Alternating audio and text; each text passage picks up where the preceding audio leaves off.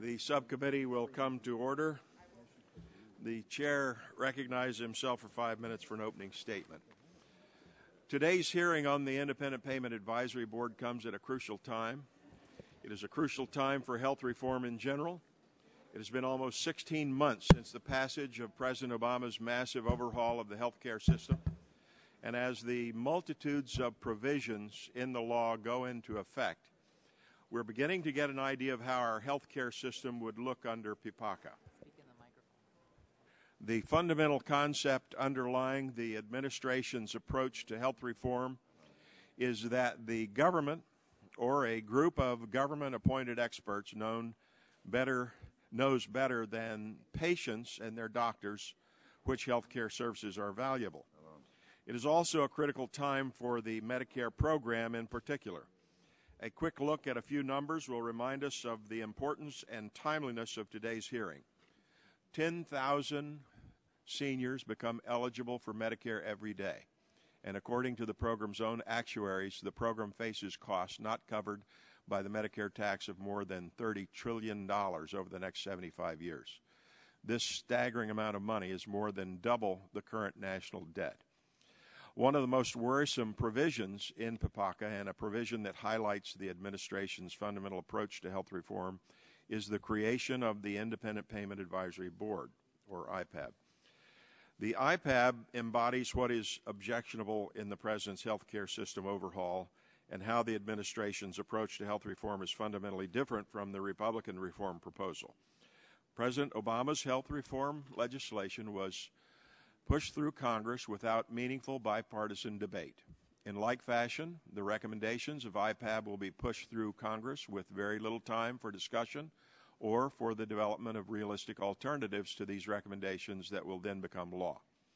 The IPAB is likely to profoundly influence the future of Medicare and even the health care system in general. In fact, the panel of 15 experts that will make up the board will arguably have more influence over health care than any person, group of people, organization, or government agency has ever had, more than patients, physicians, professional organizations, MedPAC, CMS, or even Congress. However, we need to be clear about one thing. This isn't about death panels. The intent of creating IPAB was not to kill seniors. But Democrats do believe that the best way to cut Medicare costs is to give an unaccountable board the power to limit treatment options. We disagree. We believe the solution to fighting cost is to give patients more power, more control, and more choices. Why should anyone, especially a government-appointed expert, second-guess patients and doctors? It is encouraging that there's widespread opposition to the IPAB. Physician groups, hospitals, consumer groups, patient advocacy groups, and others have all voiced their concern over the board. There's even bipartisan opposition in Congress. This is not surprising, since the decisions of the board will become law by a fast-track process that will bypass the usual legislative procedures, in effect superseding the customary jurisdiction of committees like this one.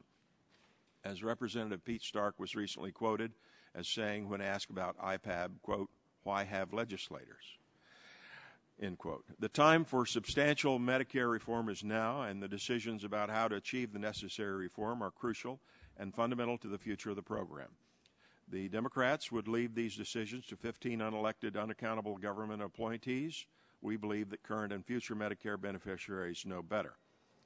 I want to thank the witnesses for agreeing to participate in this important hearing. I look forward to hearing their testimony. And at this point, the chair recognizes the ranking member of the subcommittee, Mr. Pallone, for 5 minutes for his opening statement. Thank you, Mr. Chairman, and thank you for holding this very important hearing. I am very strongly opposed to the Independent Payment Advisory Board, or IPAB, created under the Affordable Care Act. I've never supported it, and I would certainly be in favor of abolishing it. However, I do not see IPAB as a significant factor in the Affordable Care Act. As you know, I'm one of the strongest advocates for the Affordable Care Act. For many reasons, the Affordable Care Act has finally set our health care system on a path to reform. It was the most significant improvement to Medicare passed in years and will reduce costs to Medicare through a number of broad efforts, most notably by reforming the way in which doctors deliver care, incentivizing a focus on efficiency and value rather than just the number of services performed. Furthermore, it's important to note that the Affordable Care Act reduced projected Medicare spending growth to historically low levels. Over the past decade, Medicare cost growth per beneficiary was 7.8%. The most recent trustees report projects that over the next 10 years, that growth rate will be just less than 3%.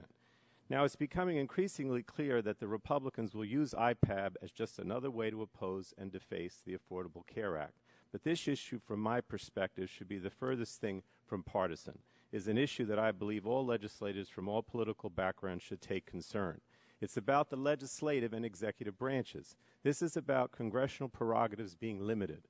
We should absolutely not, under any circumstances, cede legislative power to the executive branch. This is simply not what our founding fathers wanted or intended.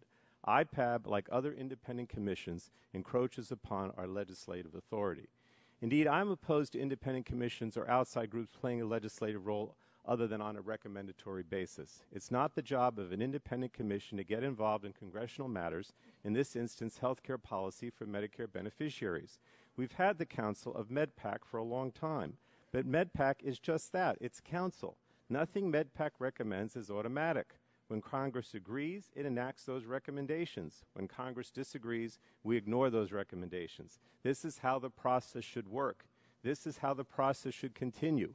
Unfortunately, the debate over IPAB reminds me of the base realignment and closure, or BRAC, process. IPAB is just another BRAC, only the health care version. In fact, during discussion over the Affordable Care Act, it was mentioned by the administration and others that they were using BRAC as an example. I strongly believe that BRAC is a monumental failure. I voted against every BRAC in my 23 years in Congress. I've seen them run up costs and waste money. And the worst part is, as an elected official who was sent to Congress by my constituents to represent their best interests, that I become powerless to stop things like the BRAC. I certainly tried. I fought the closure of Fort Monmouth, New Jersey, with everything that I had in more ways than I can count. But it wasn't enough because, like IPAB, the BRAC took away all legislative authority and prerogative, and to this day I fight to minimize its effects on my constituents. Mr. Chairman, as I said again, this is not about IPAB or its relation to Medicare. It's about a growing imperialistic presidency. I've been here for 23 years. Whether it was the first George Bush, or it was President Clinton, or it was the second George Bush, or now President Obama, the presidency continues to try to take over the prerogatives of Congress. We have to stop it. We have to reverse it. We can't be a part of an effort to let that continue. Just because decisions are tough doesn't mean Congress shouldn't make them. I believe this committee and this Congress has the know-how to make the tough choices that are still needed to improve our health care system. And frankly, I've told the President and everybody in the executive branch, I actually like dealing with MedPAC and his recommendations. I like having hearings in this subcommittee where we review the MedPAC recommendations. And most of the time, we adopt them. So the idea that somehow we don't want to make the tough choices, we're not capable of making the tough choices, that's simply not true. That's why we're elected. That's why people continue to elect me, in my opinion. So instead, let's build on the Affordable Care Act's reforms and expand efforts to contain the growth in future health care costs. We can do it. We don't need IPAB. I yield back, Mr. Chairman. Chair, thanks, gentlemen. Now recognize the Vice Chair of the Subcommittee, Dr. Burgess, for 5 minutes for opening statement. I thank the Chairman for the recognition. I want to welcome our Senator from Texas, Senator Cornyn, and my fellow OB-GYN, Dr. Rowe, for welcoming them to the committee and being here today. This health care law that was signed 15 months ago contains countless policies that will essentially disrupt the practice of medicine. Along with the many excesses and constrictions in the law, the Independent Payment Advisory Board represents the worst of both. I'm a doctor, member of Congress. I'm also someone in my 60s who is soon to be Medicare age, and I am distressed by what I see happening with the Independent Payment Advisory Board. It's not accountable to any constituency. It only exists to cut provider payments to fit a mathematically created target. Given that private insurers use Medicare as a benchmark for their own payment changes, the IPAB could have a far-reaching implication beyond Medicare for our nation's providers. The board exponentially and inappropriately expands the power of the executive branch, giving an unaccountable panel of 15 individuals the authority to make changes in the Medicare program. It takes the authority away from Congress. Congress has no say in the board's reports, yet their recommendations essentially hold the power of legislation. And yeah, this board's appointed with the consent of the Senate, but not necessarily, because 9 of these board members could be recess appointments. 9 of these board members would constitute a majority, therefore completely bypassing the legislative branch. Now, for patients, these bureaucrats will be able to cut payments so low that it will block care to seniors. It does change the fundamental nature of the relationship of the federal government and those people who are cared for by insurance provided by the federal government. Now we'll be able to tell you who gets care, where the care is given, when it's given. But the fundamental change is now we'll be able to tell you when you've had enough. The board is not a solution in search of a problem. Medicare's unfunded liabilities are enormous. That's why Republicans want to be able to keep Medicare for future generations by lowering the cost to the federal government by providing better choices. Let me at this point yield to another doctor on the committee, Dr. Phil Gingrey. Mr. Chairman, thank you. I thank the gentleman for yielding. I've got 3 posters I would like to share with my committee members and with the witnesses.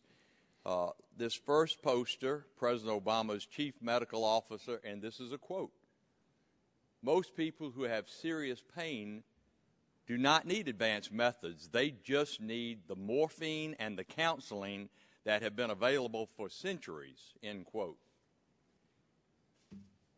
Again, President Obama's chief medical officer, and I quote, "The decision is not whether or not we will ration care.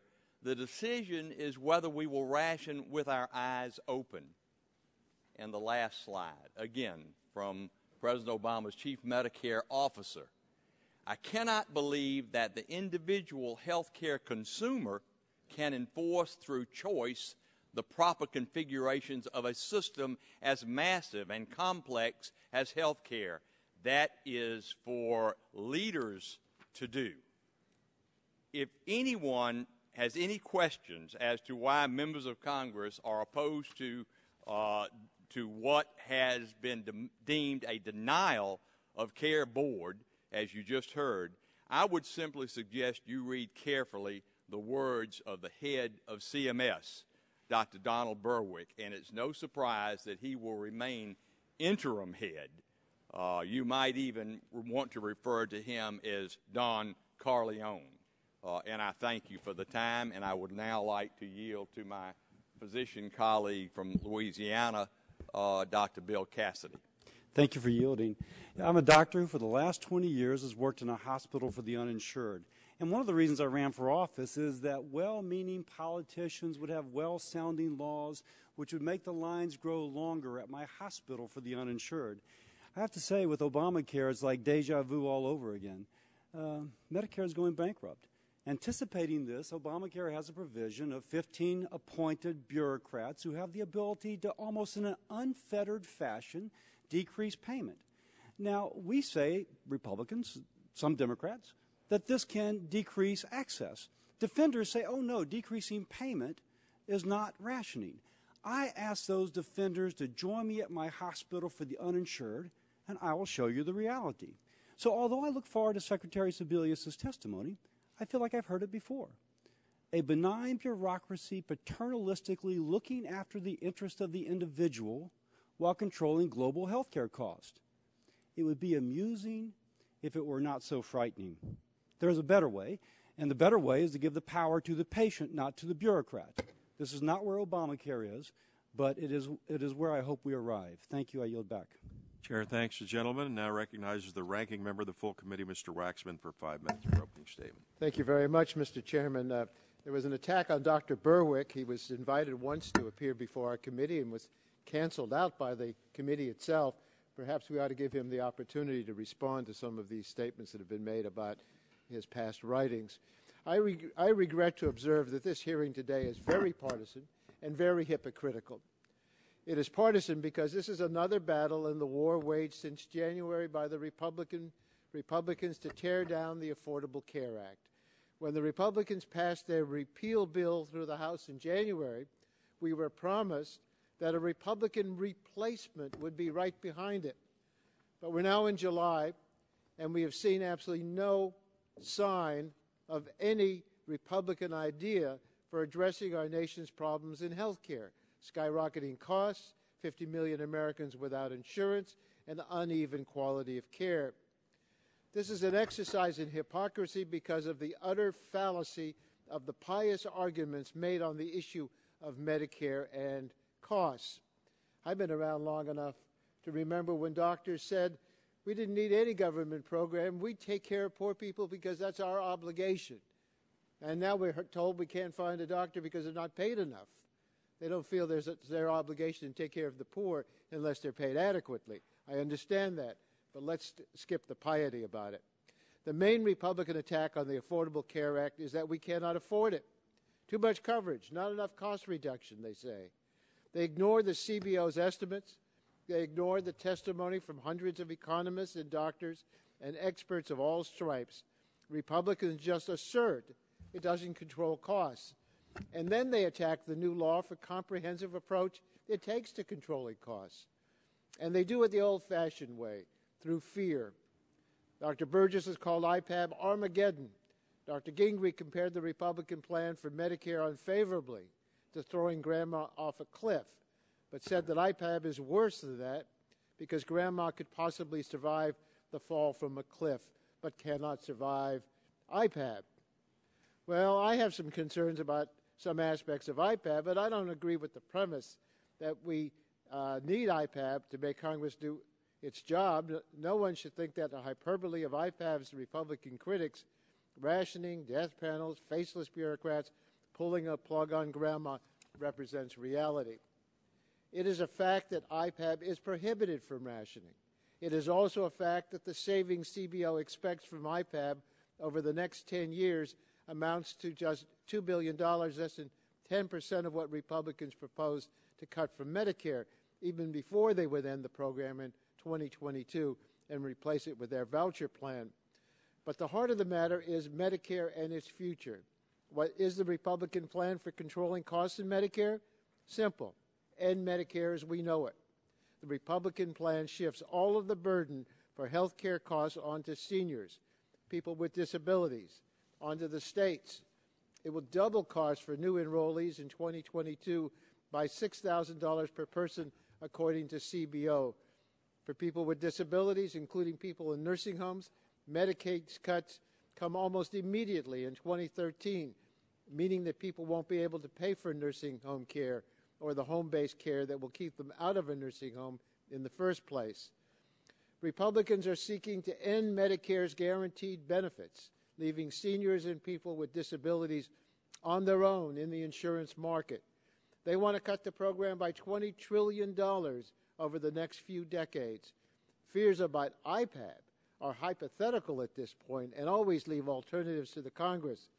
The harm to Medicare from the Republican plan, if enacted, would be a certainty. With respect to IPAB, Mr. Chairman, Congress has the final say over Medicare policy. And if Congress has the final say over all IPAB recommendations, which will pass through this committee, I hope one day to return to the chairmanship of this committee. And if I do, I will certainly exercise this committee's oversight duties over IPAB thoroughly. I'm sure that Mr. Upton will do the same. So I think it's time we set aside efforts to repeal the Affordable Care Act, focus on real problems for American families and what they're facing today, and stop this constant attack on anything that tries to do something about the problems that the American families face, especially those who cannot buy insurance, who cannot afford insurance, who cannot pay their doctors adequately so they can be seen, and we just forget about them. We already have over 50 million uninsured. Let's don't add to the burden by taking away Medicare and Medicaid from those for whom they rely on those programs. Yield back. Chair, thanks, gentlemen. That concludes the opening statements for the members. I want to thank the witnesses for agreeing to appear before the committee today. We have 4 panels today, and your written testimony will be entered into the official record. We ask that you summarize your opening statements in 5 minutes. The first panel, and in order presentation, I will introduce them. First, the Honorable George Miller, who represents the 7th Congressional District of California. Second, the Honorable John Cornyn, Senator from the state of Texas. The Honorable David Rowe represents 1st Congressional District of Tennessee, and I believe we have the Honorable Allison Schwartz representing the 13th Congressional District of Pennsylvania coming. Congressman Miller, you may begin. Thank you very much, Mr. Chairman and Ranking Member Pallone, for the opportunity to testify before the committee today. I came to Congress in 1975, and since that time I've been involved in the debate over national health reform proposals. Throughout these debates, lawmakers have struggled with how to control the cost without harming care. Unfortunately, Congress chose to kick the can down the road for a very long time. Without action, health care costs have continued their endless rise, well in excess of inflation. As everyone here well knows, the costs have grown to unsustainable levels for families, for businesses, and for taxpayers. In the past decade, health care spending has increased an average of 6.8% a year and is expected to rise from 18% of GDP to 34% of GDP in 2040. At the same time, employer-provided insurance has fallen and out-of-pocket premiums have skyrocketed for employees. The opportunity to reform finally changed with the Affordable Care Act. For the first time, Congress put in place specific identifiable measures to make Medicare and our health care system more efficient. We need to give these innovations an opportunity to work. These innovations include stronger tools to combat fraud and abuse in Medicaid and Medicare, tools that are already started to save billions of dollars, to better coordinate the care through accountable care organizations, incentives to reduce hospital readmissions and reward the delivery of high quality and efficient care, and improve patient safety through the Partnership for Patients initiative. These reforms were included based on what was worked on in the past and what was likely to work in the future. These cost savings ideas are beginning to work. We did not make these decisions lightly. The debate was robust. But in the end, the majority agreed to give these ideas a chance. Our goal was to make Medicare stronger for our seniors and sustainable for future generations, so we wouldn't have to go down the road of rationing or turning Medicare into a voucher program. If Congress begins to roll back these reforms, then we will not see the efficiencies, we will not see the innovations that experts agree will stabilize our health care system. One of these ideas is the Independent Payment Advisory Board. This board serves as a backstop to ensure that our federal health programs operate efficiently and effectively for both seniors and for the taxpayers. Before Affordable Care Act, Congress and other stakeholders had an unremarkable track record of controlling cost. 535 members of Congress cannot be doctors, although it looks like an awful lot of them are. I wonder where that doctor shortage was coming from. 535 members are not capable of knowing the best science and the best practices for every medical treatment, and 535 members of Congress are subject to unrelenting lobbying by special interests that have a financial stake, in many cases a financial conflict of interest in many of the decisions that they make, but not necessarily the best information for the health of our seniors in mind. With these reasons, many experts have recommended the creation of an independent board on health experts to make the system improvement recommendations. And as you know, Congress has often used independent boards to help complex issues such as MedPAC or the BRAC. Without BRAC, Frank, I love you, but the fact is those bases would have never been closed and we would have been lugging the cost around for generations. The Independent Advisory Board will not usurp the Congress. It will not be unaccountable. It will not be unfettered. It simply acts as a backstop in the case government spending exceeds the benchmarks. Both CBO and Medicare trustees tell us that because of the Affordable Care Act reforms, they don't expect the mandatory actions of the panel to be triggered in the immediate future. The President will nominate the doctors, health experts, consumers, and to the board to examine all of the data and evidence and best practices and efficiencies in health care spending. The Senate will consider and approve each nominee. The IPAB will make all the recommendations to the Congress. The Congress can approve, disapprove, or modify each recommendation. Sounds like a heavy role for Congress. In other words, Congress retains the role in health care, but in an improved and more efficient fashion. Ideally, IPAB recommendations could also be a driver for innovation, not only for the public sector, but for the private sector. Under the law, the Independent Payment Advisory Board guarantees a doctor-patient relationship. Doctors will retain full authority to recommend the treatments that they think are best for their patients. The law prohibits the recommendations that would ration care, change premiums, or reduce Medicare benefits. In conclusion, I testify here today as someone who deeply cares about the delivery of health care to the citizens of the United States. Everyone agrees that our nation's health care costs must come under control. With 76 million baby boomers just beginning to rely on Medicare, the time is now to push for innovative reforms that can help us contain the cost of the Medicare program. The Independent Payment Advisory Board is about strengthening the Medicare program. Without the innovation and evidence-based decision-making, Medicare will be put in jeopardy, and the forces calling to end Medicare will gain the upper hand because of uncontrollable costs. The American people have firmly rejected the Republican plan to end Medicare, to voucherize Medicare. What they do support is accessible and affordable health care, and the only way we can guarantee that for future generations is by using the best science, the best medicine, the best evidence, and the best practices available for all of our citizens. We really have no alternative. Without these innovations, our current system is unsustainable for the nation's families, the nation's businesses, and the nation's taxpayer.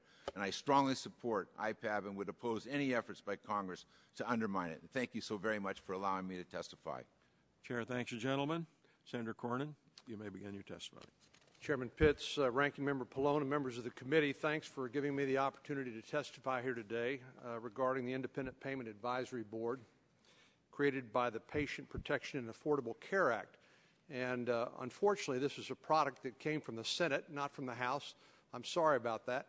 But of course, the goal of IPAB is one we all share, as Congressman Miller just articulated. We have to find some way to control the costs in Medicare.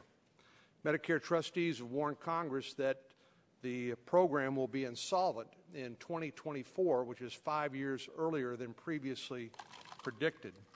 They noted that Medicare's unfunded liabilities, the gap between Medicare's future cost benefits and future taxes and premiums it expects to collect, are more than $24 trillion and growing.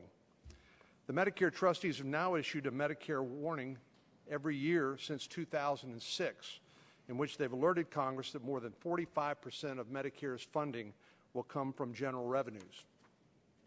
The Nonpartisan Congressional Budget Office issued a warning of its own in June in its 2011 long-term budget outlook. CBO projects that if current law remains in place, spending on the major mandatory health care programs alone will account for approximately 6% of our gross domestic product today to 9% in 2035 and would continue to increase thereafter. So, as we all know, something has to be done about the unsustainable growth and the cost of the Medicare program. We all agree on that much. Like many Americans and many members of this committee, though, I do not believe that IPAB is the right answer. Everyone here knows how IPAB is supposed to function, but here are my specific concerns. First, I'm concerned that the only tool in the IPAB toolbox will be cutting payments to providers. And we are already seeing how government price controls are restricting access to care. On one hand, saying you're covered by a government program. On the other hand, saying because of restrictive payments to providers, good luck finding a doctor who will see you at that price. The American Medical Association estimates that 1 of 3 primary care doctors limit the number of Medicare patients they see. As Dr. Burgess will confirm, in our state of Texas, 42% of physicians are considering opting out of Medicare completely due to low reimbursement rates. Although there's some concern recently about the rhetoric surrounding IPAB, continuously cutting reimbursement to Medicare providers will prevent access to care for Medicare beneficiaries. Secondly, I'm concerned that IPAB's enormous power will grow at the expense of Congress and the people's elected representatives. In fact, as you probably know, and no doubt do know, there is litigation challenging this delegation of legislative authority to this unelected body currently pending. Why Congress would voluntarily undermine its own authority in this area is really beyond me. We are the ones who are elected, we are the ones who are accountable to the voters, and we are the ones who should be making those decisions.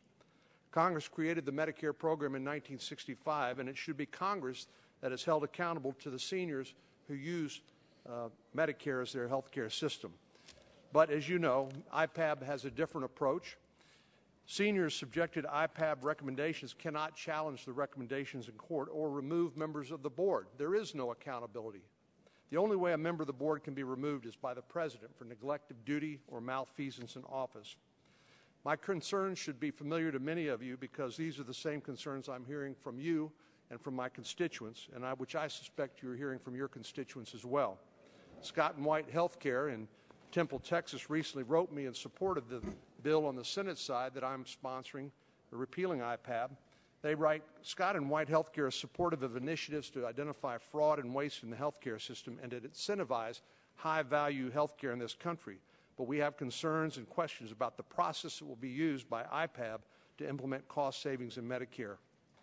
On June the 24th, 2011, over 270 different organizations from the Pennsylvania Medical Society to the New Jersey Academy of Ophthalmology wrote members of Congress regarding their concerns, saying that not only will IPAB severely limit Medicare beneficiaries' access to care, but also increase health care costs that are shifted onto the private sector.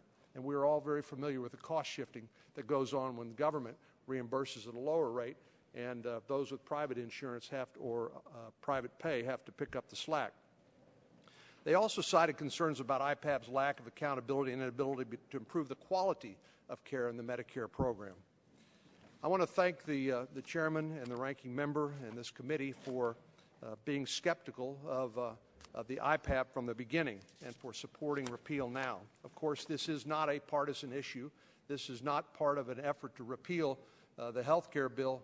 This is a narrowly targeted piece of legislation designed to deal with this particular provision, which I think deserves and does have bipartisan support. In January 2010, 72 House Democrats joined Republicans, asking then Speaker Pelosi to take IPAB out of the health care bill. On Monday, Congressman Pallone was quoted as he was here today, saying he didn't support IPAB and certainly would be in favor of abolishing it. Congressman Rowe, his bill enjoys bipartisan support for the legislation in this House, and I hope some of my Democratic colleagues in the Senate will join me in our effort to repeal this particular provision in the health care bill. As we repeal the IPAB, we've got to look at a better way to achieve our bipartisan goal of controlling health care costs in the Medicare program. One model, I believe, that has worked pretty darn well is the Medicare prescription drug program, which has come in under budget by about 40% by providing transparency, competition for quality and service, which has used market forces to discipline costs. The prescription drug program has achieved these results, as I say, by injecting competition and choice into the system. Many other programs at the state level and in the private sector have also cut costs without sacrificing quality or access to care, goals that we all share, and Congress should continue to take a look at those as well.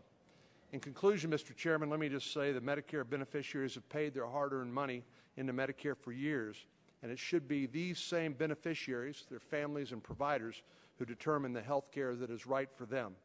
Thanks for allowing me to testify here today, and I'm happy to respond to any questions you might have.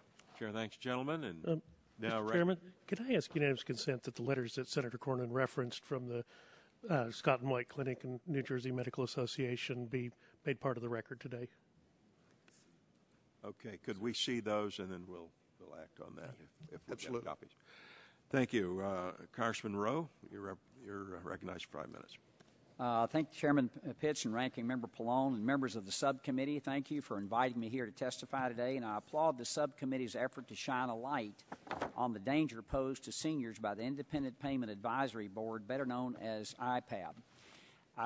I have practiced medicine for the past 31 years, not been in Congress. This is only my second term, and I'm an OBGYN doctor, and I found out delivering your own voters worked out pretty well for me. So,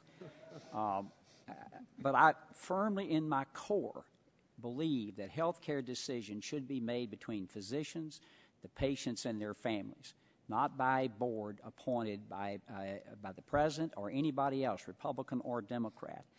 Created as part of the Accountable Care Act that went into effect last year, the IPAB is charged with developing proposals to reduce the per capita rate of growth in Medicare spending. Certainly something has got to be done to ensure that this important program remains available not only for current retirees, but for the next generation as well.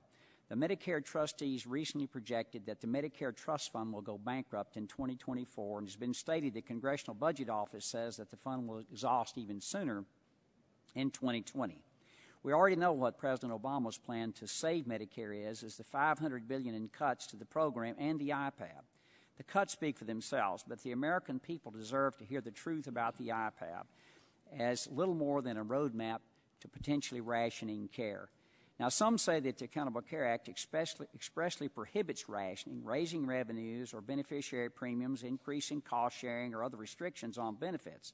This is highly misleading, as nothing in law prohibits cutting payments to physicians. Already, Medicare pays physicians between 85 and 90 cents on the actual cost of the care, which has made it more difficult for beneficiaries to access the needed care. If reimbursements continue to fall even further, it could very well become economically impossible for physicians to see Medicare patients. With millions of baby boomers becoming eligible for Medicare, IPAB cuts couldn't come at a worse time. The IPAB could adversely impact the quality of patient care. For example, look no further than Britain's National Institute for Health and Clinical Excellence, or NICE. Decisions are based on cost, not quality or outcomes for an individual patient. Decisions regarding patient care shouldn't be made by a panel of 15 unelected bureaucrats who haven't examined the specifics of an individual's unique case. Medicine is not a one-size-fits-all discipline.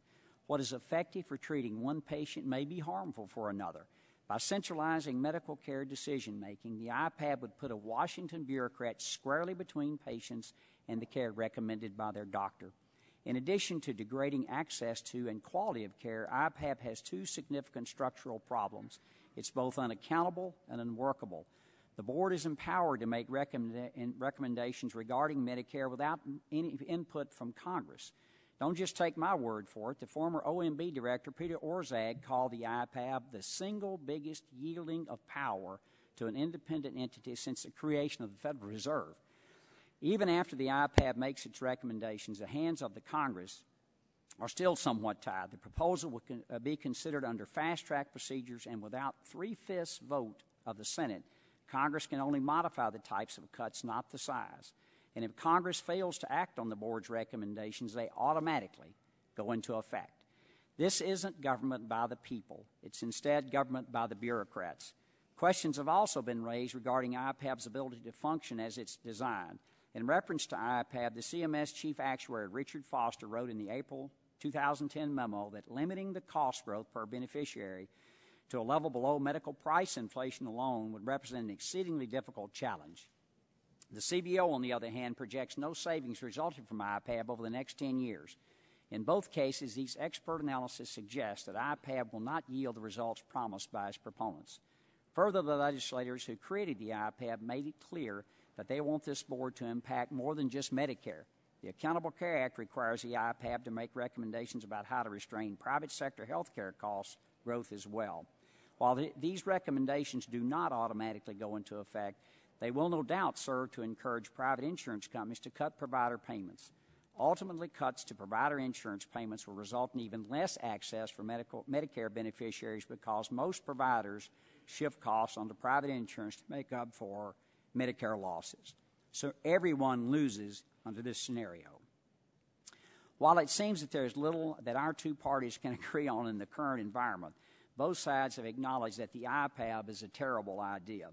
That's why my bill to repeal IPAB, the Medical Care Decisions Accountability Act, has more than 160-plus bipartisan co-sponsors, with all but one physician in the U.S. Congress has signed on. The American Medical Association has endorsed my legislation, as did a broad coalition of more than 270 healthcare organizations. Even former Democratic leader Dick Gephardt called the IPAB for the IPAB's repeal. Mr. Chairman, it's time that we begin the fact-based conversation about reforming Medicare without the demagoguery that has marked recent months. I can't think of a better place to start than a bipartisan effort to repeal IPAB. Let me finish with a couple of things. Ask yourself two things or two problems. Does this bill increase access and quality of care for seniors? And number two, how much oversight and power has Congress given up? And let me just give you a brief example. If you're a family practitioner and you're seeing Medicare patients and you want to continue to do that, and let's say your practice grosses $300,000 this year, which is probably what a family practice would do. About $150,000, that 50%, if you run a very efficient practice, is overhead. If you cut, the current SGR growth cuts are recommended to be about 30% at the end of this year. That family practitioner who's making a very comfortable living at $150,000 his or her costs stay at $150,000, but their income will be cut to $50,000. And how does that increase access? If this IPAB basically can do that, how does that help our seniors? I very much appreciate the bipartisan support for this, and I thank you for having me here today. Chair thanks the gentleman, and now recognizes Congresswoman Schwartz for 5 minutes for her opening statement. Thank you, Chairman Pitts and Ranking Member Pallone, Mr. Waxman, and members of the committee for the opportunity to testify this morning. First, let me say I have been and continue to be a very strong supporter of the Affordable Care Act because it will extend access to affordable, meaningful health coverage to all Americans, strengthen Medicare, and contain costs for American families, businesses, and government. The potential for savings is significant. The Centers for Medicare and Medicaid Services, CMS, Office of Actuary, estimates that over the course of the first 10 years, the Affordable Care Act will save Medicare more than $400 billion by attacking fraud and abuse, reducing overpayments to insurance companies, reducing medical errors and unnecessary duplication of services, increasing access to cost-effective primary care services, and improving care coordination across healthcare settings, and transitioning to payment systems that reward value. CBO estimates that the law will reduce the deficit by more than $1 trillion over the next 20 years. And that's just the beginning. Healthcare reform has the potential to fundamentally transform the healthcare delivery and payment systems by creating a variety of models for improved delivery of care by incentivizing high quality, greater efficiency, and better outcomes. Successful implementation will ensure that seniors get the right care at the right time at a lower cost to taxpayers. My decision to support repeal of the Independent Payment Advisory Board reflects my confidence in the many cost containment measures in the law. Despite Republican claims, IPAB is not a death panel, nor is it a rationing board. That's merely scare tactics. IPAB is simply the wrong approach to achieving the right goal. We all agree that the rate of growth in Medicare spending must be contained and that current Medicare payment systems are flawed and need to be reformed. But we cannot conceal fundamental flaws in our healthcare system by simply cutting reimbursements to hospitals or physicians, or even worse, ending Medicare as we know it, as the Republicans have proposed. The Republican plan to convert Medicare into a voucher program means that seniors will no longer have access to guaranteed set of health benefits, and according to the CBO, the resulting premiums and coinsurance will increase out-of-pocket costs more than $6,000 per senior per year and increase as health care costs rise. This is neither better quality care nor genuine cost savings. It is merely shifting the burden of increased costs to our seniors. Congress must accept its responsibility for legislating sound health policy for Medicare beneficiaries, including reforms to the payment systems. Turning over this responsibility, whether to insurance companies as proposed by the Republicans or to an unaccountable board, undermines our ability to represent the needs of seniors and the disabled and to ensure access to care. Repealing IPAB while preserving the essential health reforms in the Affordable Care Act, enables providers to focus on innovations that will achieve cost savings by incentivizing efficient, high-quality health care. If we do not, IPAB is structured in such a way that the board may be forced to impose cuts on a narrow sector of the healthcare system, ignoring the need for broader changes. Arbitrary cuts on spending, absent fundamental reforms to underlying cost drivers, simply shift the cost burden. Thus, IPAB has the potential to stifle implementation of the promising innovations that would address these cost drivers just as they're beginning to take shape. The Obama administration is already implementing healthcare reforms to reduce the rate of growth in healthcare spending by holding providers accountable for reduced costs through more coordinated care, the adoption of health information technology, improved quality, and better outcomes. Accountable care organizations, which create incentives for healthcare providers to work together to lower costs while meeting quality standards and putting patients first, could save up to $750 billion over the next 10 years. The Center for Medicare and Medicaid Innovation, established under the healthcare reform law, is advancing innovations such as the patient-centered medical home, healthcare innovation zones, and other innovative delivery models with the potential to achieve even more significant additional savings. The center's recently launched Partnership for Patients initiative will save costs by bringing together hospitals, physicians, and patients to dramatically reduce hospital-acquired conditions and hospital readmissions. This program alone is expected to generate savings up to $35 billion. These are reforms that we should build on to achieve greater cost efficiencies without risking access or quality. It is our job to identify the cost-efficient, cost-saving innovations that ensure that are implemented broadly and successfully across the country. There are tough choices ahead as we work to contain the rate of growth in costs in healthcare. We should eliminate IPAB, reject the Republicans' efforts to dismantle Medicare, and focus on reshaping payment and delivery systems to reward coordination, efficiency, and value to achieve these cost savings. And in so doing, we will meet our obligation both to seniors and to taxpayers. And I thank you for the opportunity. Chair thanks the gentlelady. Chair thanks the witnesses of our first panel. Very informative. Appreciate the bipartisan nature of it. And we'll dismiss the first panel at this time and Mr. Chairman, did we rule on my unanimous consent request? Have we sent it? Have we sent? Yeah. If the senator can give us the documents, then we'll rule on it. Can you make sure we get that? Not yet.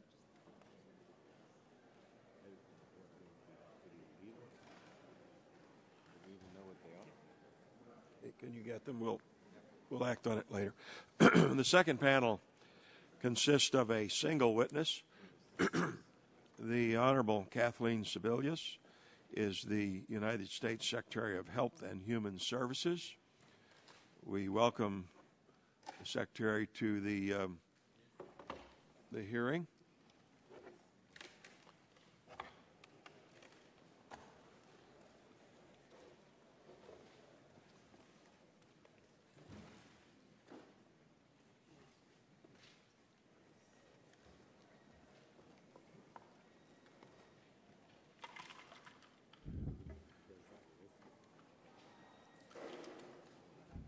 Madam Secretary, your written testimony will be made part of the official record. Welcome. And we ask that you summarize your statement in 5 minutes and then be available after 5 minutes for questions. Could you hear me? I'm sorry. We've had some problems with our mics. Okay. Your written testimony will be made part of the official record. We ask that you summarize your opening statement in 5 minutes. So welcome, Madam Secretary. You may begin your testimony. Well, thank you, Chairman Pitts and Ranking Member Pallone and members of the committee. I appreciate the opportunity to come today to discuss how the Affordable Care Act is strengthening Medicare for seniors today and tomorrow. My written testimony does provide more detail, but I want to highlight some of the steps we're taking as part of the health care law to fill the gaps in Medicare coverage, to improve care, and make the program more sustainable for the future, while preserving the guarantees for seniors and those with disabilities. When Medicare became law in 1965, it served as a national promise that seniors wouldn't go broke because of a hospital bill. In 2006, Medicare added coverage for prescription drugs, which make up a growing share of beneficiaries' health care costs. But we know that too many seniors still struggle to afford their medications, and that's why the Affordable Care Act moved to assist the seniors falling into the donut hole with a one-time $250 check in 2010, and this year starts a 50% discount for the approximately 4 million beneficiaries who now will get some assistance with purchase of brand-name drugs. By 2020, that gap will be closed completely. We also know that too many seniors were going without the preventive care that can help prevent an illness before they occur, in some cases because of expensive copays. And that shouldn't happen. So beginning this year, the law allows Medicare beneficiaries to receive recommended preventive services like screenings for colon or breast cancer, as well as an annual wellness visit, without paying a copay or deductible. It's the right thing to do, and it's the smart thing to do because it helps physicians catch small health problems before they turn into big ones. The law is also helping to improve the quality and safety of care for people with Medicare. We know that there are model hospitals across the country that have adopted best practices to dramatically increase the quality of care. In fact, for almost every major common medical error, we have examples of health systems that have significantly reduced or even eliminated them altogether. There's no reason why all Medicare beneficiaries shouldn't enjoy that same high quality of care wherever they receive it. And that's why the Affordable Care Act provides unprecedented support to help those best practices spread. In March, we launched the Partnership for Patients, an historic partnership with employers, unions, hospital leaders, physicians, nurses, pharmacists, and patient advocates to reduce harm and error in our nation's hospital. Last week, we announced that more than 2,000 hospitals have already signed up and are taking critical steps to improve care. They're aimed at two goals: reducing preventable readmissions and reducing hospital-acquired conditions. Under the law, we've also established the first of its kind Medicare-Medicaid Coordination Office, working with states to improve care for those beneficiaries who are enrolled both in Medicare and Medicaid and often receive fragmented or duplicative care as a result. Through the new Medicare and Medicaid Innovation Center created by the law, we're testing a wide range of additional models for increasing the quality of care, from strategies of helping seniors manage their chronic conditions to new models in which hospitals and doctors who keep their patients healthy and out of the hospital can share in the cost savings they create. Together, these reforms are beginning to dramatically strengthen Medicare today for seniors and Americans with disabilities. We also have the responsibility to preserve the promise of Medicare for future generations, and we can't do that if costs continue to rise unchecked. Because doing care the right way often costs less than doing it the wrong way, many of the law's reforms to improve care also reduce Medicare costs. For example, the Partnership for Patients alone is estimated to save Medicare as much as $50 billion over the next 10 years by reducing errors and unnecessary care. But the law doesn't stop there. It contains important new tools to stamp out waste, fraud, and abuse. And in fiscal year 2010, as we're beginning to build this new system, our anti-fraud efforts returned a record $4 billion to taxpayers. And the new tools will help us build on that progress. The Medicare trustees estimate that these reforms in the Affordable Care Act have already extended the solvency of the trust fund until 2024. Without the reforms, the trust fund would have been insolvent 5 years from now.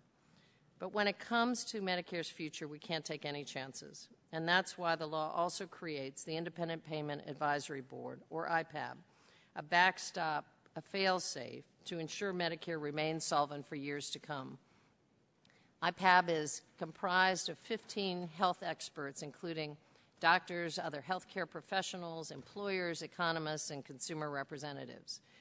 The Affordable Care Act provides for consultation between the President and congressional leadership on appointing members of the board, and appointments are subject to the advice and consent of the Senate. Each year, the board recommends improvements to Medicare. The recommendations must improve care and help control costs. For example, the board can recommend additional ways for Medicare to reduce medical errors and crack down on waste and fraud. And contrary to what some have said, IPAB, by law, is not allowed to ration care or shift costs to beneficiaries. In fact, it's specifically forbidden from making any recommendations that would ration care, reduce benefits, raise premiums or cost sharing, or alter eligibility for Medicare. It leaves all final decisions in the hands of Congress. If Medicare spending begins to threaten the program's future, IPAB is charged with making recommendations to Congress to create necessary savings without shifting the cost of care to seniors and those with disabilities. But then it's up to Congress to decide whether to accept those recommendations or come up with recommendations of its own to put Medicare on a stable, sustainable path. In other words, IPAB's recommendations are only implemented when excessive spending growth is not addressed and no actions are being taken to put spending in line. The nonpartisan Congressional Budget Office and the independent Medicare actuary both predict that IPAB is unnecessary anytime soon, indeed in the next decade, thanks to the work we're already doing to slow rising costs. But we don't know about the future, which is why experts across the country, including independent economists and the CBO, believe that IPAB is needed as a safeguard, and we agree. We believe the best way to strengthen Medicare for today and tomorrow is to fill the gaps in coverage, crack down on waste and fraud, and bring down costs by improving care, changing the underlying delivery system. And that's what we're working to do under the health care law. Over the last 16 months, our department is focused on working with Congress and our partners across the country to implement the law quickly and effectively. And in the coming months, I look forward to working with all of you to continue those efforts. Thank you again, Mr. Chairman, and I'd be pleased to take your questions. Chair thanks the Secretary for your opening statements. I will now begin the questioning and recognize myself for 5 minutes for that purpose.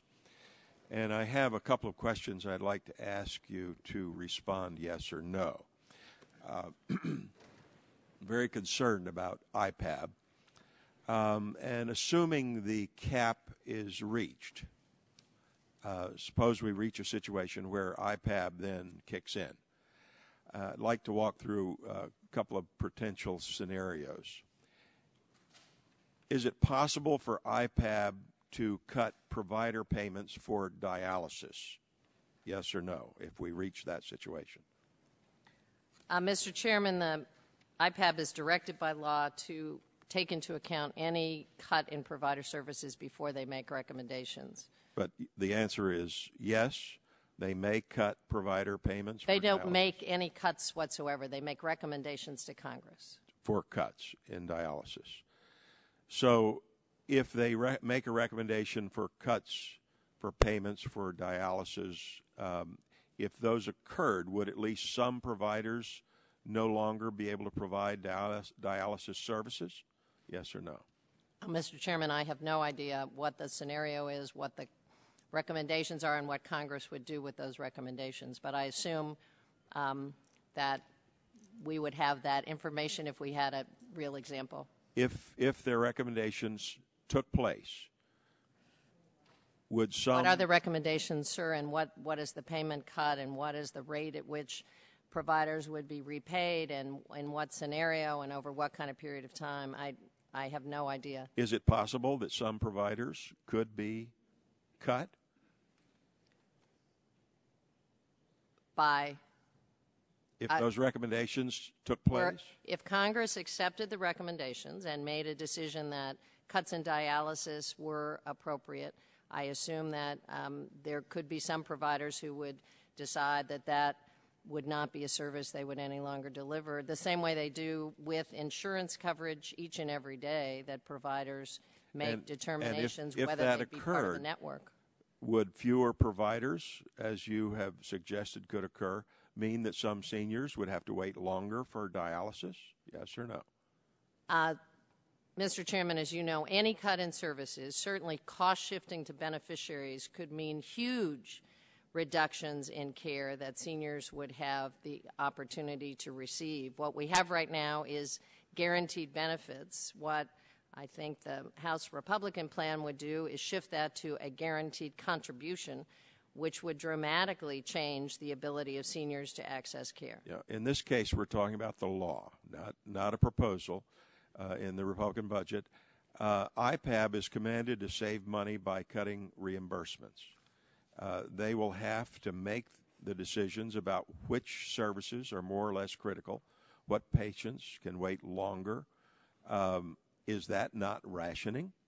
Mr. Chairman, IPAB is not directed to make recommendations based on cuts and reimbursements. It's directed to make recommendations based on ways to reduce costs overall if indeed the Medicare spending targets per capita exceed what the actuary hits as a target goal. I think that there are a variety of areas, and one is the work we're currently doing in the Partnership for Patients, where you actually go after costs that are unnecessary and being paid right now in the system, $50 billion worth of costs for care that should have never been realized in the first place. Those are the kinds of recommendations I think that are significant and could have a huge impact. Again, the statute. Where in the statute is there a prohibition on IPAB making recommendations that could reduce access to breast cancer treatment, say mammograms? IPAB is forbidden by law to make recommendations that would ration care, and I would say any kind of prohibition on accessing treatment would be rationing care. Are there any provisions in the law that explicitly state IPAB cannot reduce access to the treatments like that? They may not, by law, ration care. And I think anyone would suggest that a reduction or an elimination of a treatment is rationing care. That is forbidden by law. Suppose someone believes that IPAB has, in fact, rationed care. What redress does that person have to challenge the board's decisions? A court challenge.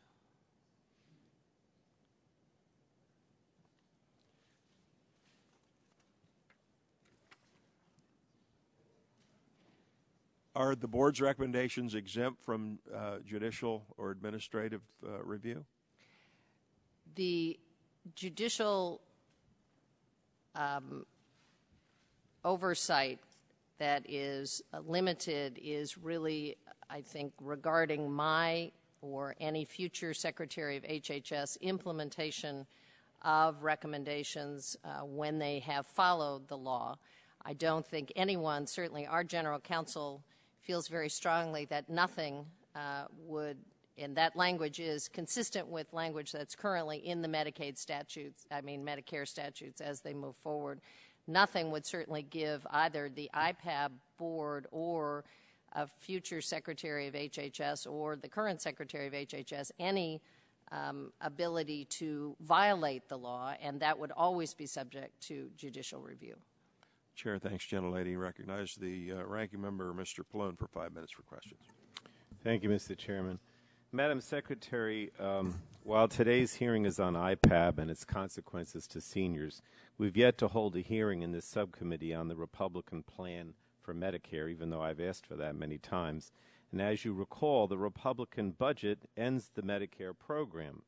IPAB's effects do not compare to the consequences for seniors of the Republican budget. Over the next 10 years, the Republican budget proposes to cut Medicare by $32 billion. CBO believes that IPAB will save about $2 billion over that same time period.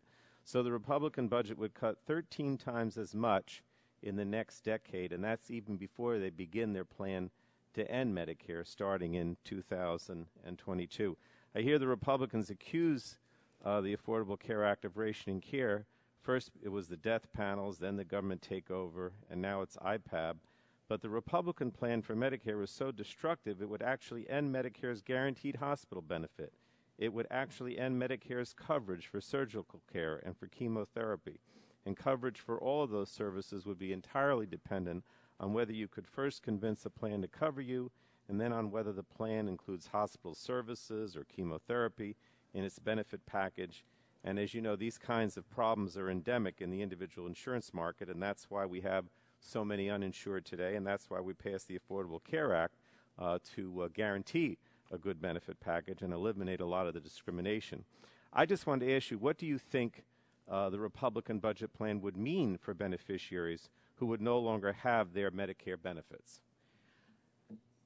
Well, Congressman, I don't know, and I don't know that anyone knows all the details of what the Republican plan is. What we do know is what is there in terms of numbers, that the current plan of giving a senior or someone with a disability an $8,000 voucher beginning in 2022 and having that voucher purchase whatever coverage is available in the private market would shift costs to beneficiaries. So beneficiaries would be paying for about 61% of their cost of care. Currently, they pay under 30%.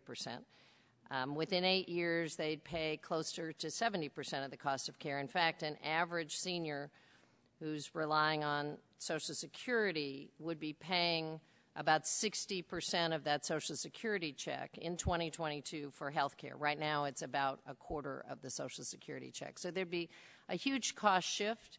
It's unclear what the benefits actually would be available and who makes that determination. I gather that the Office of Personnel Management would negotiate some kind of package, but what kind of benefit package would be mandated or not mandated is a little unclear at this point. What we know is that without controlling the underlying costs and continuing down this path, what the Republican plan does is shift costs onto seniors. And frankly, insurance companies are pretty adept at making decisions about what care is granted and what care isn't granted, eliminating benefit packages, and that's done on a day-in and day-out basis, as well as determining what providers get paid for what services over what kind of period of time. Well, the point I'm trying to make is the Republican cuts to Medicare in the future far outstrip anything proposed in the Affordable Care Act, including IPAB. And we have to remember that Republicans objected to all of the savings in the Affordable Care Act, not just the IPAB. And despite that, their budget, amazingly enough, proposed to incorporate 96% of the Affordable Care Act savings, all of them essentially, except for the IPAB. I just wanted to ask you, as I mentioned before, we're talking in a Republican budget that proposes to cut Medicare by $32 billion. CBO says that IPAB will save about $2 billion over that same time period. So the Republican budget cut is 13 times as much. I just wanted you to comment on that or confirm that, if you will. Well, again, Mr. Chairman, I think there's no question that the Republican budget does contemplate an end to Medicare as we know it, an end to the commitment that seniors will have benefits guaranteed once they turn 65, be able to choose their own doctor, be able to choose the health system that they find best treats their situation, and reliably understand that they won't go bankrupt because of care delivery. So that period would come to an end, and it would be a voucher system in a private insurance market, which is a very different kind of care delivery and a very different kind of commitment. Thank you. Thank you, Mr. Chairman. Chair, thanks to the gentleman, and recognize the Vice Chairman of the Subcommittee, Dr. Burgess, for 5 minutes for questions. Thank you, Mr. Chairman. Let me just continue on that for just a moment. You said that the Ryan plan would define the end of Medicare as we know it. Why does the IPAB not provide a similar definition? Well, I think, Congressman, the Independent Payment Advisory Board makes recommendations to Congress. It is forbidden by law to do exactly what the Republican budget plans. Let me ask you a question. They may not shift costs to seniors. They may not change benefits. As we know from reading the law, it's very, very difficult for people to appeal those decisions. And in fact, we won't even know because no one currently has standing until there's actually implementation of the board, which has not happened yet, and care is denied, and they take it through the courts. But I think we're going to find it's very, very difficult to overturn a decision of this board. Can you tell us the difference between a voucher and premium support? The difference between a voucher and premium support? Mr. Ryan's articulated aspirational document in the Republican budget talked about premium support, concept actually introduced during the Clinton administration with the Commission to Save Medicare, the Bro-Frist Commission. On the other side, the talking point is that he's going to give a voucher. A voucher is basically, in I think, insurance terms, a guaranteed contribution, as opposed to a guaranteed benefit. Those are very different concepts. On one hand, in the current Medicare program, seniors and those with disabilities have guaranteed benefits. That would switch. It's a voucher. And then what would premium support look like in that world? Pardon me? What would premium support look like? I'm not as familiar with that term. I know what guaranteed contribution is. I know what a voucher is. So it's incorrect to use the terms interchangeably, as so often happens in this committee. Premium support is a different phenomenon than a voucher. Premium support would be a request for proposals going out to insurance companies to provide the coverage, much as in Medicare Part D, so you should have some familiarity with it. Well, if you're assuming, Congressman, let me just ask, if you're assuming that $8,000 provides the total benefit. This is my brief time to be able to ask you questions, so I've got to insist upon that. Now, the budget for the Independent Payment Advisory Board begins October 1st, correct? $15 million? It is available, yes, sir. Now, who has been nominated to that board and is awaiting confirmation? No one. And why is that?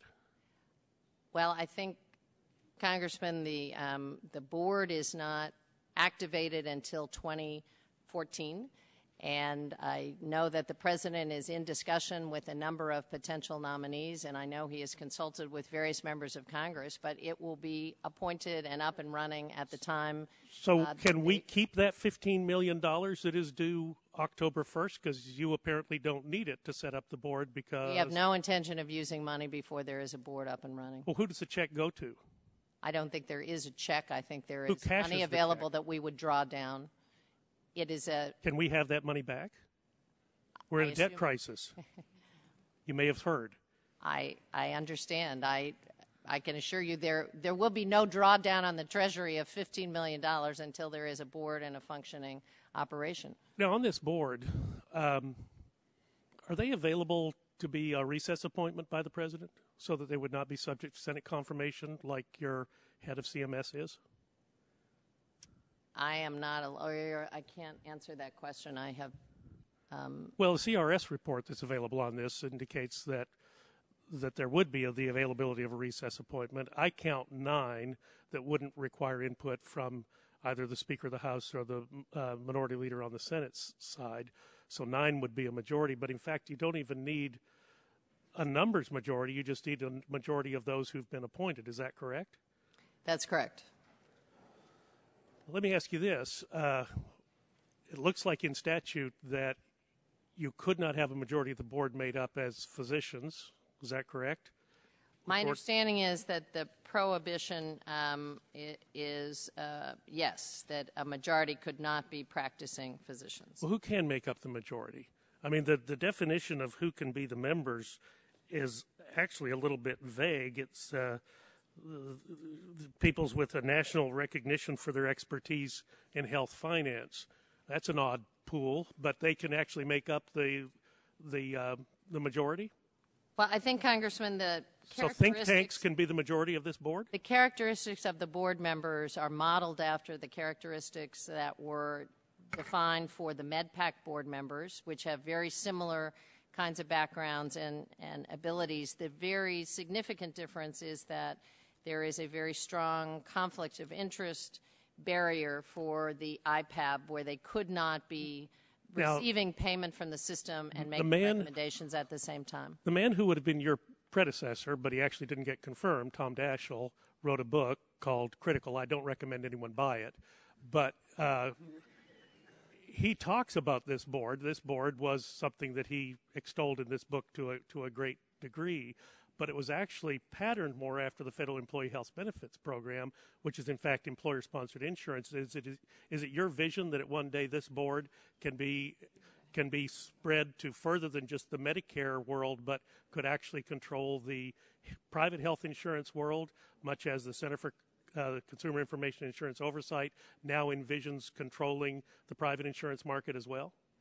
Again, Congressman, the board doesn't control anything. They make recommendations to Congress in the event that Congress has not acted to keep Medicare solvent. That's a recommendation board. They don't control the Medicare program. Congress is in the driver's seat. They make recommendations, and I think that could be very helpful as we look for ways to preserve beneficiaries' right to health insurance and look for a program to be solvent on into the future. Regular order, Mr. Chairman. Chair thanks the gentleman and recognizes the ranking member of the full committee, Mr. Waxman, for 5 minutes. Thank you, Mr. Chairman. Madam Secretary, I'm pleased to see you, even if you don't see me. Now you do. You've been pressed on whether this is a premium support or a voucher. It's hard to distinguish it, but as I understand it, premium support would keep increasing the amount of money that would be available for people to buy insurance, like Part D Medicare, so that the amount of money would keep up with the costs.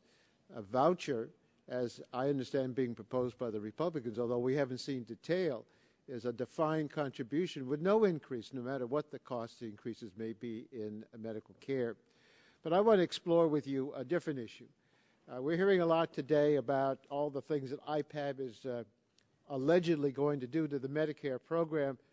We've also heard you describe all the things that IPAB can't do, like denying benefits and increasing costs for beneficiaries. I'd like to know how the Republican plan for Medicare stacks up against all of the things that IPAB can and cannot do. For example, the Republican plan would end Medicare's guaranteed benefits for things like hospital stays and doctor visits. They would replace it with a cash voucher. Can IPAB do that? No, they cannot. The Republican plan would increase cost sharing for Medicare beneficiaries, more than doubling their out-of-pocket costs for new enrollees. Can IPAB do that? Well, there's no, the IPAB board cannot make recommendations that would do that kind of cost shifting. The Republican plan proposes to increase premiums and force people to negotiate their care with private plans on their own. Can IPAB do that? There is no ability in the law, I think, to make those kinds of recommendations that would change the beneficiaries' benefits. No. In fact, IPAB is prohibited from making all of these changes that would be harmful to beneficiaries, but the Republican plan enacts them all. Are you aware of any proposals in the Republican plan that would save money by reducing costs and not by shifting them to the beneficiaries? I have not seen any details of delivery system changes or cost reductions. No, sir. Well, I think the right way to reform Medicare is to make care more efficient, the way we started to do under the Affordable Care Act. The wrong way is to wash our hands of the problem, putting all of the costs onto the Medicare beneficiaries. Secretary Sebelius, at yesterday's hearing before the House Budget Committee, there was a major topic of conversation about the ability of Medicare patients to see their doctors when they need to. And that's an important issue for all of us to monitor. But the premise of many Republican questions seems to be that Medicare patients are unable to see their doctors today. This is similar to their bizarre claim that it's better to be uninsured than to have Medicaid. Are you aware of any information on whether Medicare patients are more or less able than private patients to see doctors of their choice?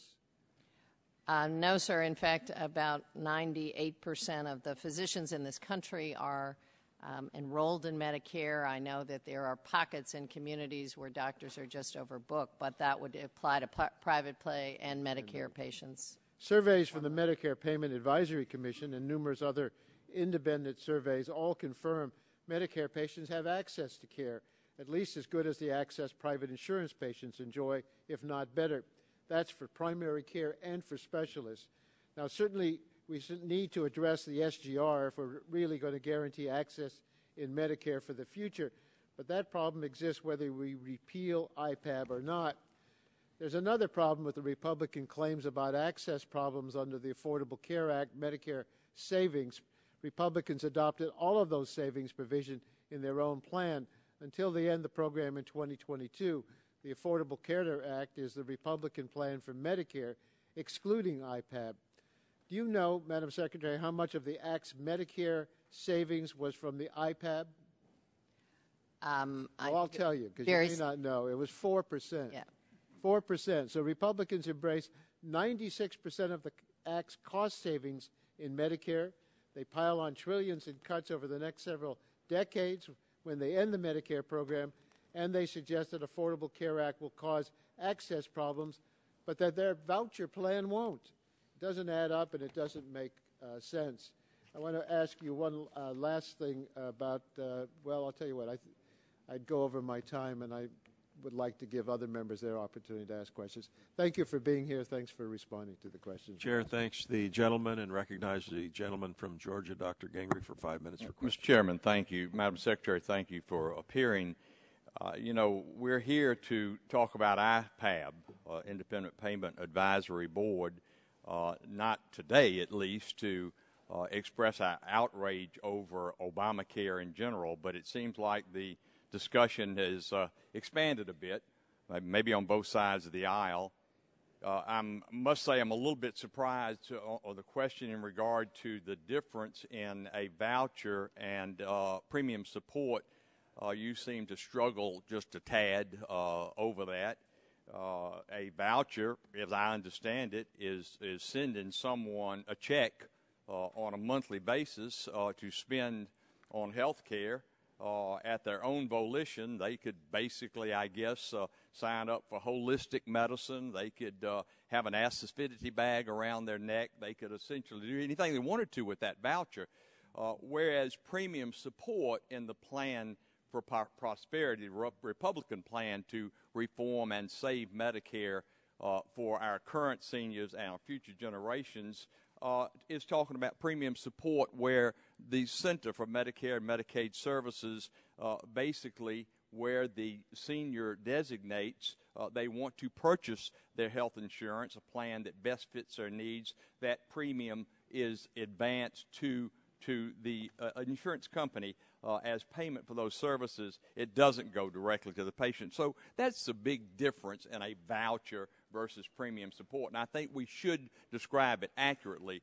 IPAB, in its report to Congress, is charged under Obamacare with including, and I quote, recommendations that target reductions in Medicare program spending to sources of excess cost growth. Madam Secretary, can you tell us where in Obamacare the term excess cost growth is defined? Sir, I don't know if there's a statutory definition. I do want to respond briefly to your premium support issue. Well, no, look, we're beyond that. Now, my time's limited, and I'm just going to help you on this second question. It is not defined. Excessive cost growth in Obamacare is not defined. Peter Orszag, in fact, President Obama's former OMB director, has defined the excessive cost growth in Medicare as principally the result of new medical technologies and services and their widespread use by the U.S. health system. That's what Peter Orszag thinks is in regard to excessive cost. Let me ask you this question. The head of CMS, Dr. Donald Berwick, interim head of CMS, and it's likely that he will remain interim, has been quoted as saying, most people who have serious pain do not need advanced methods. They just need the morphine and counseling that have been available for centuries, end quote. Do you believe, Madam Secretary, do you believe that limiting advanced methods to sick seniors in favor of morphine and counseling is an appropriate way to reduce Medicare costs? Yes or no? Congressman, I believe that seniors have a right to make choices with their doctors, which is what they do now under the guaranteed benefit program, under the Medicare system. Under an insurance plan, that would no longer exist. And I would also suggest that premium support typically means that there is an enhanced benefit. And as well, Madam Secretary, I agree with the first part of your response. It should be between the doctor and the patient, and you don't get that with IPAB. Madam Secretary, I'm aware that the statute states that IPAB cannot propose plans that ration care. Can you tell me where the word rationing is defined in the Obamacare statute? It is not defined, sir. Well, you're absolutely correct on that. It is not defined. During questioning before the House Budget Committee yesterday, you referred to IPAB as merely a safeguard and a stopgap, noting it will only come into play if Congress failed to reduce Medicare spending. In fact, wouldn't be recommending any cuts for the next 10 years. Yet on Wednesday, April 13th, President Obama, in laying out his plan to reduce health care spending to the American people, stated that IPAB was a major plank in his plan to make additional savings in Medicare. Madam Secretary, if President Obama had stated publicly that IPAB is a major plank of his plan to save Medicare, and you are saying that IPAB, it's just a backstop to Congress coming up with a plan, should the American people infer from that Obamacare is the president's grand plan to save Medicare? Give me a yes or no, or if you want to expand a little bit and the chairman will allow, I would like to hear your opinion on that. I don't think there's any disagreement between the President and my statement. The way that the Independent Payment Advisory Board is structured is that recommendations are made on a yearly basis, and recommendations are only impactful if indeed Congress has not taken the advice of the independent actuary that per capita spending has exceeded a targeted goal. If indeed the IPAB recommendations are not ones that Congress chooses to accept, they change the recommendations or move in a different direction, and the recommendations never have any impact if indeed cost trends are below IPAB. Below the independent actuary's targeted goals. So it is a backstop. It is a backstop for Congress taking the responsibility to keep Medicare solvent into the future. If indeed they don't act, there is a mechanism where these recommendations become law, absent Congress rejecting the recommendation. Well, I've gone way over my time, and I'll just close out by saying I agree with Mr. Pallone and Ms. Schwartz that we ought to repeal IPAB. It is wrong-headed, it is bone-headed, and I yield back. Chair, thanks the gentleman. Recognize the gentlelady from California, Ms. Capps, for 5 minutes. Thank you, Mr. Chairman, and thank you, Madam Secretary, for being here today. You know, I've been listening to this discussion. I've met with advocates in the past few months on both sides of the IPAB issue. The one thing they share is a concern for the unknown. One common concern is that due to protections for hospitals and other groups from IPAB changes before 2020, the only thing left to cut would be to cut provider rates.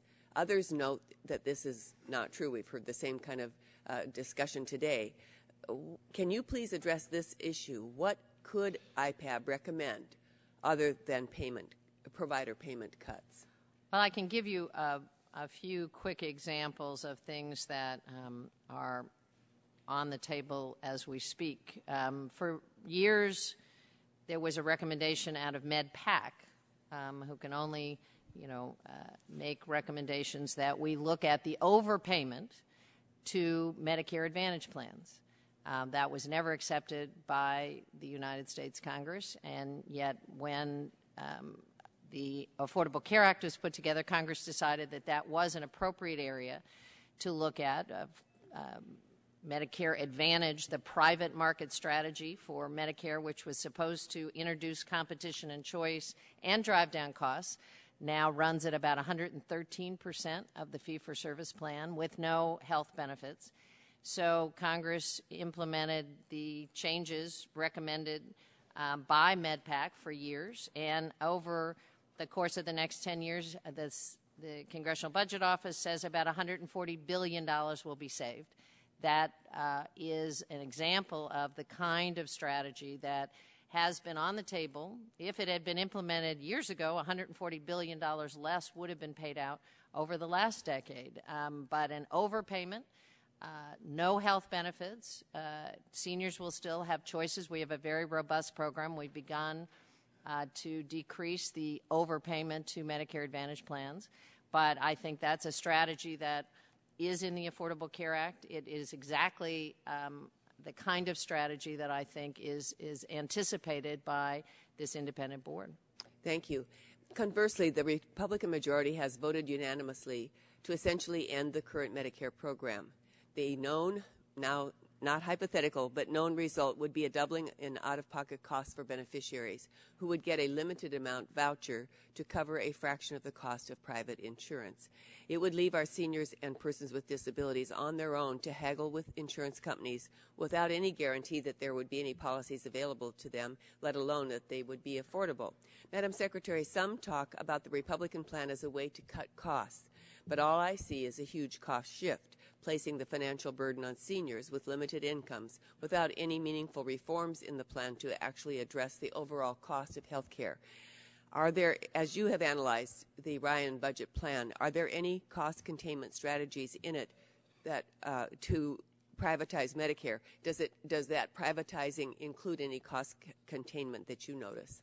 Congresswoman, we have not been able to identify cost containment strategies, and as I say, the case in point of Medicare Advantage, which has been in existence for years, which was specifically put on the table to introduce cost and competition, was anticipated to drive down costs, has done just the opposite. It is running at about 113%, and every Medicare beneficiary, all 49 million beneficiaries, pay an extra $3.60 per member per month to pay for the additional supports for Medicare Advantage program. That will, again, be gradually over time decreased, and I think thanks to the Affordable Care Act, that excess payment will cease to exist.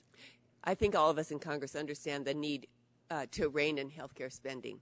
In fact, that's why so many innovations in the Affordable Care Act are set up to do just that.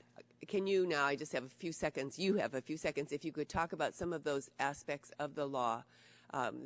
You mentioned Medicare Advantage. What are some of the other parts of the Affordable Care Act, particularly as it relates to Medicare, opportunities for cost containment?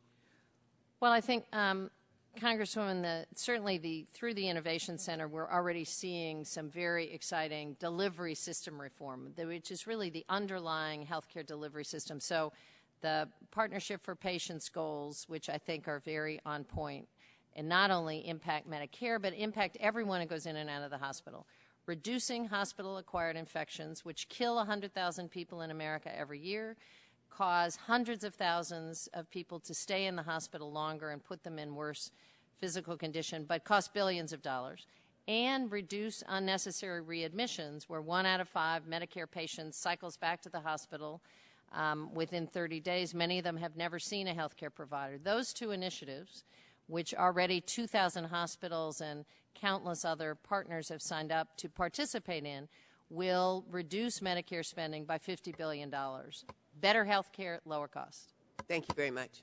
You'll back. Chair, thanks, gentlelady. Recognize the gentleman from Ohio, Mr. Latta, for 5 minutes for questions. Well, thank you very much, Mr. Chairman, and Secretary, thank you very much for being with us today. If I could just go back on the line of questioning that Dr. Burgess had, is there anything in the law that says how many members have to be appointed before the board starts functioning? Not to my knowledge, sir, but I can. Okay. Well, the reason I asked that, with 15 members, could 3 members actually be appointed and start functioning as a board? Because, and just looking at what the law says here, I'm sorry, I'm really having a very hard time hearing you. I'm not so sure. Sorry. I probably talk louder than this microphone's picking this up. I'm putting my ear up to the microphone, but that really doesn't help. That might help. I tell you, this is the energy, and we have technology here too. Sorry.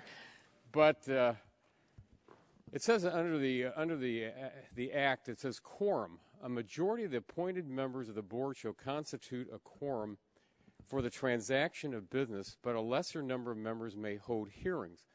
But again, I guess the question is, if you've got only 3 members appointed, can they start functioning as the board? And then actually you could have fewer members of that 3 actually start holding hearings. Is that possible? Well, I certainly think fewer than a quorum could start holding hearings, and I would think that outreach function is critically important for any board who's going to make recommendations. I do not, I'd be happy to get you the answer in writing. I don't want to speak outside of the. Yeah, I'd appreciate that if you could. And if I could just go to your testimony on page 12. You said that the IPAB cannot make recommendations that ration care raise beneficiary premiums or cost sharings, reduce benefits, or change eligibility for Medicare. The IPAB cannot eliminate benefits or decide what care Medicare beneficiaries can receive. Given a long list of additional considerations the statute imposes on the board, we expect the board will focus on ways to find efficiencies in the payment systems and align provider incentives to drive down those costs without affecting our seniors' access to care and treatment. Okay, if they're not going, so what we're saying is then they're going to have pretty much the power of the purse. Would you say that would be the recommendations that they would have in this case? Then that they'd have that power of the purse that say what if they're not making the recommendations as to what care or that a person would be receiving, but they're going to be able to say how much money is going to be expended? Would that be a correct statement? I think, Congressman, again, they are recommendations that come to Congress. They are triggered at a point where the independent actuary sets a per capita spending target. Actions have not reached that spending target, so they will make recommendations about appropriate ways to reach that within the bounds of the law. Okay. So going along those same lines, though, again, if someone has the recommendations of the power of the purse, and they're saying, well, we're going to have to reduce, and I've already mentioned a little earlier in some other questions, how are we going to make up for those doctors and hospitals if their payments are going down? Wouldn't they then have to cut back on the patients they see and the care that they provide?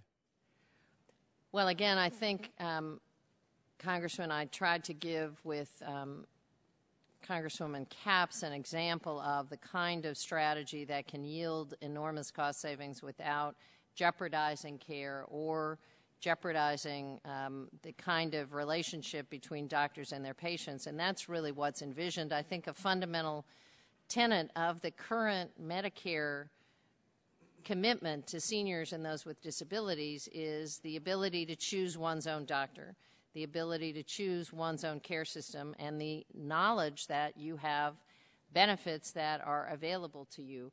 That ceases to exist under the plan supported by the House Republicans, and I think that IPAB serves as an ongoing yearly group of experts who are not being paid by the system to make recommendations to Congress, who can act on those recommendations or not. Well, because again, I represent a rather large area in the state of Ohio, a lot of rural areas that have a lot of community hospitals. You know, they're all very, very concerned about reimbursement. I've got a lot of my doctors that are very concerned about reimbursement, and so you know, as we were looking at this, you know, they're reading this too, and you know, they read this the testimony about you know, driving down costs and trying to, you know, for payment systems and line provider incentives. They're nervous about on their payment. And Mr. Chairman, I see that my time has expired, and I yield back. Thank you. Chair, thanks, gentleman, and yields 5 minutes to the ranking member emeritus, gentleman from Michigan, Mr. Dingell. Mr. Chairman, I thank you for your courtesy. Welcome back to the committee, Madam Secretary. Thank you, sir. Your father served here with distinction. It's a particular pleasure to see you here this morning. Madam Secretary, do you believe that the emphasis on annual recommendations will limit the board's focuses to short-term fixes rather than lowering our nation's health care spending in the long term? Yes or no? No. Madam Secretary, under the Republican plan, nothing will prevent private insurance companies from raising care. Is that right? I'm sorry, nothing? Under the Republican plan, nothing would prevent private insurance companies from rationing care. Yes or no? That is correct. There's no prohibition. All right. Now, IPAB is legally prohibited in the legislation from making recommendations that would ration health care. Is that right? Yes, sir. There is a prohibition for rationing care, shifting costs to beneficiaries, eliminating benefits. Now, Madam Secretary, who's in charge? Under the Republican plan, the insurance companies. The Republican plan would, is that right? If I understand it correctly, yes, the voucher would be paid to an insurance company. It also, the Republican plan ends Medicare as we know it and repeals the Affordable Care Act, giving free rein to the insurance companies to decide what care you can get and when, with no clear limits to protect consumers or prevent insurance companies from taking in exorbitant profits. Is that right? Well, the various features, including the medical loss ratio and consumer protections and rate review, would all be eliminated with the Affordable Care Act, and companies would then be in charge of seniors' Now, under the Affordable Care Act, the individual and that individual's doctor would be in control of matters, and the President's plan maintains Medicare as we know it. Is that right? Well, it is a plan that maintains the Medicare benefit package, understanding we need to look seriously at outgoing costs. And the plan remains a defined benefit plan. Is that right? That's correct. Which under the Republican plan it is not. It's a defined payment plan. Is that right? Yes, sir. All right. Now, the Republican plan would eliminate Medicare's guaranteed benefits and limits on cost sharings and premiums. Is that right? Yes or no? Yes. Instead, insurance companies could determine which benefits seniors on Medicare would receive and how much they would pay. Is that right? I assume so, sir. I don't think there's any written language about what the benefits would look like. IPAB is under the president's plan. IPAB is legally prohibited from cutting premiums or increasing premiums and co-payments. Is that right? Yes, there cannot be cost shifting onto beneficiaries. Now, under the Republican plan, health care costs would rise, which turns Medicare over to private insurers that have higher administrative costs and profits. Is that right? Yes, sir. Currently, the Medicare program runs at under 2% administrative costs, and I think the most efficient private insurers are at about 12 to 15%. Now, IPABs will make decisions based on what's best for seniors and Medicare, and not who spends the most money in Washington. Is that right? By law, they are directed to protect the beneficiaries as they make recommendations. All right. Now, Madam Secretary, how will you and the board ensure that consumers and patients' views will be taken into consideration as the board drafts its recommendations? Well, Congressman, I think that there's no question that the President will look for members of this board who are eager to not only participate in the long-term solvency of Medicare, but also pay close attention to the protection of the beneficiary, which is part of the fundamental direction. We also will have public hearings on these matters. Public hearings, right. I think the appointment of people who don't have a conflict. Is it your belief that the board would benefit from soliciting public comment prior to issuing its recommendations in Absolutely. a manner similar to that specified in the Administrative Procedures Act? Yes, sir. I guess we can say that's a commitment on the part of the department. Is that right? Yes, very much so. Madam Secretary, it's always a privilege to see you. Thank you, Mr. Chairman, for your courtesy. Chair thanks the gentleman and recognizes the gentleman from Louisiana, Dr. Cassidy, for 5 minutes. Hey, thank you for being here, Secretary Sebelius. And if every now and then I cut you off, I'm not being rude, but it's so valuable to have you here. I'm just trying to stay focused, and I apologize at the outset. I'll also say to my Democratic colleagues, Republicans do retain the savings, yes, 96% of them, but we put them back into Medicare as opposed to spending them on another entitlement. And I think that is the difference between the two of us. Secretary, I am a doctor who works in a hospital for the uninsured, but 20 to 50% of my patients have Medicaid. So I think it's fair to stipulate that when public insurance programs pay physicians below cost, then they really don't have access. It may be access in paper, but it's not access in power. Now, that said, Richard Foster currently estimates that under current law, in 9 years, Medicare will pay physicians below what they receive on average from Medicaid. Now, is it fair to accept with the given stipulation that that will hurt access of Medicare patients to their physician? Well, I don't think there's any question, Congressman, that underpayment of any kind of provider certainly jeopardizes an adequate network, whether it's a private insurer or a public payer. Now, if MedPAC, already knowing that under current law, physician reimbursement is cut by 21% in the near future, I'm sure you'll agree that that would have disastrous effects upon a patient's access. I mean, failing to fix the SGR. And, of course, yeah. Part of the savings of SGR is into the $1 trillion of savings that the other side of the aisle claims for Obamacare. So I will tell you, as a patient that sees Medicaid patients at a hospital for the uninsured, when I read that this board has the limited ability to cut, but where they can cut is reimbursement to providers, I actually see that what we're really doing is effectively denying access. Now, I will also say that I've learned that rarely do government institutions admit that they are rationing. Rather, the queue gets longer. Would you disagree with that, or do you think I'm wrong?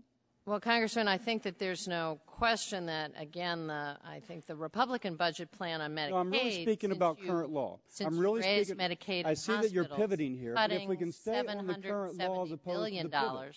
Again, when we speak of a board which has limited ability to save money except by cutting payments to providers. Well, that's not accurate, sir. Okay, so it can also do Medicare Part A, and it can also do pharmacy coverage for dual eligibles.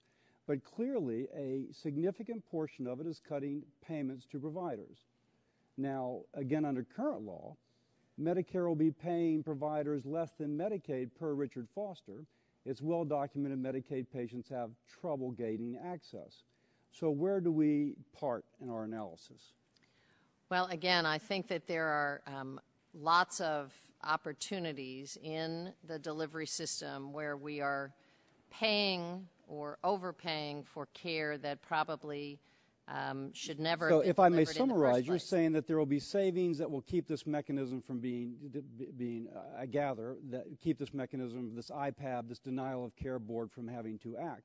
I will say parenthetically that the New England Journal of Medicine article, which I'm sure you're familiar with, shows that accountable care organizations have not saved money under the more favorable rules in which the pilot studies have been done. But going back to my point. Some of them did, some didn't. 3 out of 10 did. 7 didn't. So coming back So to we the learn current from law. that and go on. Coming back to current law, because we really can't say, oh, don't worry, if this works out, this will never happen. Let's just assume that it does happen. Again, if we decrease payment to providers, and we know from experience that that will decrease access, does that not trouble you? It does, which is why I think Congress carefully wrote into also the parameters for the Independent Payment Advisory Board that at every step along the way, provider access had to be part of their overall recommendations. It has to be part of the overall. They make recommendations coming back to this, Congress. Clearly, Medicaid, by law, has to provide access for pregnant women and pediatrics. By law, they're supposed to pay adequately to give that access. And yet there's a recent New England Journal of Medicine study that shows that those with Medicaid or CHIP actually are more likely to be denied access to an appointment. In fact, 2/3 of the time they're denied such access. Doesn't that give us pause that despite that law, that they're guaranteed access? For the privately insured, it's only 11% that you can't get an appointment. For the publicly insured, it's 2/3. I mean, do you not see a danger that this will be the case with this IPAB board? Well, again, IPAB has no authority to cut anything. They make recommendations. And secondly, 4/5 as you of know, Congress sir, can the overturn. governors of various states set provider rates in their Medicaid programs. They are vastly different in Louisiana than they are in This is some on other average, states. and I think the New York Times is well documented in states as desperate as Louisiana and Michigan that is the case. It's disingenuous to think otherwise, but that's okay. I'm out of time, and I yield back. Chair thanks the gentleman and recognizes the gentlelady from Illinois, Ms. Schakowsky, for 5 minutes for questions. Yeah, I think this discussion is just really ironic, this attack on IPAB, given the fact that the Republican plan would instead turn over the Medicare program to private insurance who would have no constraints whatsoever in raising their rates and causing huge doubling of out-of-pocket costs for beneficiaries, and this semantic debate whether it's vouchers or premium supports. The only difference is where the check is sent to, where the inadequate check is sent to. And if we want to have a semantic debate, we ought to change the name, because what they're proposing is not Medicare. We could call it sort of care or maybe care or I don't care, but it's not Medicare anymore, according to what my understanding of Medicare, which, as you pointed out, Madam Secretary, is a guaranteed benefit plan. That is the essence of Medicare. The other thing is, I don't know for sure if you know the answer to this, but My understanding is that the Republican budget includes all of the Medicare savings provisions that you so wisely helped to navigate and talked about from the Affordable Care Act, with the exception of IPAB. Isn't that true? That's my understanding. And those include those kinds of changes that have been made that they accuse the Democrats of, cutting Medicare and that these are reasonable savings.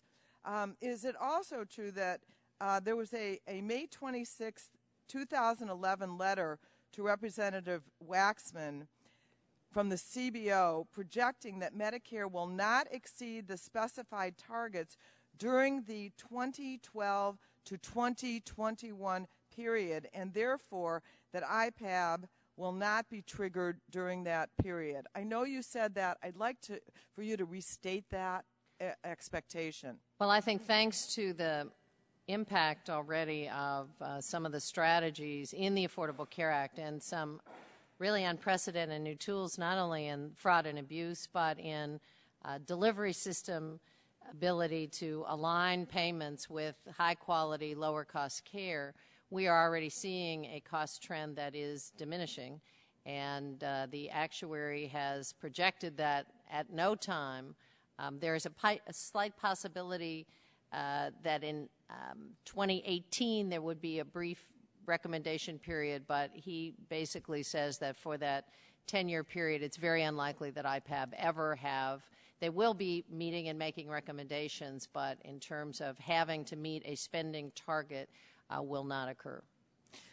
Once again, I frankly was really a bit surprised and happy to see that there's this new study that says that 93% of physicians are taking new Medicare patients, but only 88% of physicians are taking new private patient plans, and so or new private plans.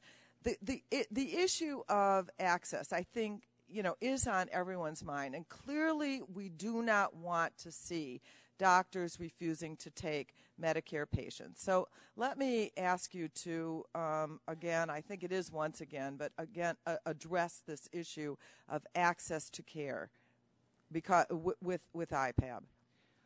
Well, again, I think that the goal is to make sure that Medicare is solvent not only for the next number of years, and as you know, the Affordable Care Act has already extended the solvency projections, but on into the future. And so the strategies really are aimed at trying to make sure that we not only have patients' ability to choose his or her own doctor, a fundamental tenet of the current Medicare plan, very different than if you are in a private insurance plan where that physician, that hospital system, that pharmacy, that set of benefits is pre-chosen for you. So access to your own doctor, having patient-driven strategies, and making sure that as recommendations are made about any kind of cost reduction on into the future, that we pay close attention to patient access to providers. That is part of the framework of the Independent Payment Advisory Board, and it's one that I think the board would follow very seriously. Certainly we would at the Department of Health and Human Services pay very careful attention to anything that jeopardized care delivery, and certainly having access to a physician jeopardizes care delivery. Thank you. And let me just say that I want to thank you so much for your leadership in making sure that we can finally reach a time when all Americans have access to quality health care. Thank you. Chair, thanks, gentlelady, and recognize the gentleman from New Jersey, Mr. Lance, for 5 minutes. Thank you very much, Mr. Chairman. Good morning to you, Madam Secretary. Good morning. I'm interested in the process regarding the IPAB because, in my judgment, oftentimes process relates fundamentally to policy. And you have indicated, Madam Secretary, that the President has not yet chosen to appoint any members of IPAB. might you give the committee a time frame when, in your opinion, the President might begin to appoint members to the board? Sir, I don't know about a specific timetable. I know it's absolutely the President's intention that by the time the IPAB provision would begin to operate, there will be members of the board. As you know, the independent actuary doesn't make a target recommendation until 2013. 2013. It comes to Congress in 2014. But it's your best judgment that President Obama intends to make appointments in his term of office, the term of office ending at the end of 2012. I think President Obama intends to make appointments so that the IPAB can be operational at the time that it's operational. Thank you. The law suggests that he makes several of the appointments in consultation with the leaders, Speaker Boehner, Leader Pelosi, Leader Reid, and Leader McConnell. Is that accurate? Yes, sir. And is he required to appoint those whom the leaders have suggested, or is it merely consultative? It is consultative. So, for example, he would not be required to follow through on the suggestions of any of the four leaders. That's correct, although the Senate has a confirmation ability, and I would feel that their consultation might be fundamental in getting folks confirmed. Perhaps that's so. That's obviously for the other House of Congress. Now, regarding how we in the legislative branch can discontinue the automatic implementation process for recommendations of IPAB, and this is down the road, and for example in 2017, as I understand it, a joint resolution discontinuing the process must meet several conditions, including the fact that it would require approval by a supermajority of 3/5 of the members of the Senate. Is that accurate? No, sir. The recommendations to be changed by Congress operate in the normal rules of the congressional structure. Now, the Senate seems to do everything by a vote of 60, but there is certainly no requirement that IPAB be rejected and substitute recommendations be made by a supermajority. I think it's only to repeal IPAB itself, to get rid of the board. It's my understanding that that is a supermajority written into the law, but not to accept or reject the recommendation. So, to follow through on your expertise, and you're obviously expert on this, to get rid of IPAB, the underlying PPACA law requires a supermajority in the Senate? Well, in the repeal of the Affordable Care Act, yes, the House has taken action to repeal the Independent Payment Advisory yes. Board. It's my, and again, I apologize. I don't want to misspeak. It's my understanding that if that were done independently, that would require some kind of supermajority. Oh, just in 2017. Yes, in 2017. Just that 1 year, yeah. It would require supermajority. Well, in my judgment, that is unconstitutional, and I'm wondering whether the lawyers at your department opined on whether that provision is constitutional or unconstitutional, recognizing that we all rely on the advice of those who serve us in legal capacities. I have been advised, Congressman, that our lawyers feel that the structure and the operation as described by law of IPAB is constitutional. I'd be happy to go back and get a very specific answer to that question. My time is up. It is my judgment that that provision, at the very least, is unconstitutional, not in accordance with the current provisions of the American Constitution. Thank you, Mr. Chairman. Chair thanks the gentleman and recognize the gentleman from Texas, Mr. Gonzalez, for 5 minutes for questions. Thank you very much, Mr. Chairman. Welcome, Madam Secretary. This is a quote, and I'm just, since this is a discussion now about the benefits and such of competing plans, The Affordable Care Act has already been repealed in the House of Representatives. This is the quote. First, I fear that as health inflation rises, the cost of private plans will outgrow the government premium support. The elderly will be forced to pay even higher deductibles and copays. Protecting those who have been counting on the current system their entire lives should be the key principle of reform. Would you agree with that statement? From what I could hear of it, I do agree. Well, you just agreed with a Republican Senator, Scott Brown. I just thought I'd throw out a Republican out there that agrees with the position that we've been taking as to the competing plans.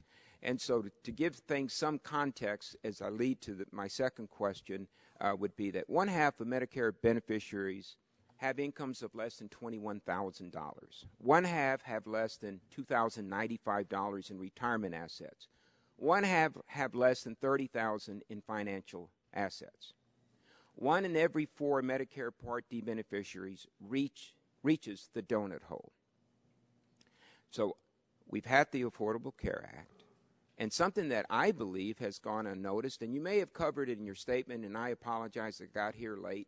What went into effect this year that will result, and has already resulted, I believe, in about $260 million in savings to Part D beneficiaries when it comes to name brand pharmaceuticals and generics?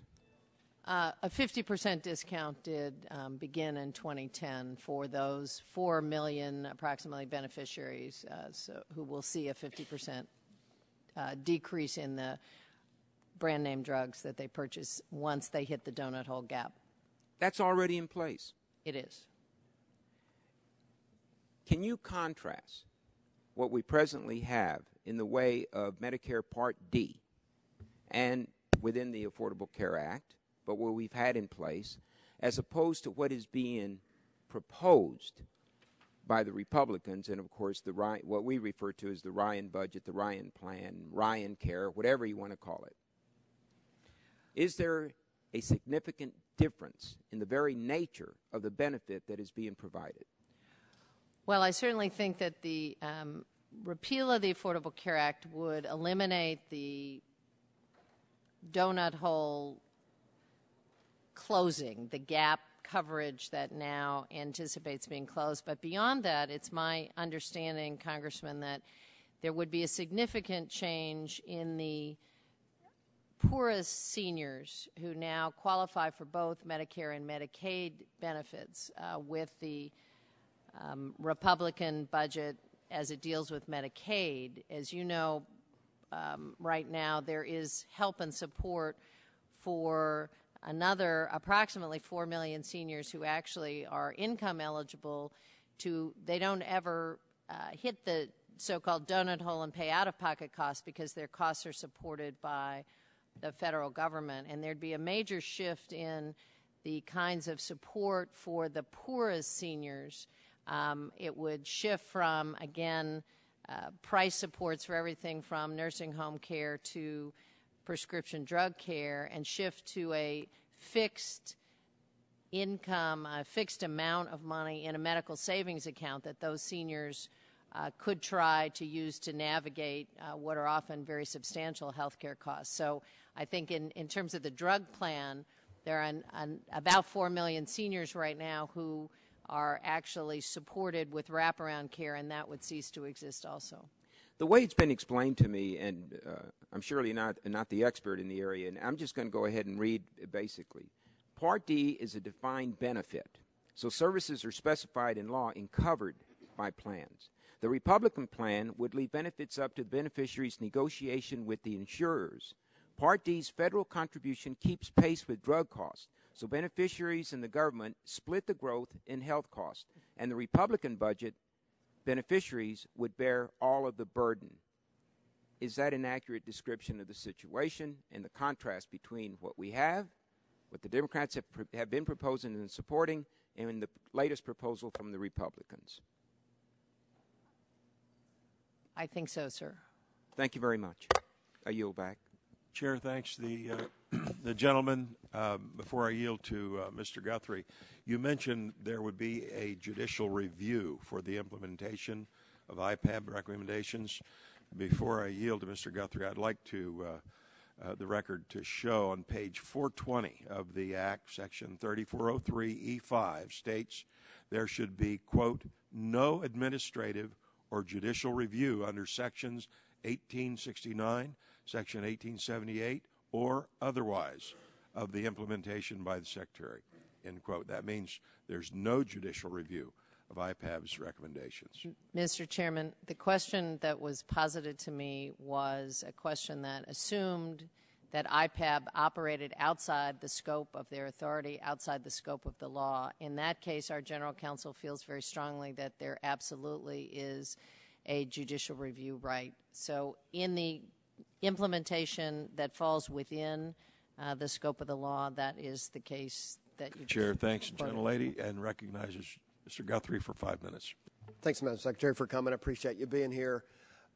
The question first, you seem well-versed in the Republican budget. How many people that are 65 years old today and older are affected by that budget?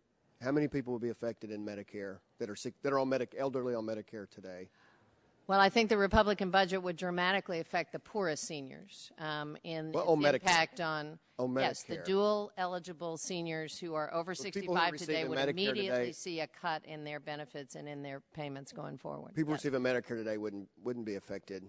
Well, those seniors are on Medicare today. Well, I know, the but poorest seniors in this country would be immediately affected by the Republican budget. But on that, you know, the president today is talking about raising taxes on people making $200,000, $250,000 or more, and supports that. The administration supports that. If somebody's 54 years old today, when they're 65, if their income is $250,000 or more, why should they not pay more for their health care? We want them to pay more taxes, or the administration does. Why shouldn't they be more responsible for their health care? Why should they be treated the same as somebody who lives the dual eligible? So why should they have the same payment as that? Well, I think the president's concept of shared sacrifice is that people contribute a fair share. But not in health care, not in terms of their Medicare. In terms of Medicaid, no one qualifies for Medicaid who is making $250,000 a year. But if somebody is 65 years old, they qualify for Medicare regardless of income. If somebody is 65 everyone who reaches the age of 65 in America qualifies for Medicare. So my question is, why shouldn't somebody that's 54 today, 11 years from now, when our budget would go into effect, not be required to pay more for their health care if you talk about shared sacrifice? Well, the current Medicare structure has income-related premiums in a variety of the programs. That's part of the program right now. But right now, currently, there's a study, the Urban Institute, I think you've seen, it's about 1 to 3, what people pay into Medicare, what they take out. The average of the Urban Institute said, I think it's $109,000. The average couple pays into Medicare and takes out, or will expend $343,000 in health care costs over the course of their lifetime. And I don't think it should be one for one. What dollar you get and dollar you get out. I'm not. But given that the baby boomers are retiring, 1946, they turned 65 this year. I'm 1964, the end of it. Just demographically, these kinds of costs just can't be withstood in the system. And I know, and the system as it is, if you're saying we're going to leave the system as it is and try to make it up in efficiencies is what seems to be, or provider reimbursements, I don't see when we get to 2024, which is the point where how it becomes sustainable without reforming and changing the program, not just trying to make it on just pure efficiencies. I don't see where you can make that kind of income difference or that kind of difference.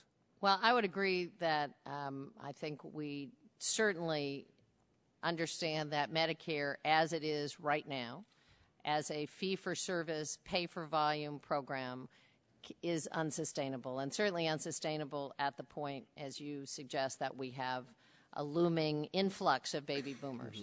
I think there's a very dramatic difference of approaches between the Republican plan, which shifts those costs onto seniors. It doesn't really lower costs. It just says you will pay 61% of your own health care up to 70%, a direct opposite of what I would members argue of Congress that implementing the system would lower costs. And the kind of the proof in the pudding in that was Medicare Part D. It's one of the programs, I think it's 40% under estimates performing because of competition within health plans for people's business. But so I would argue it does lower costs, but go ahead. Well, I just wanted to say that that is one vision of the system, that you shift those costs to private insurers and somehow achieve something along the way. The differences are so great. Matter of fact, in 30 years, the entire federal budget is going to be Medicare, Medicaid, and Social Security. If nothing changes. If nothing, so the differences are so great. So just saying we're going to cut back on reimbursements or create efficiencies, I don't see where you make that difference. That's my question. Well, I think that without again, completely reforming the system. I think we do need a complete reform of the system, and I think the Republican budget chooses to do that with beneficiaries and just shift costs of who pays what. Instead of shifting it to my Affordable 17-year-old who's going to pay it for the rest of says our life. We need to look at the underlying health care costs, not just for Medicare, but it affects every private employer, it affects everybody who goes to the hospital, it affects every doctor, and the kinds of underlying health care shifts. And let me give you another example, Congressman, if I may. We have finally started down the road of competitive bidding, a market strategy for durable medical equipment. It was started in 2003, pulled back in 2008, restarted this year in the test market where it's implemented. There's a 34% decrease in durable medical equipment without any jeopardizing of benefits. Those more efficient. I just don't see where I'm lost my time, but where that level of savings required to make it work and sustainable can be just come from efficiencies alone. Chair, thanks, gentlemen, and recognize gentlelady from Tennessee, Ms. Blackburn, for 5 minutes. Thank you, Madam Secretary, for your patience, and three of us are going to try to share the balance of your time and get our questions in. I would remind my colleagues, one of my colleagues from Illinois was making comments about what Medicare would be called going forward. I would remind my colleagues it was Obamacare or PPACA, whatever we want to call it, that cut $575 billion out of Medicare. It was a conscious decision to make those cuts. I would also remind my colleagues that Medicare is a trust fund, and the federal government has had first right of refusal on the paychecks of the workers of this country. And so therefore, making that kind of cut, I think is a breach of what has been promised to those enrollees. Madam Secretary, I looked at some of your comments from the Budget Committee yesterday, and I feel like we're kind of doing a session of kick the can. And you know as well as I do that as we have been with you time and again on these hearings, we have looked at access to affordable care and have tried to get some definitions from you. And IPAB is one of those that we are very concerned about how it is going to restrict or affect access to health care and what IPAB is going to end up doing. We know that supposedly some of the 15 experts come into IPAB are supposed to be pharmacoeconomics, health economists, insurers, and actuaries. We know that the president he has an initiative to achieve savings. So if they are not there to achieve savings, what are they there for? They're there, Congresswoman, to recommend to Congress ways that Medicare can be solvent on into the future. So you see it strictly as a solvency issue? That's their direction. That is their direction. Okay. They are only triggered when the independent actuary... Let me ask you another question then, because we know the GAO is supposed to do a study by January 1st, 2015 on access, affordability, and quality. This is of IPAB. And then Kaiser Foundation recently noted that, and I'm quoting what they're saying, IPAB would be required to continue to make annual recommendations to further constrain payments if the CMS actuary determined that Medicare spending exceeded targets, even if evidence of access or quality concerns surfaced. And I'm quoting Kaiser Foundation. So how do you reconcile the statements made by the administration that IPAB will not impact access, affordability, and quality with the statements made by the Kaiser Family Foundation that IPAB is required to continue cutting, even if evidence of quality of access problems arise? Congresswoman, I am not familiar with that Kaiser quote, but as you know, Well, in the interest of time, then, if you're not familiar with it, would I'm you not submit familiar in with writing? what Kaiser said. I'm familiar with the law, and I'm familiar with the way it works, and I'm familiar with the fact that what they are directed to do is when the independent actuary, on a yearly basis, which he does year in and year out, recommends a target goal for spending, assuming that Congress ignores that, doesn't act, they are directed to recommend ways to meet that spending target to Congress. Again, if Congress does not act, chooses to ignore well, it, let me chooses reclaim my not to time change so it, that I can then yield those to cuts Mr. go into Shimkus. But I would also like to highlight that I am still waiting for a response from you on addressing waste, fraud, and abuse from the last hearing. And with that, I yield to Mr. Shimkus. Thank you. Thank you, Madam Secretary. Welcome. And we're going to try to get you out here. This is our last couple questions. We're not going to match our greatest hits of the last time, so I'm not intent to do that. But the 2024 time frame for the expansion of the solvency of Medicare, is that based upon the 2024 expansion of the Medicare Trust Fund is based upon the expansion or the solvency? The solvency is yes. is based upon the $575 billion cut in Medicare. Is that correct? For the most part. It's based on projecting what the trends are right now on into the future. And based upon the double counting that we talked about last time. And I would just ask, your individual health insurance policy, do you have under the Federal Employees Health Benefit Plan? I do. And in the D.C. area, there's probably around 42 different choices for health insurance policies. I mean, in St. Louis, St. Louis area is 21. I think D.C. is almost double that amount. It's operated by OPM. They negotiate it. We have a premium support plan that you are a participant of and that I'm a participant of. And the federal government pays about 70% of the cost. All the premium support plan is and it rises with the a cost negotiated contractual relationship with private insurance to provide insurance just like you receive and just like we receive. So it is the same plan. So it is so not. The voucher debate plan. is not correct. Well, it's the same plan that you have, and I yield my time to Dr. Murphy. Thank you. I'm just trying to find out some answers here. And if you don't have the information for this, could you please get back to me? One is an estimate of how much you think working on fraud issues will save Medicare overall, maybe in 1 or 5 or 10 years. Two is you're working on a number of issues about quality improvement. You did mention the issue about infections. There's been bills we've moved through this committee, a bill that I wrote to ask for transparency on infection reporting. I understand from speaking with the head of the Center for Disease Management that it's been about 27,000 lives have been saved by having the transparency, and I appreciate everybody who worked on that. If you could get us some accurate numbers of how much money that will save, too, over time, I'd appreciate that, too. So you have fraud, improvement of quality, and there's a number of issues there. Another option to reduce Medicare costs is the ongoing issue we have of reducing payments, which is the SGR, et cetera. And also means testing is being kicked around, too. But I do want to ask this, and tie in with some other issues. Medicare Part D, the actual part that's a donut hole. Again, I don't expect you to know these numbers, but there's a percentage of seniors that never really they never got to that level because they never needed that much prescriptions. Do you have information on what percentage of seniors that was, or how many that was, who in their spending for prescription drugs never got there? I know that about 8 million hit it. I don't know how many enrollees we have.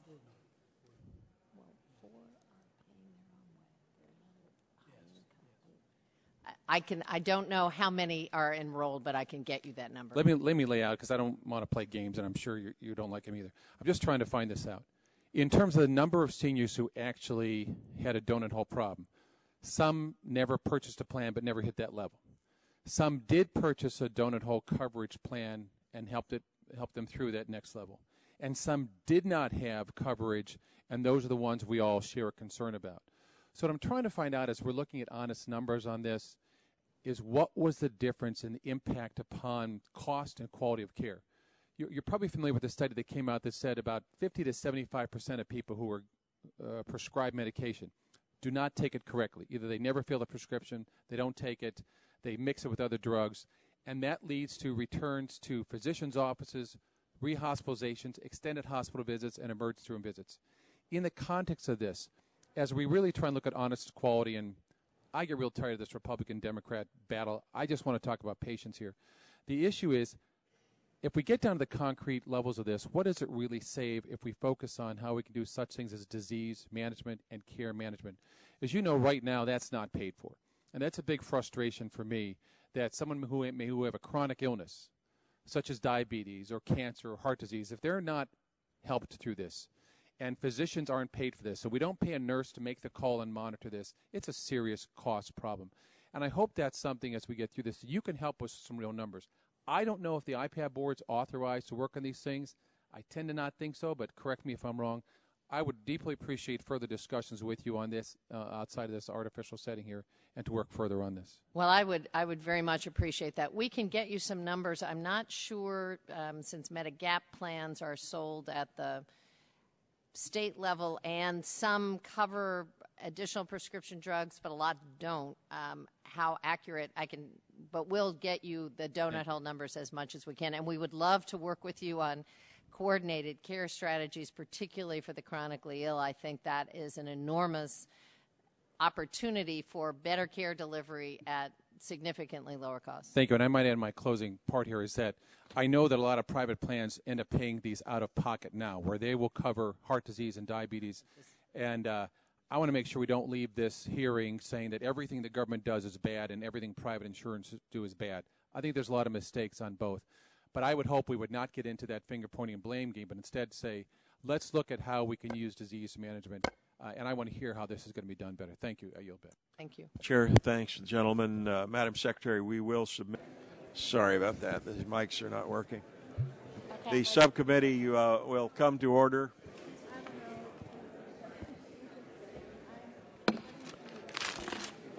We'll ask our guests to please take their seats. The chairman has a unanimous consent request that the following documents be entered into the record. Statement of Burke Balch, Director of the Robert Powell Center for Medical Ethics of the National Right to Life Committee. Second, a letter from Sandra Snyder, President of American College of Emergency Physicians, to Chairman Pitts, Ranking Member Pallone. Thirdly, a statement of Thayer Phillips, President of Retire Safe. Fourth, a letter from 283 healthcare organizations opposing the Independent Payment Advisory Board. Fifth, statement of Karen Zinka, health educator for Men's Health Network. Sixth, a statement of Richard Waldman, President of American College of Obstetricians and Gynecologists. Seventh, a letter from Tim Lang, Chair of the Government Affairs Committee, American College of Rheumatology. Eighth, statement of the American College of Radiology. Ninth, a letter from Cecil Wilson, immediate past president, American Medical Association. 10th, testimony from Bob Blancato, National Association of Nutrition and Aging Services Programs. I think you have copies of these without objection, so ordered. I'll introduce our third panel at this time. Testifying in our third panel are Christopher Davis, who is an analyst on Congress and the legislative process for the Congressional Research Service.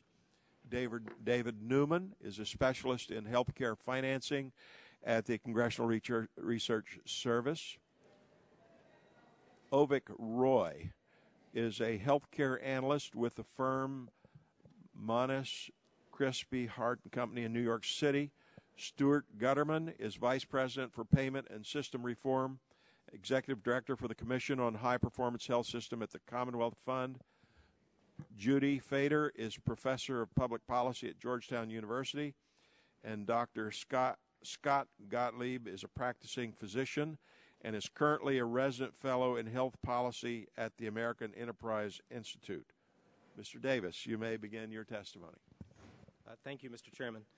Chairman Pitts, Ranking Member Pallone, and members of the subcommittee, on behalf of the Congressional Research Service, I appreciate the opportunity to testify about the fast-track parliamentary procedures relating to the Independent Payment Advisory Board.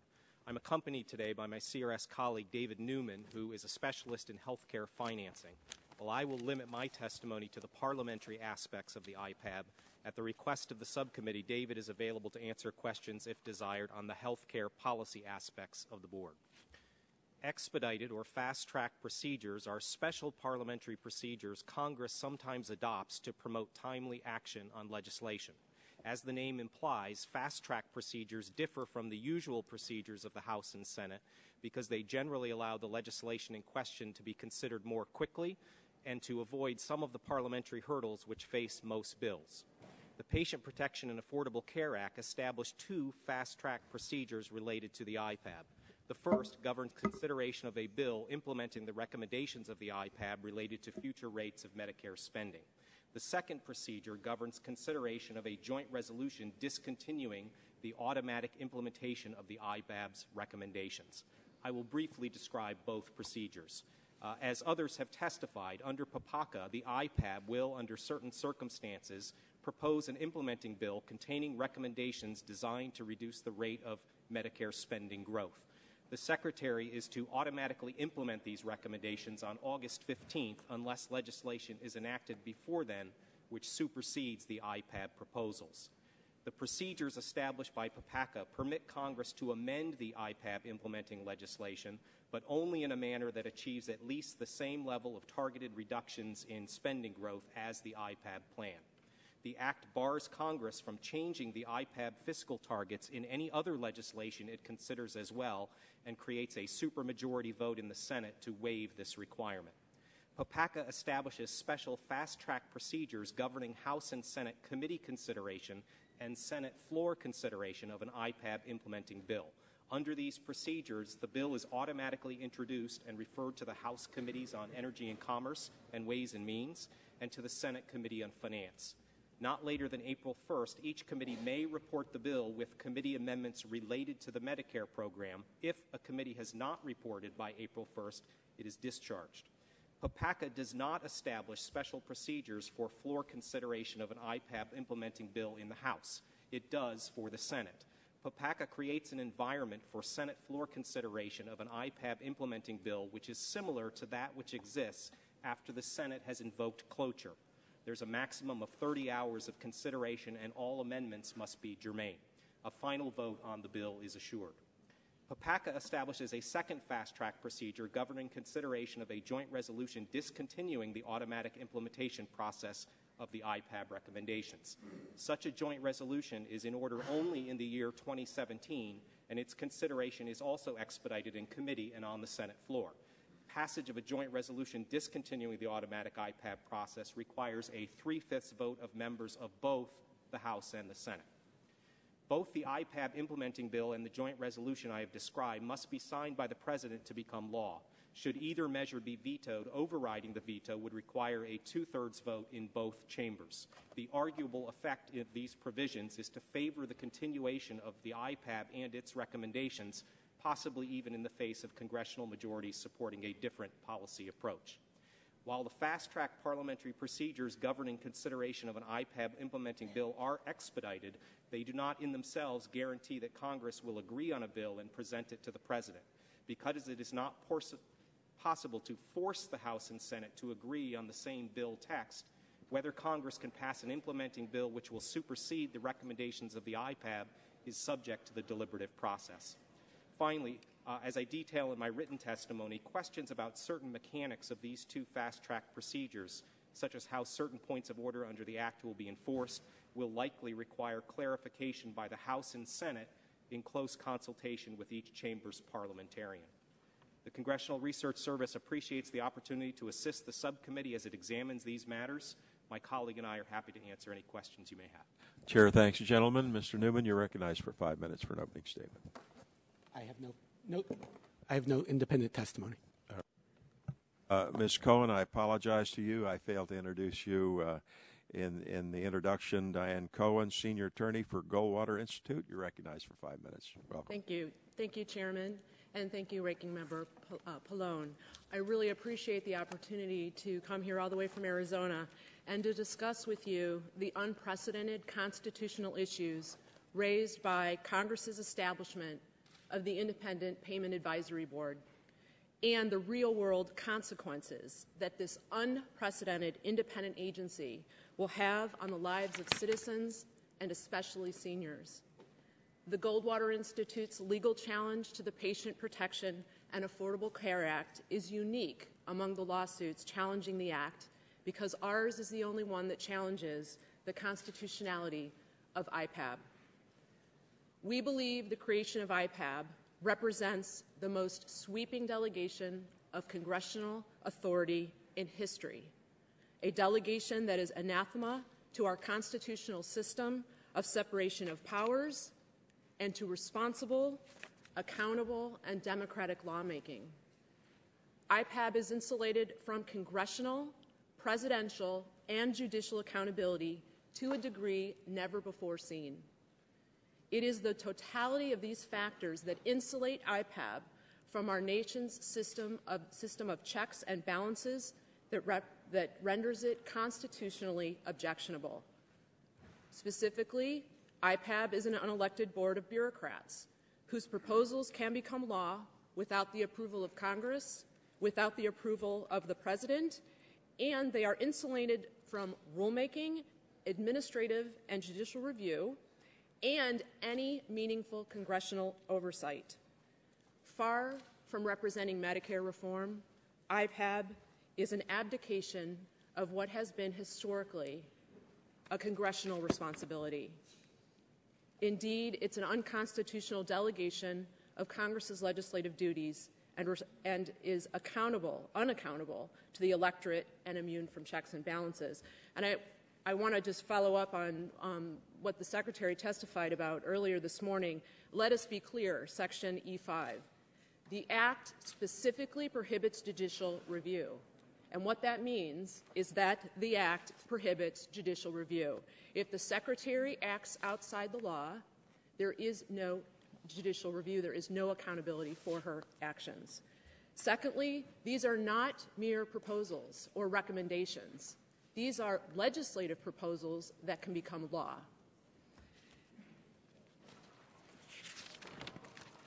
We also heard talk about, well, one provision says there's no judicial review, but we're not supposed to believe that. Another provision says a joint resolution is required to dissolve the board, but we're not supposed to believe that. And then another provision prohibits rationing, but we're supposed to believe that. IPAB is independent in the worst sense of the word. It is independent of Congress, independent of the President, independent of the judiciary, and independent of the will of the American people. Thank you, Mr. Chairman. Chair thanks the gentlelady and recognizes Dr. Fader for 5 minutes. Thank you, Chairman Pitts. Ranking Member Pallone, members of the You pull your mic or push it on. Yeah. Better. That okay? That's better. There. I'll start again. Chairman Pitts, Ranking Member Pallone, members of the committee, I'm glad to be with you this morning as you consider the role of the Independent Payment Advisory Board established by the Affordable Care Act. I'd like to start in thinking about how to approach that by calling your attention to the fact that Medicare is an enormously successful program, more successful than private health insurance in pooling risk and controlling costs. Medicare has historically achieved slower spending growth than private insurance, and the ACA extends its relative advantage. Action taken in the Affordable Care Act achieves an average annual growth rate of 2.8% per Medicare beneficiary for 2010 to 2021, 3 percentage points slower than per capita national health spending. National health spending is projected to grow faster than GDP growth per capita by close to 2 percentage points. But Medicare's projected per beneficiary spending growth will be a full percentage point below growth in per capita GDP.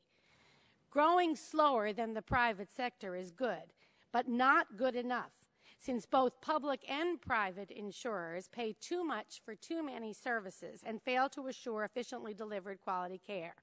That's why the Affordable Care Act goes beyond tightening fee-for-service payments to pursue a strategy of payment and delivery reform and creates the IPAB to assure effective results. The strategy includes payment reductions for overpriced or undesirable behavior and bonuses or rewards for good behavior, most especially for payment arrangements that reward providers for coordinated, integrated care efficiently delivered. These reforms have the potential to transform both Medicare and, by partnership and example, the nation's healthcare delivery system to provide better quality care at lower costs. But their achievement and implementation cannot be assumed. That's why the IPAB exists, to recommend ways to achieve specified reductions in Medicare spending by changing payments to healthcare providers. In essence, IPAB serves to inform and assure congressional action to keep Medicare spending under control. Some legislators have proposed to repeal the IPAB, but along with about 100 health policy experts who recently wrote congressional leaders in support of IPAB, I see that effort as sorely misguided. As we wrote, the IPAB enables Congress to mobilize the expertise of professionals to assemble evidence and assure that the Medicare program acts on the lessons of the payment and delivery innovations the Affordable Care Act seeks to promote. I'd contrast the ACA strategy to strengthen Medicare, including with the inclusion of IPAB, with the alternative strategy, not only to repeal IPAB, but also to eliminate Medicare for future beneficiaries, replacing it with vouchers for the purchase of private insurers, vouchers that take advantage of all Medicare payment reductions included in the Affordable Care Act. The Congressional Budget Office analysis shows that such action would not slow health care cost growth. Rather, it would increase insurance costs and shift responsibility for paying most of them onto seniors, doubling out-of-pocket costs for the typical senior, 65-year-old, from about $6,000 to $12,000 in 2022, with out-of-pocket spending for beneficiaries growing even further in the future as the gap between Medicare, slower cost growth, and private insurance, faster cost growth, would increase. Medicare is clearly given Medicare's track record relative to private insurance in delivering benefits and controlling costs, morphing Medicare into a private insurance market simply makes no sense. Medicare is clearly doing its part to control spending and to bring the rate of spending growth under control. That healthcare spending growth is not fundamentally a Medicare problem, it's a health system problem. Medicare can only go so far on its own to promote efficiencies without partnership with the private sector. Effective payment and delivery reform requires an all-payer partnership to assure that providers actually change their behavior, rather than looking to favor some patients over others or to pit one payer against another. Rather than moving to abandon IPAB, which supports Medicare's continued and improved efficiency, Congress should therefore modify IPAB's current spending target to apply not just to Medicare, but to private insurance, indeed to all health care spending, and extend its authorities to trigger recommendations for all payer payment reform if the target is breached. Only payment efficiencies that apply to all payers can assure Medicare and all Americans the affordable quality care we deserve. Thank you, Mr. Chairman. Chair thanks, gentlelady, and recognizes gentleman Mr. Roy for 5 minutes. Chairman Pitts, Ranking Member Pallone, and members of the Health Subcommittee. Is your mic on? Let's see. There we go. Chairman Pitts, there we go. Ranking Member Pallone, members of the Health Subcommittee, thanks for inviting me to speak with you today about IPAB. My name is Ovik Roy, and I'm a healthcare analyst at Moness, Crespi, Hart & Company, a securities firm in New York. In that capacity, I recommend healthcare investments to our clients who represent the largest investment firms in the world. In addition, I'm a senior fellow in healthcare at the Heartland Institute, in which capacity I conduct research on health policy with an emphasis on entitlement reform. In my remarks today, I'll focus on 4 questions. First, why is Medicare so expensive? Second, what's the best way to adjust the growth of Medicare spending while preserving high-quality care for seniors? Third, is IPAB likely to aid these goals?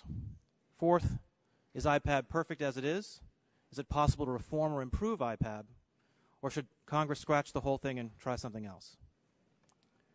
Why has Medicare spending gone through the roof? Many trees have been killed in search of answers to the question. But while there are many plausible drivers of Medicare's spending growth, the single biggest problem is this. it's easy to waste other people's money. It's like the difference between a cash bar and an open bar. At a cash bar, I might order a beer or a house wine, but at the open bar, I'd probably ask for a fine Kentucky bourbon, especially if Congressman Guthrie and Whitfield come back. Price becomes no object in such a system, and Medicare is more like that open bar. As a result, seniors tend to be entirely unaware of how expensive their treatments are and have no incentive to avoid unnecessary or overpriced care. Studies show that spending has increased most rapidly in those areas of health care where individuals bore the least responsibility for their own expenses. So what should Congress do? There are three ways to deal with the Medicare cost problem. The first, which is what we do now, is to avoid hard choices by promising that we'll cover nearly every treatment, but underpay doctors and hospitals in compensation. The second approach, which we call rationing, is for Medicare to determine, either by congressional order or an expert panel, that certain treatments aren't cost effective and deny them to seniors who seek them out. The third option would be to let seniors decide by granting them more control over their own health dollars, either by increased cost sharing and or by allowing them to choose between different insurance plans with different benefit packages.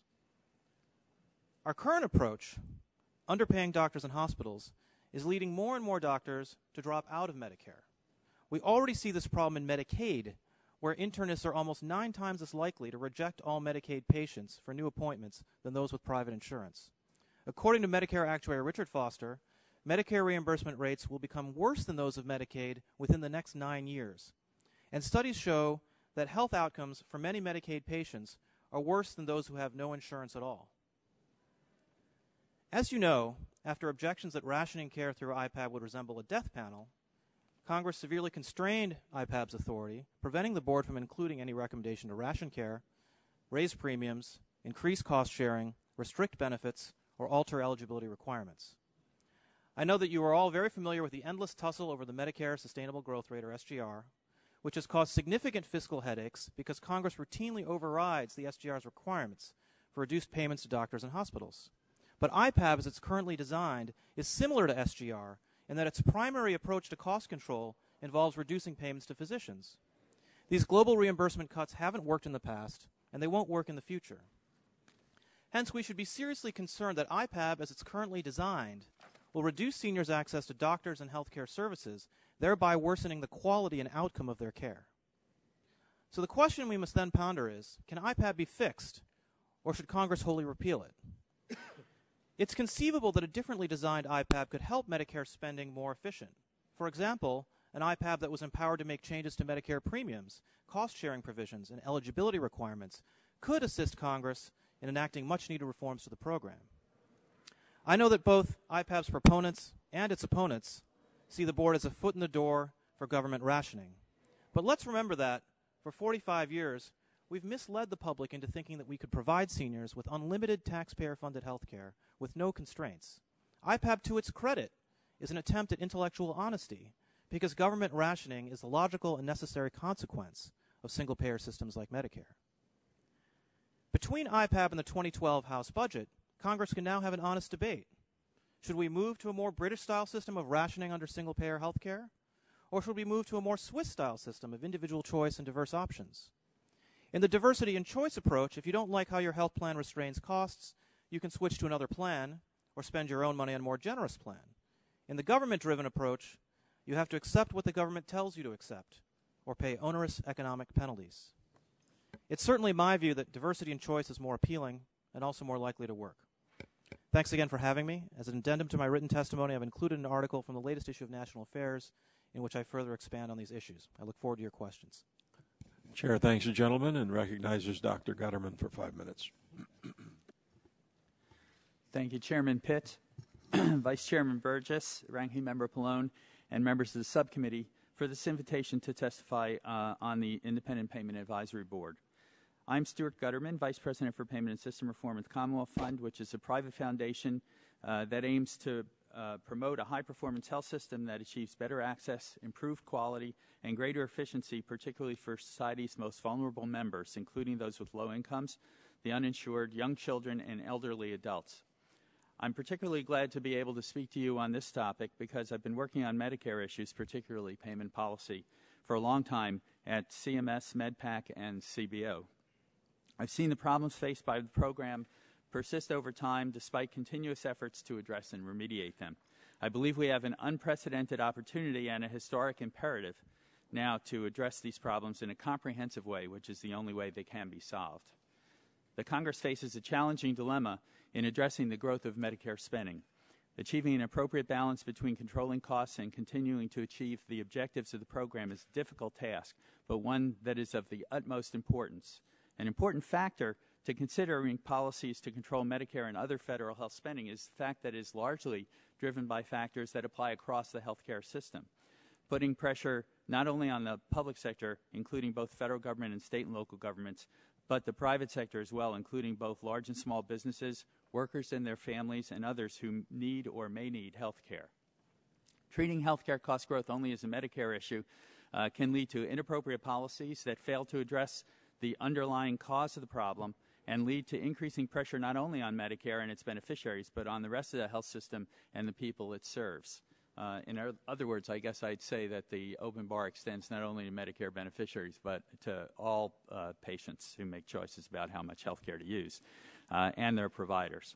The IPAB, if used appropriately, can serve as a helpful tool in attempting to address these issues. It should be viewed as an opportunity to focus the attention of policymakers both in the executive branch and the legislative branch, and in fact of stakeholders in state and local governments and the private sector as well, on action that in the end has to be taken to avoid an alternative that everybody should agree will be unpalatable.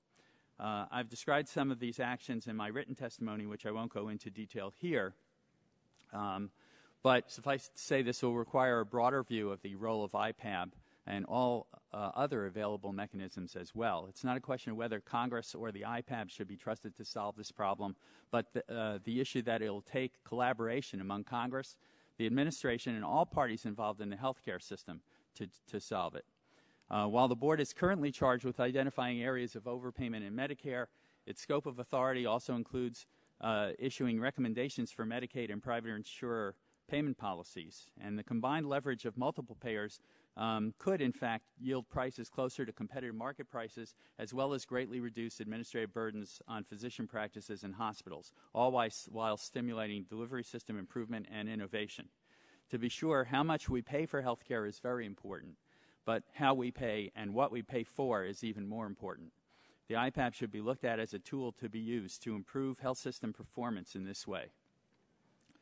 In this regard, an array of payment approaches can be designed to encourage providers to become more accountable for the quality and cost of care beneficiaries receive and reward them rather than punishing them, as the current system often does, for providing that type of care. In this regard, the IPAB can and should work closely with the new CMS Innovation Center. These innovations should be developed both from the top down, with the federal government leading the way, as well as from the bottom up, with federal government joining in initiatives developed and implemented by local stakeholders. The Affordable Care Act provides for testing innovative payment strategies, including broad authority for the Innovation Center to pilot test a broad array of payment and delivery system reforms.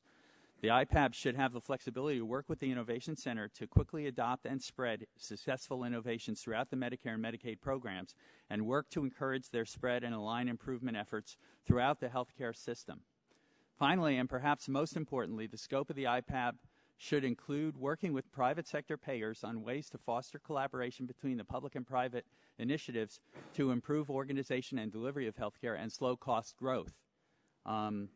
Given the CBO's finding that 55% of the projected increase in federal health spending over the next 25 years can be attributed to excess growth in healthcare costs throughout the healthcare sector, this problem plagues businesses, households, federal, state, and local government alike, and it seems clear the only way to reduce growth in federal health spending is to address the growth of total health spending. The emphasis, summing up, the emphasis of IPAB as part of a broader process should be on total health care costs rather than only federal spending, enhancing access and quality, being sensitive to distributional impact, including protecting the most vulnerable, emphasizing the need to improve performance, encouraging coherence and alignment of incentives across the entire healthcare system. Again, the IPAB can be useful as a vehicle for focusing attention on these most critical issues if all the public and private sector stakeholders can work together to make it so. Thanks for inviting me to participate in this hearing, and I'm honored to be here before the subcommittee and with these distinguished panels, and look forward to the rest of the discussion. Chair thanks the gentleman and recognizes Dr. Gottlieb for 5 minutes.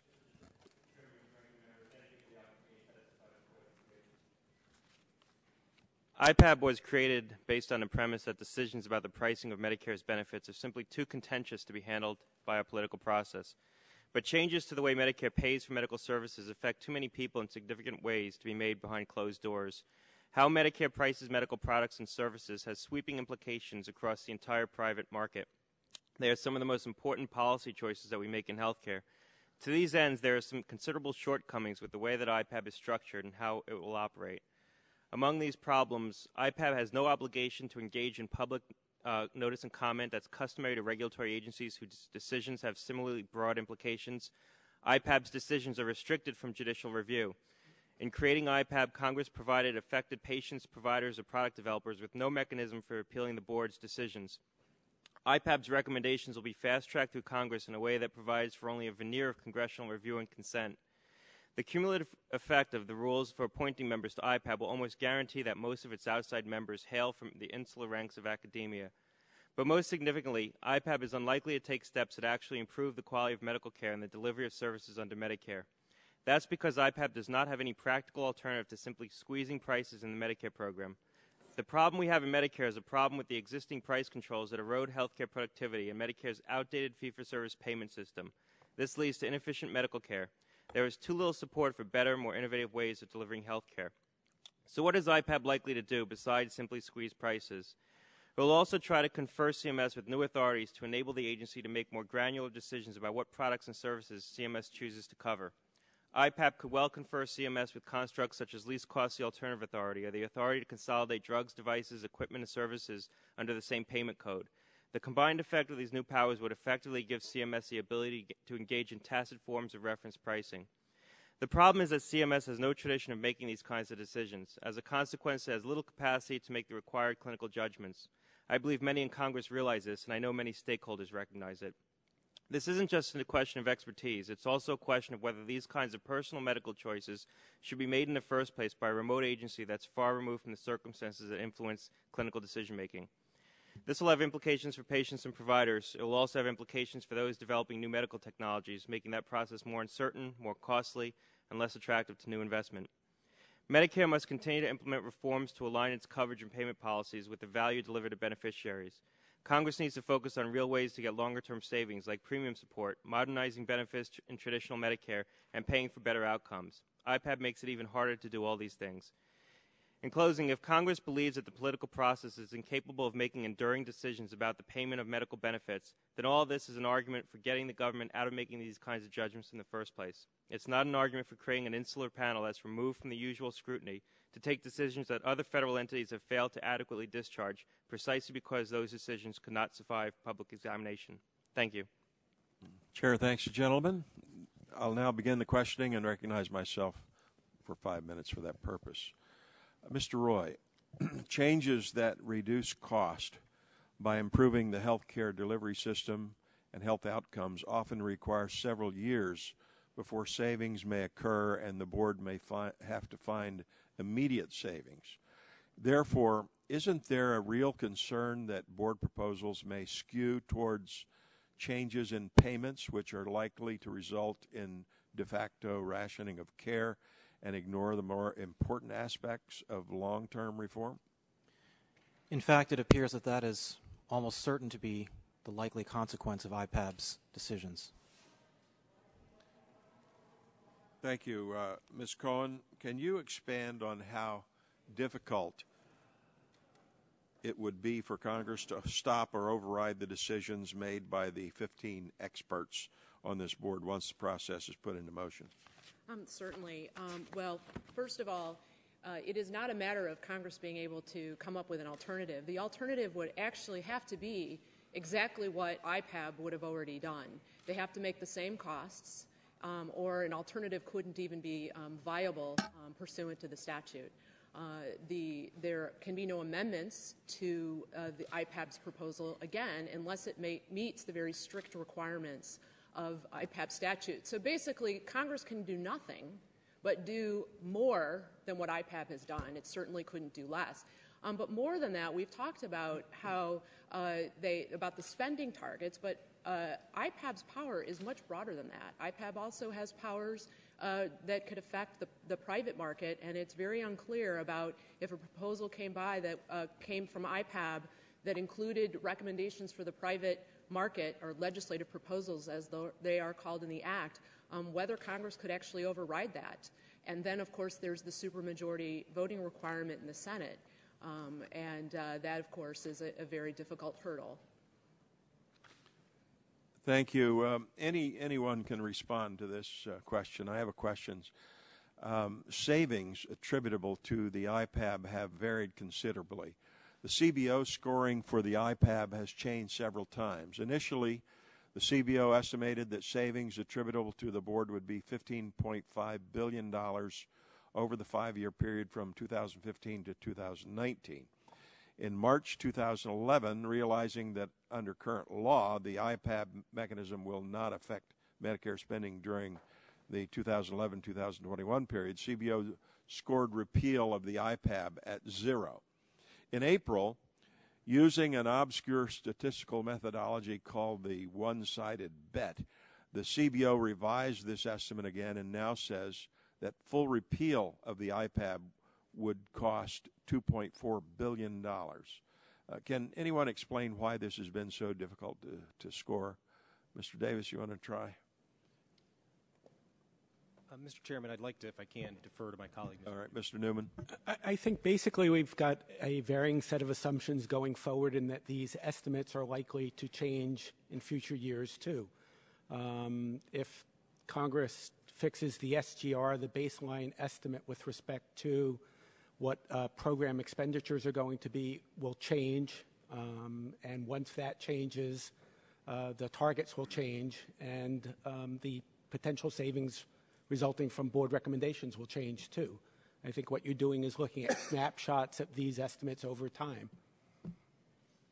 All right, thank you.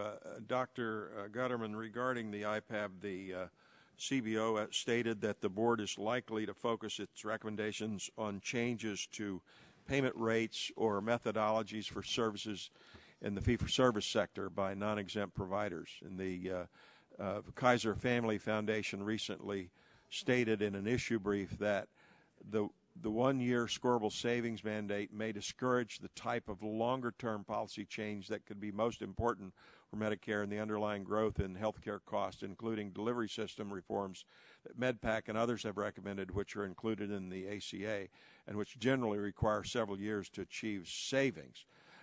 Would you agree with this assessment from both the CBO and Kaiser Foundation? I would suggest that the IPAB, since it doesn't exist yet, what it focuses on will depend a lot on the environment in which it operates. And I would envision IPAB as working closely with the Innovation Center to incorporate some of the best policies that were enacted in the Affordable Care Act and other policy ideas as well. I would hope that IPAB wouldn't be an either-or proposition, that you'd either take IPAB or the Congress or some other party, but that it would be people working together to try to find the best policies available to accomplish the goals that IPAB was established for, which is to slow Medicare spending and, more broadly, to slow health care spending. Chair, thanks. Gentlemen, my time's expired. Okay. Chair recognizes Ms. Schakowsky for 5 minutes for questions. I thank you, Mr. Chairman and Mr. Pallone, for letting me go out of order. Mr. Roy, I have to say that I am deeply offended by your open bar analogy. It's like saying, oh, honey, now that we're 65, I can get breast cancer and you can have that heart attack. And we are now able to get, I can get a PET scan and an MRI and a CAT scan, as if older Americans are making those kinds of decisions. Or, as I think Dr.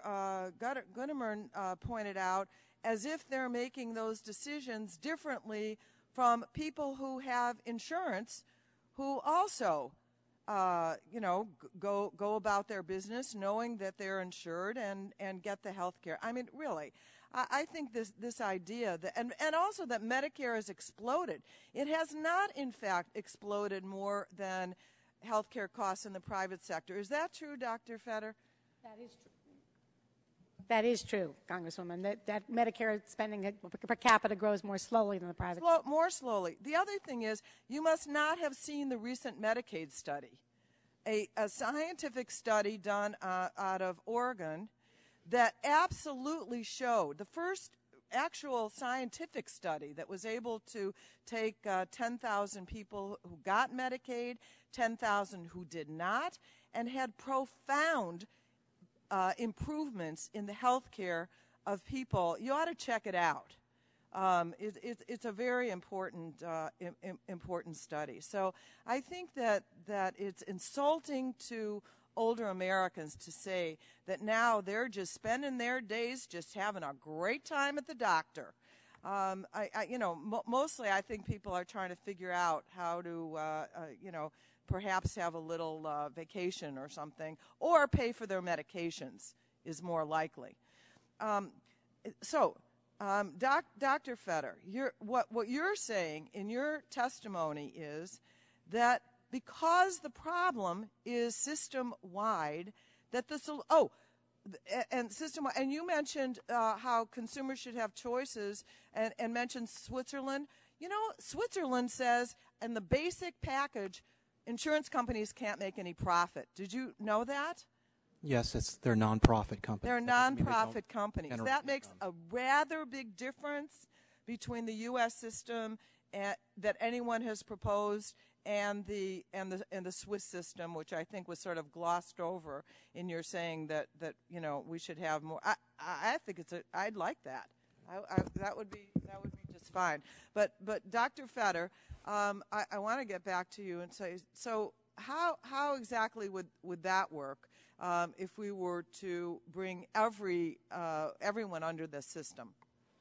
Well, Ms. Schakowsky, as you know, the Independent Payment Advisory Board is now authorized to make recommendations for the private sector, but they are not binding. There's not an overall target. There's a target on Medicare alone. And since, as you say, and I agree, the problem is system-wide, we could modify that target, that authorization, to apply to all of healthcare spending, because Medicare and private spending are driven by the same factors and can be most effective if their payment mechanisms are aligned.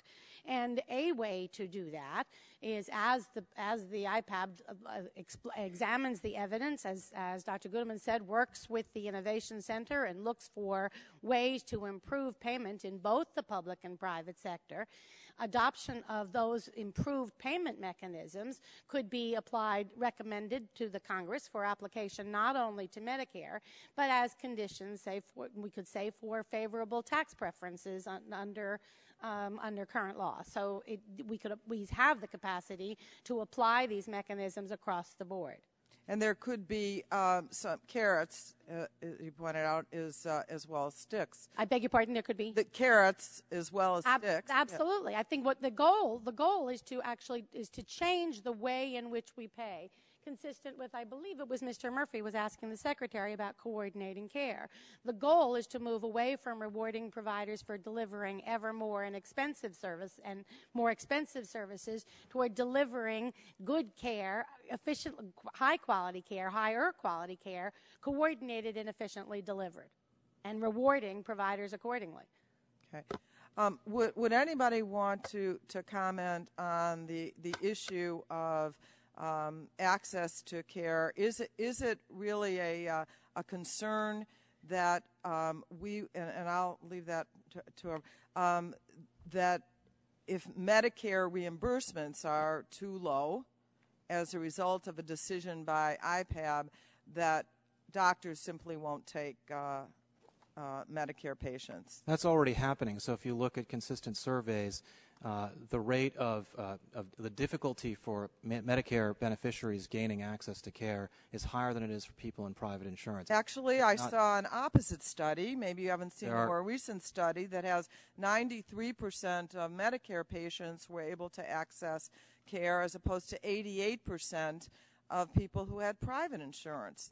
The consistent consensus of all the data is that Medicare access to care for Medicare beneficiaries is worse, and I recommend that you talk to the physicians in your district, and I think they'll agree. I have to take issue with that. That is not consistent evidence that MedPAC finds that through the surveys that they do, that the access that Medicare beneficiaries have access in the vast majority of communities around the country. There are variations, and that in many respects, if not most, or if not all, it is the access is superior to those for private insurance. Thank you. My time has actually run out. I don't know, Mr. Chairman, if Dr. Goodman if I can add one more comment, any issues there are with current or future access problems for Medicare beneficiaries probably attributable to the sustainable growth rate mechanism, which is kind of a separate issue from the IPAB. And I'd also point out that CBO's estimate of the impact of the whole Affordable Care Act on Medicare spending was that the projected increase pre the ACA of 94% over the next 10 years would be reduced to an increase of 71% over the next 10 years in Medicare spending. I think that could hardly be described as rationing care or starving providers. Okay, Chair thanks the gentlelady and recognizes Dr. Burgess for 5 minutes for questions. Thank you, Mr. Chairman. Let me just say on the issue of access to care, Mr. Roy, I have talked to the doctors in Janikowski's district, and they tell me to a man and a woman that they are in deep trouble because they cannot afford the cost of delivering their care. Now, true enough, MedPAC came to this panel, I think it was in the last Congress, testified to us that there were not access issues that they had identified, and then Glenn Hackbarth has visited me since then saying he is becoming concerned about people, particularly seniors who move. And when does that happen? Oh, I want to be closer to the grandkids. So they move to a new city or location, and there they find the door is closed. And if this Congress continues to bury its head in the sand about that, we're going to find that the world becomes very, very hostile. Now, Mr. Roy, let me just tell you, I was not offended by your open bar analogy. I do not drink myself, but I thought it was apropos. And, you know, the President of the United States, when he had the Republicans down 3 or 4 or 5 weeks ago to the White House, big reception in the East Room, and he wanted to drive a point home with us. And I think the point he wanted to make was that drugs cost too much. But the point he made was that during the, and it's not a HIPAA violation because he told us in an open forum, in the election, he developed a rash on his back. And he was concerned about it. So we went to a doctor who's prescribed some goop to put on it. And he put the goop, he didn't use the word goop, I made that up. But he put this cream on it for the prescribed time. And it might have helped a little bit, but not so much. So we had it refilled. He had a little prescription card. It cost him $5 to get it refilled. So we went down and had it refilled. And then he was on the campaign trail, and he ran out. So what to do? He went to a pharmacist, explained to the pharmacist his dilemma, got the prescription transferred via the miracle of electronic records, and the pharmacist bagged it up for him and said, that'll be $400. And the president looked at the pharmacist and said, you know, this rash is not that bad. And at that point, the president became an informed consumer and was spending his health care dollars wisely. Now, people do argue that, well, wait a minute, you go into that sort of system and people will not get health care when they need it. He also pointed out to us, and I did not know this, but apparently one of his daughters was gravely ill when she was very young, and he went to the emergency room with her, and the doctor explained the diagnosis and what would have to be done and what he proposed. And the president, then not the president, but he said, do whatever it takes. And of course he did. He behaved in a rational fashion that you would expect, what you would expect a father to do when their child is gravely ill. He did not question cost. So I guess the point I'm trying to make is the president actually articulated a strategy for consumer-directed health care that I thought was phenomenal for him to admit. Now, we had some hearings leading up to the Affordable Care Act. We didn't have hearings that I thought really would have gotten to the issue of the cost of delivering care. If we were serious about that, we should have invited Mitch Daniels in here and said, how did you do it with your Healthy Indiana plan? Now, Dr. Fader is saying that the cost of Medicare grows more slowly than other areas. I don't think that is accurate, and I'd like to hear Dr. Gottlieb or perhaps Ms. Cohen weigh in on that, and you too, Mr. Roy. But we never heard from someone who is actually making it happen on the ground. A Healthy Indiana program cost went down by 11% over 2 years. So even if we accept the figures that I believe are wrong that Dr. Fader is talking about, why wouldn't we do something that's even better than that, which was look into consumer-directed healthcare? Because, as the President so correctly articulated, something magic happens when people spend their own money. Now we're left with this Independent Payment Advisory Board that's going to tell us how to magically spend less money.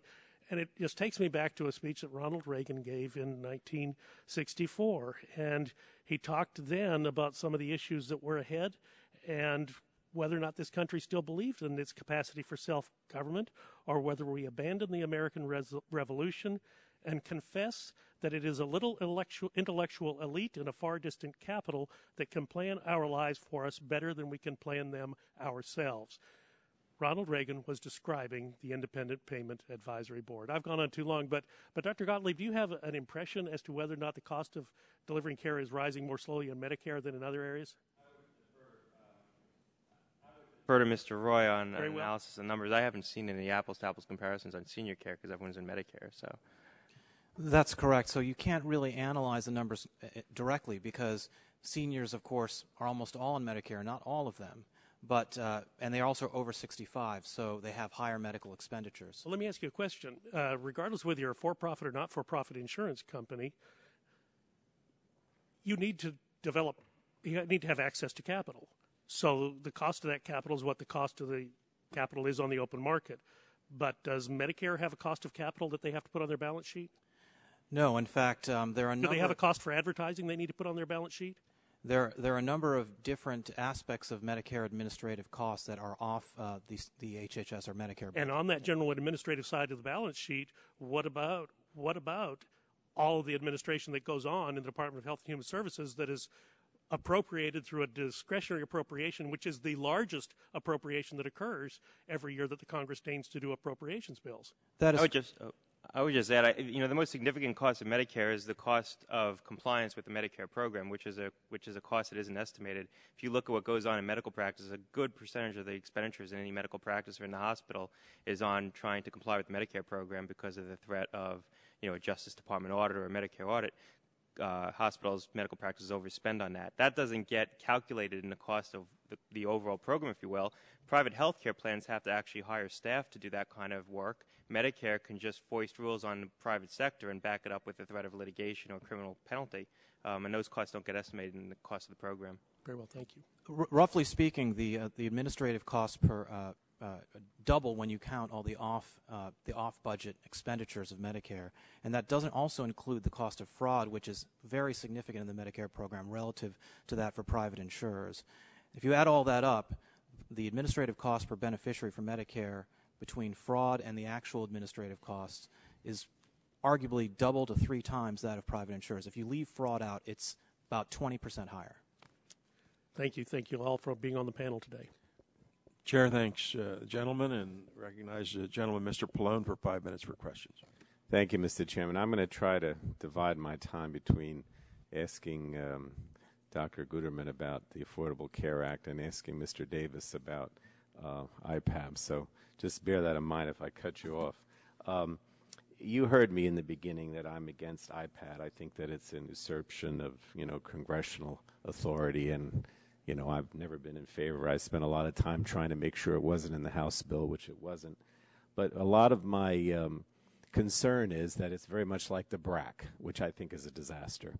And the concern about the BRAC is that it's totally stacked against Congress. I mean, I don't like the idea to begin with because it takes away congressional authority and gives it to the executive or an independent commission. But I also think it's stacked. There's no way we're ever going to overturn a BRAC decision. We've had 3 BRACs since I've been here. Every time we try to overturn it, we fail. And it's just, that's it. There's no congressional input.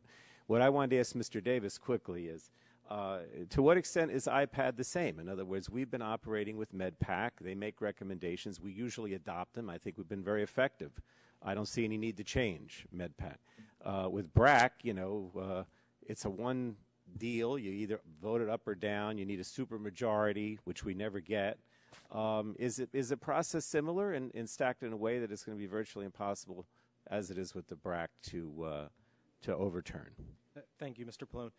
And I'm asking him as opposed to the D or R witnesses because I'm trying to be, not that you're biased, but I'm trying to get an unbiased opinion. Go ahead. Yes, Mr. Pallone. As you said in your opening comments, there are very many similarities between the IPAB model and the Base Closure Commission. Principally is, as you indicated, that this is a commission that makes recommendations that go into force unless Congress stops them. That's also, of course, the case with IPAB. And whether under this procedure there are certain supermajorities that are required to overturn IPAB, and some of them, frankly, are de facto supermajorities, as they are with BRAC. The idea that if Congress were to put forward something different, it would be vetoed and require a two-thirds override in both chambers. So in that way, it is similar to the base closure process. There are two differences I would highlight, though. The first is that Congress, unlike under BRAC, can change the procedures, or rather change the recommendations of IPAB as long as they fit within the same fiscal targets. That, as you know, is not the case with BRAC, where it's simply a up or down vote. Others have pointed out another difference, frankly, with BRAC, in simply that it's related only to facilities, while, of course, very important, can be thought of as very different to a sweeping policy area such as Medicare or health care reform. So I think in some there's similarities and differences. All right, thank you. I appreciate that. Now let me ask Dr. Gutterman. I don't know if I was going to ask Judy Fetter to jump in too, but I don't know if we have time. I believe very strongly. The reason I didn't, I'm opposed to IPAB, but one of the reasons I also was opposed to it was because I thought that in the Affordable Care Act that we did a very good job about keeping costs down, and that we put together under Medicare and under the Affordable Care Act a sustainable trajectory, if you will, for the next generation with all the things that we did. And we don't need IPAB, not necessary. So what I wanted to ask you is if you could outline how the Affordable Care Act's approach to reducing health costs is effective. Don't get into IPAB. I mean, to what extent do we set up a sustainable Medicare program here and get towards the costs without IPAB, with the other things? In 1 minute or so. Okay. The Affordable Care Act laid out a number of tools that one could use to build a better healthcare system, and that's really the answer. It's not a matter of how much we pay so much as how we pay and what we pay for in healthcare and how healthcare is organized and delivered that needs to be addressed. And the Affordable Care Act, through the Innovation Center, through the Medicare Medicaid Coordination Office.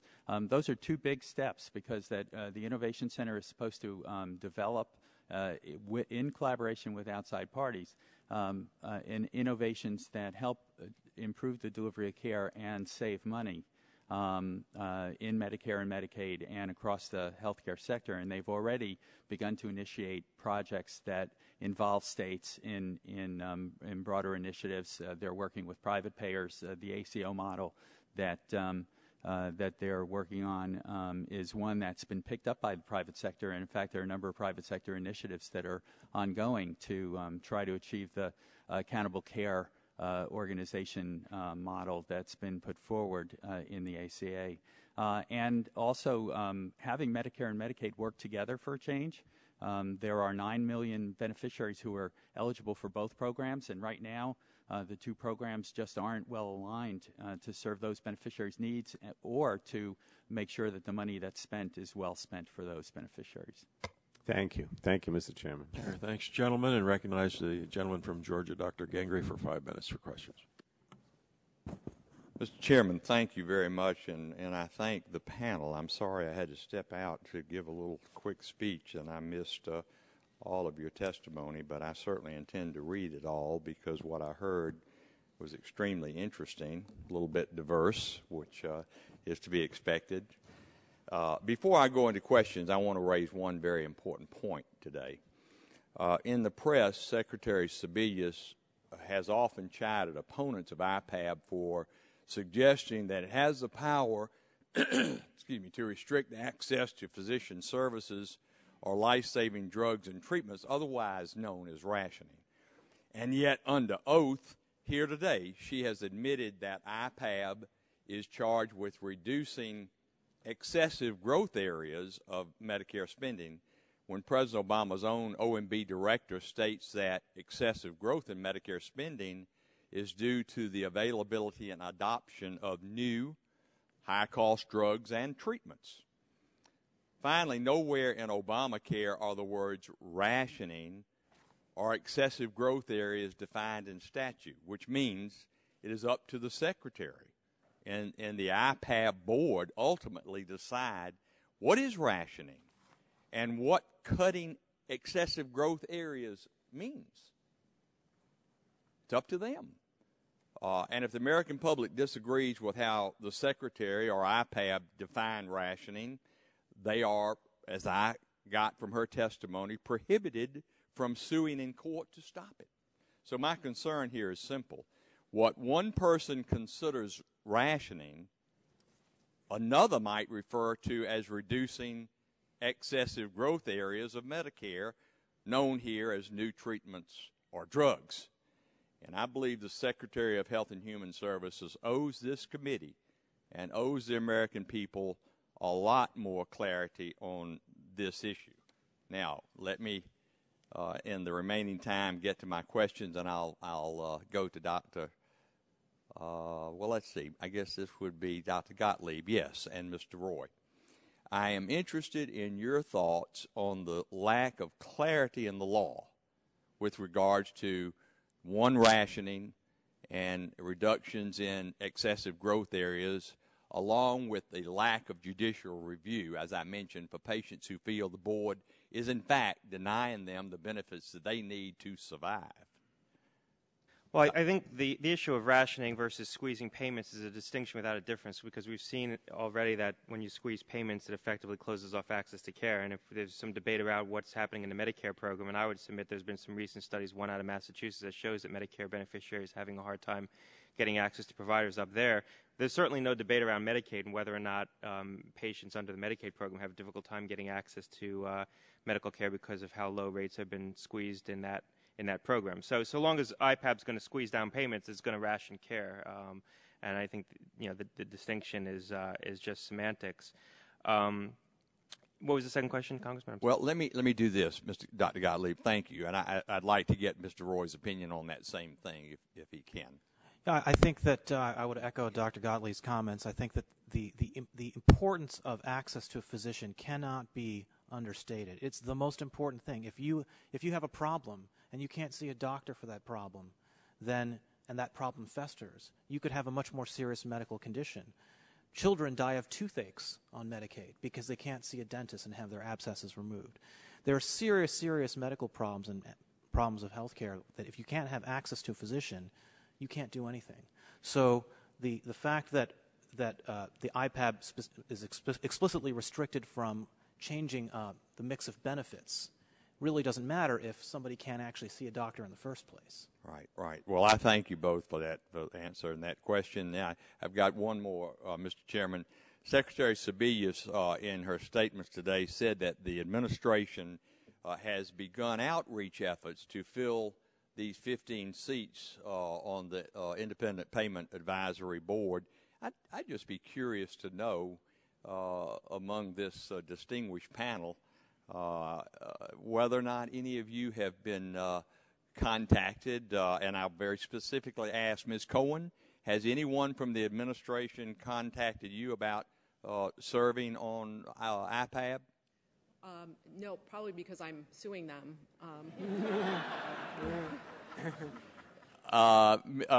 Ms. Fetter, Judy Fetter, has anyone from the administration contacted you about this? Well, I've actually had lots of discussions about various aspects of the Affordable Care Act with the administration, and indicated that I would be proud to serve on the Independent Payment Advisory Board. So the answer is yes. Not That sounds like a yes to me. asked would be grossly overstated. Yeah, I take that as a yes. Mr. Roy, how about yourself? Have you been asked? I'm afraid not, and I like my current job, so I'm okay. Dr. Gottlieb? I have been asked by some Senate staff, and I indicated that I'd be interested in being nominated, but I wouldn't want to serve. My only reason for being nominated is I want to write an op-ed outlining why the president shouldn't pick me to serve on the board. So the response, Mr. Chairman, is that two of our panelists have been at least approached, and one is enthusiastic about the possibility of serving, and the other one is not. I thank you all very much for your response, and I yield back my time. If I might just Dr. Gutterman. Mr. Chairman, would you Go ahead. yield me another 15 seconds? Did I not ask Dr. Gutterman? No, you didn't. I apologize, Dr. Gutterman. Have you been approached? You don't need 15 seconds. No, I have not. You have not. Okay. All right. Thank you. And I yield Thanks, gentlemen. Recognize the gentlelady from California, Ms. Capps, for 5 minutes for questions. Thank you, Mr. Chairman. And Dr. Fetter, well, welcome to all of you, and thank you. It's a big panel, and thank you, each of you, for your testimony. I am in and out today, but it's my computer and my television set are all locked in so I could watch and listen. Dr. Fetter, the Republican plan for Medicare is to end it in 2022 and replace it with a limited voucher, whatever it needs to be called, with which to purchase a coverage on their own. Each senior then would have this opportunity or responsibility. It would solve the federal government's health care cost problems by asking seniors and those with disability to make sure that all the costs were covered, and using their voucher or subsidy or premium support to help them do this. The Congressional Budget Office estimates that the Republican budget would double annual costs despite this cost saving or cost shifting in the Ryan budget plan. The Republican budget would actually double the annual cost for Medicare by 2022 and nearly triple them by 2030. But this isn't just a problem for the future. Costs that large cannot be covered by our future seniors overnight. The Center for Economic and Policy Research looked into what these changes would mean for the retirement planning of people who are 54 or under today, which will be the first cohort of people who will live under, should the Ryan plan become actualized. They found that this plan would require that each senior would have to save about $182,000 for retirement over whatever they would be currently planning to save. Does this lead you to question the claim that the Republican budget doesn't hurt people today, only in the future? It does indeed, Ms. Capps, and I appreciate your drawing attention to the fact that it's not just about the future, it's about the current period. And I would add to the concern that you have raised about people becoming uncertain as to what they would have to pay for insurance, and at the time when they're struggling to put aside pensions for the future, as well as take care of their kids, get them started and educated, that they would have to be putting money away to deal with future insurance costs seems to me an outrage. In addition to that, those who are talking about the repeal of the IPAB are also talking about the repeal of the Affordable Care Act. And so the protections that have been added for prescription drug costs, for preventive benefits, and other advantages that are available to current seniors, current beneficiaries, would also disappear. In addition, there would be an enormous, as this proposal has is set up, there would be a huge cliff that occurs at that year when that goes into effect, and that seems an enormous burden to put on people into the future. I would like to shift to the topic of Medicaid in just a minute, but I want you to respond briefly to many concerns that current seniors, today's Medicare recipients, are the ones who are voicing their concerns about this change in plan, even though they have been reassured that nothing will happen to them. There is a concern, and I haven't been able to address it. I wondered if you could, about what's to stop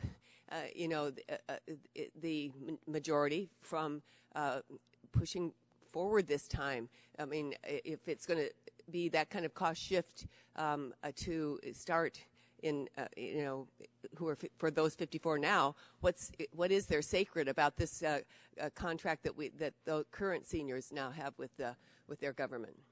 Since the people who would be affected in 2022 are paying in to Medicare for Medicare benefits as we speak, and they are expecting benefits, if the Congress is to changes that contract, there's nothing to say that they couldn't change the contract for those currently on Medicare. Now, similarly, the Republican plan for Medicaid would also slash payments to states starting in just 2 years. It would be sort of a block grant approach to Medicaid. The match that is now guaranteed, the federal portion of it, would no longer be in the same way. I'm from California, and boy, there's tremendous concern about this because our state has terrific economic challenges with lots of people receiving Medicaid benefits, and to have this double whammy to the state of having to pick up more of the piece, which is apparently what is intended. Maybe you will explain what the cuts to Medicaid would have any effect on Medicare beneficiaries, some of them being dually eligible. The Republican budget calls for a cut in federal funding to the states for Medicaid of about $750 billion. It is a huge cut in the resources going to states to support a population which, as we all know and are discussing with respect to Medicare, is aging and becoming increasingly in need of care. About a third of Medicaid spending is for long-term care services, long-term services and support, some in nursing homes, some outside nursing homes. The elderly, along with younger people with disabilities, but the elderly are primary beneficiaries. They are also beneficiaries of Medicare. We have improved services in recent years to try to get people who need long-term care services at home and in the community where they want to stay and not go into nursing homes. Those, as well as a host of other services for dual eligibles, Medicare beneficiaries who are also dependent on Medicaid, would be tremendously at risk, as we know from what states are already considering as cuts in benefits. Thank you, Dr. Fetter. Chair, thanks. Gentlelady, recognize the gentleman from Kentucky. Mr. Guthrie, 5 minutes. Thank you, Mr. Chairman. Thank you for coming. I talked with the Secretary earlier today, and here's my concern. And people have paid into Medicare. And it's not $1 in, you get $1 out. I understand that. But we have a study from the Urban Institute that says people average about $100,000 or a little more into Medicare and take out about $300,000.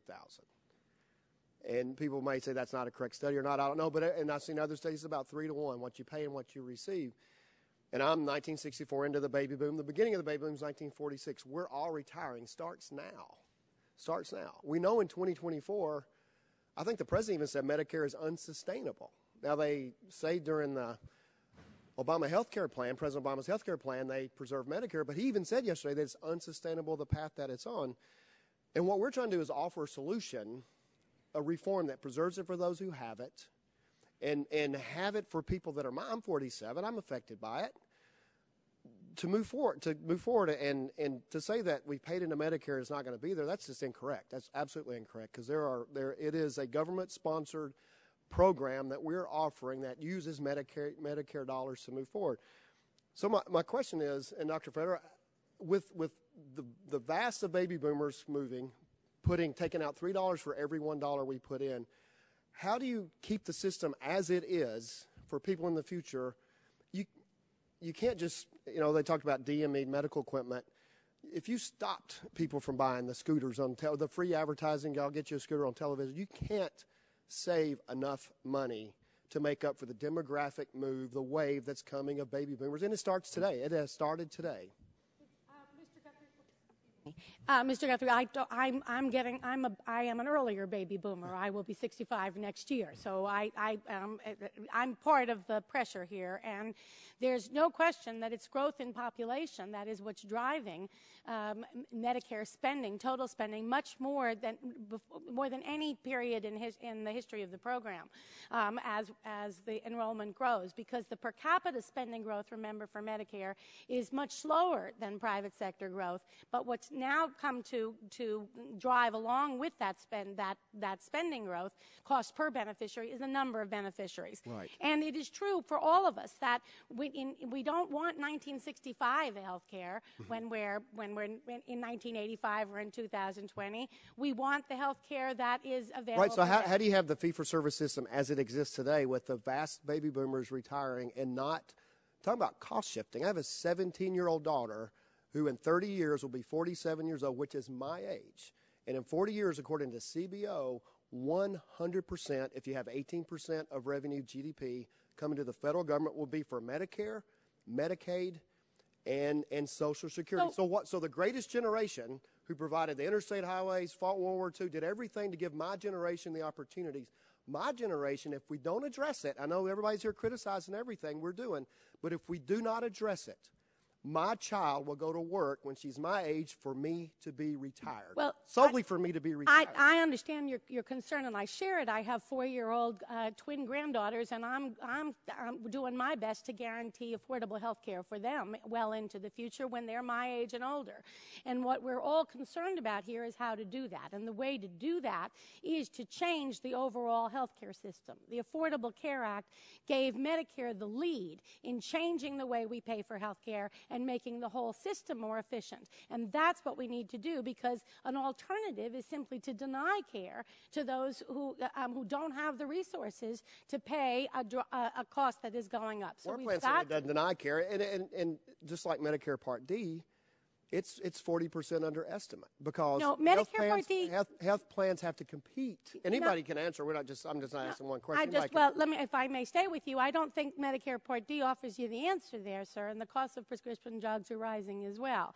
We need to make the system more efficient. I'm about out of time. Yeah, I'm sorry to cut you up. I only got 40 seconds. No, I think that one of the things that we see with the CBO projections is the CBO consistently underestimates the importance of cost shifting in medical expenditures. So Medicare Part D has a significant cost sharing component, which is the donut hole, the so-called donut hole, which is now going away. But that donut hole is a big part of the reason, along with the choice in plans, that Medicare Part D has come in 40% under budget. Whereas with the conventional, traditional parts of the program, expenditures have skyrocketed out of control because there's been minimal cost sharing. And the administration wants people making $250,000 or more to pay more taxes. But they don't want them to pay more for their health care. And what our plan does, if you're at the lower end, you still get covered. And as you have the higher end, you'd pay more. And so instead of a $250,000 a year person at 65 years old paying more for their health care, they're going to send the bill to my 17-year-old daughter and my 16-year-old son and my 13-year-old daughter. I would make a point about that, which is that because medical expenditures grow at faster than the rate of GDP, you can never raise taxes fast enough to compensate for the rise in healthcare spending. So it's always much more efficient if you want to means test on the spending side rather than on the taxation side. Chair, thanks, gentlemen. If I can. And recognize the gentleman from Texas, Mr. Gonzalez, for 5 minutes. Thank you very much, Mr. Chairman, and I really appreciate the testimony of all the witnesses. I may not agree with a few of you, but I do think that IPAB is actually one of the best approaches as trying to get a handle on what are exploding healthcare costs. And I think we all acknowledge that healthcare costs consumes too much of our GDP, that employers are no longer providing it to the degree that they used to provide it to their employees, that individuals in this country very likely cannot afford healthcare. It's that simple. That 50 cents out of every dollar spent on healthcare comes from some entity of government. And we're saying, and I share some of the real concerns of my colleagues on the other side of the aisle about where we're going to be and such. A generation that may have provided great opportunity for us, the interstate highway system, but I'll remind everybody that what Eisenhower and others did in the 50s to give us that interstate highway system was to, in essence, raise the gasoline tax, what would be the equivalent of 96 cents a gallon today. There's not one of my colleagues, and I hate to say it, I don't think I would vote on that myself today. So there's a difference that's going on out there as to what people are willing to pay for in this country and still expect to receive the benefit. I am concerned about something you said, Mr. Roy, and because in the United States, Either the government is subsidizing the payment for health care or the private sector is. But the individual consumer, and there is no other product or service that has that kind of status in this country that I'm aware of.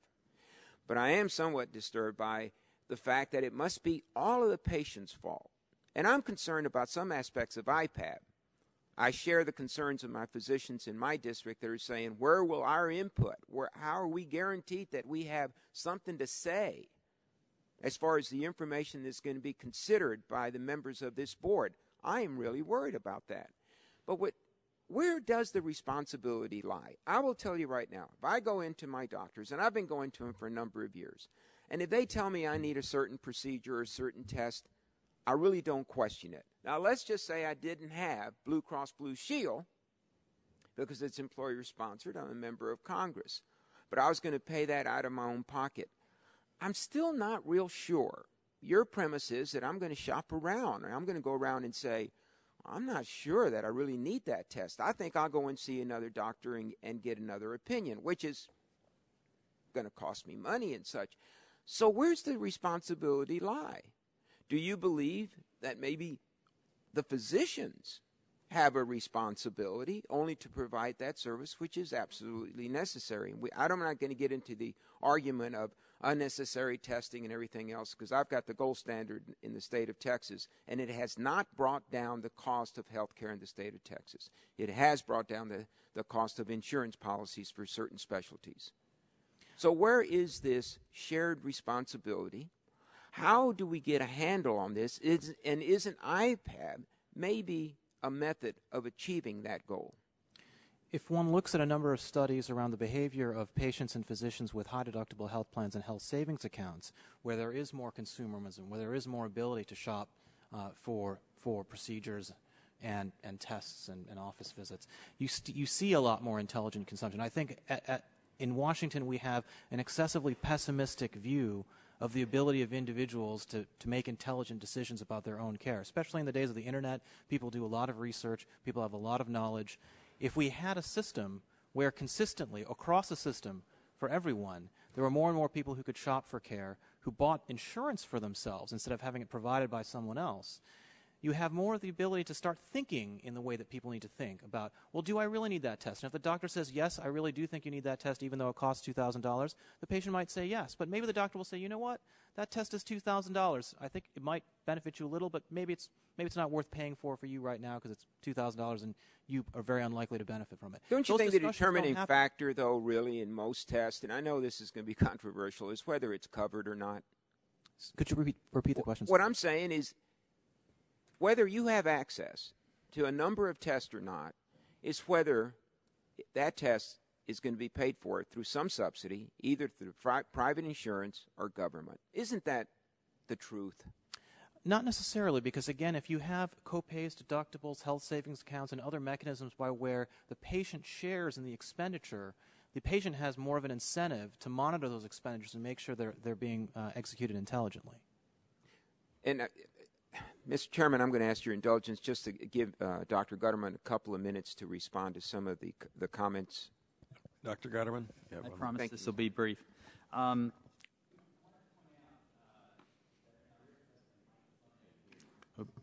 wanted to point out that in my written testimony, I point out that 58% of total Medicare spending is accounted for by 10% of Medicare beneficiaries who account for an average of $48,000 in Medicare costs.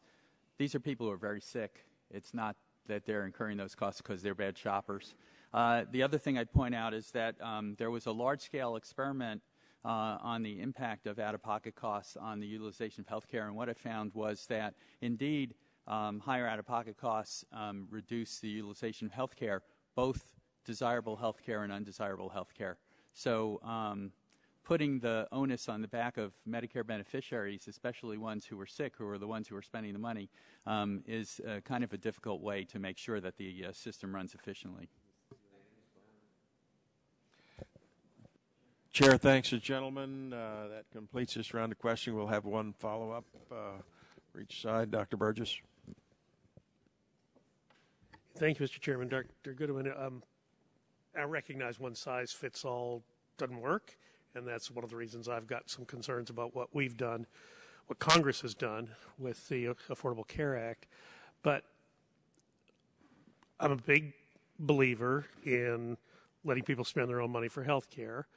But I also recognize that there are populations out there where this would not be the wisest course of action. Now, when I practiced medicine, I kind of considered myself to be, well, what I've learned now, we call it a medical home. But, I mean, I was always the one that arranged things for my patient. I always went the extra mile to do things that were not necessarily reimbursed, but were required as part of giving good care.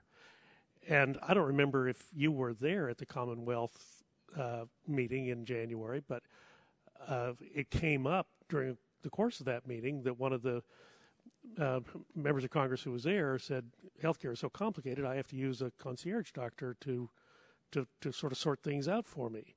And this was not a Republican member who said it. So it was kind of a shock to hear this come from a member of Congress. And I asked Don Berwick. Dr. Berwick was there. He was on that panel. I said, so Don, you just complained about 20% of your patients consuming 80% of your resources. Why don't you buy these folks a concierge doctor? Or why don't you directly contract with a physician to be responsible for a pool or panel of patients in the dual eligible world? I mean, we all know who those patients are. They're readily identifiable. They don't move around a lot. They stay in one place.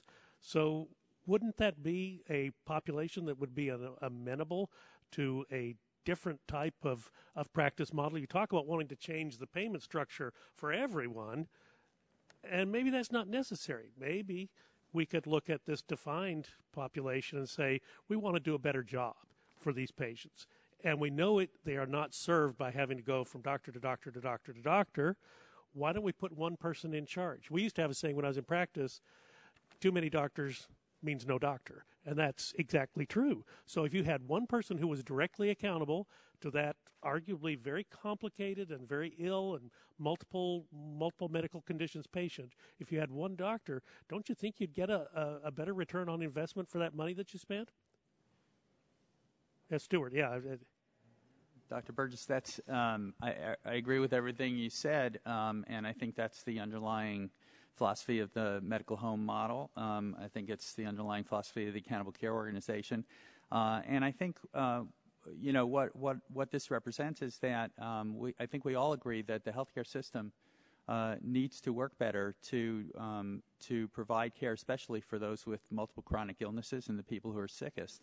And I think whatever approach you take, whether it's a but that's not new information. You said you've been working on this for 30 years. Where's the beef? The medical home model's been one that's been talked about and tried in limited scale. But and yet I'm the kind of doctor who was providing that type of care, and you basically ran me out of business. Right. By not paying the freight, by not paying for these activities. The problem is that in our current fee-for-service system, people get punished for doing the kind of care that you'd like to provide, and we hear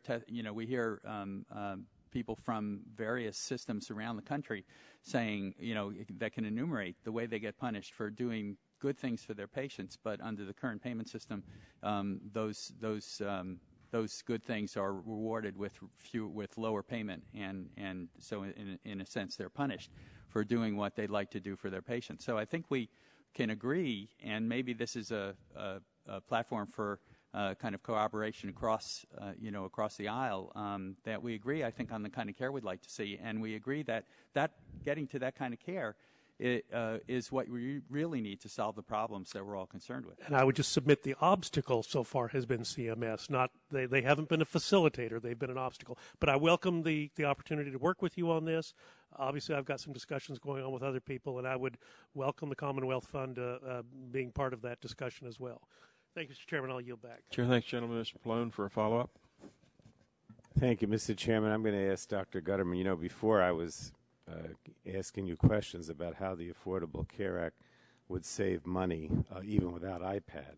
And I believe very strongly that it saves money, particularly for not only the government, but also for beneficiaries, as opposed to the Republican budget, which I think is going to cost Medicare beneficiaries a lot more. So I'm just going to ask you to compare and contrast the Affordable Care Act's approach to saving money and that of the Republican budget, particularly as beneficiaries are affected, if you would. Let me start by adding something I omitted in my answer to your previous question, and that is the Patient-Centered Outcomes Research Institute, which is charged, a public-private organization that's charged with producing evidence to help make better clinical decisions in the healthcare sector, which I think can only help. It's not like those decisions aren't being made every day, millions of times. It's just they're being made with too little information. But I guess rather than contrast the two approaches, I'd say that under both approaches, the problem's not solved unless we change the way healthcare is delivered and paid for. Because in the end, you need to control the cost of healthcare, and you need to control the way healthcare is delivered and the way it's targeted at the people who need it most, and providing the services that benefit people most. If you provide people with premium support, if the cost of health care isn't controlled, they're going to find themselves more and more left out of the market for health insurance. If you just rely on cutting payments alone, you're going to make access more difficult for Medicare beneficiaries. If you address more broader issues, either through the IPAB or other mechanisms that are already in place with the Affordable Care Act, then I think you can achieve what you want to achieve. And then, even perhaps make the Independent Payment Advisory Board unnecessary because you've controlled costs already and met their targets. Thank you. Dr. Cassidy, you came in, missed the first round. You have questions? Yes. Recognized for 5 minutes. I apologize for having to leave. Dr. Gutterman, I kind of had a schizophrenic approach to your testimony. Part of it I liked, and part of it I'm thinking, what's the guy thinking? So the part that I liked is where you mentioned that we have to take a global view. History clearly shows that Medicaid and Medicare will do a downward pressure upon their cost and shift that to the private sector. I mean, there's no mystery about that. I could almost stipulate that. There's a good article by one of the, maybe McKinsey, maybe somebody else, about the hydraulic effect. The more Medicare, the more social, the more Medicaid you have in your book of business, the greater the upward impact upon costs for small businesses in the private health insurance market. So what gives you kind of encouragement that IPAB, which is really just looking after the Medicare book of business, will not succumb to that same temptation that Medicare always has, and Medicaid specifically really has, to shift costs to the private sector? Okay.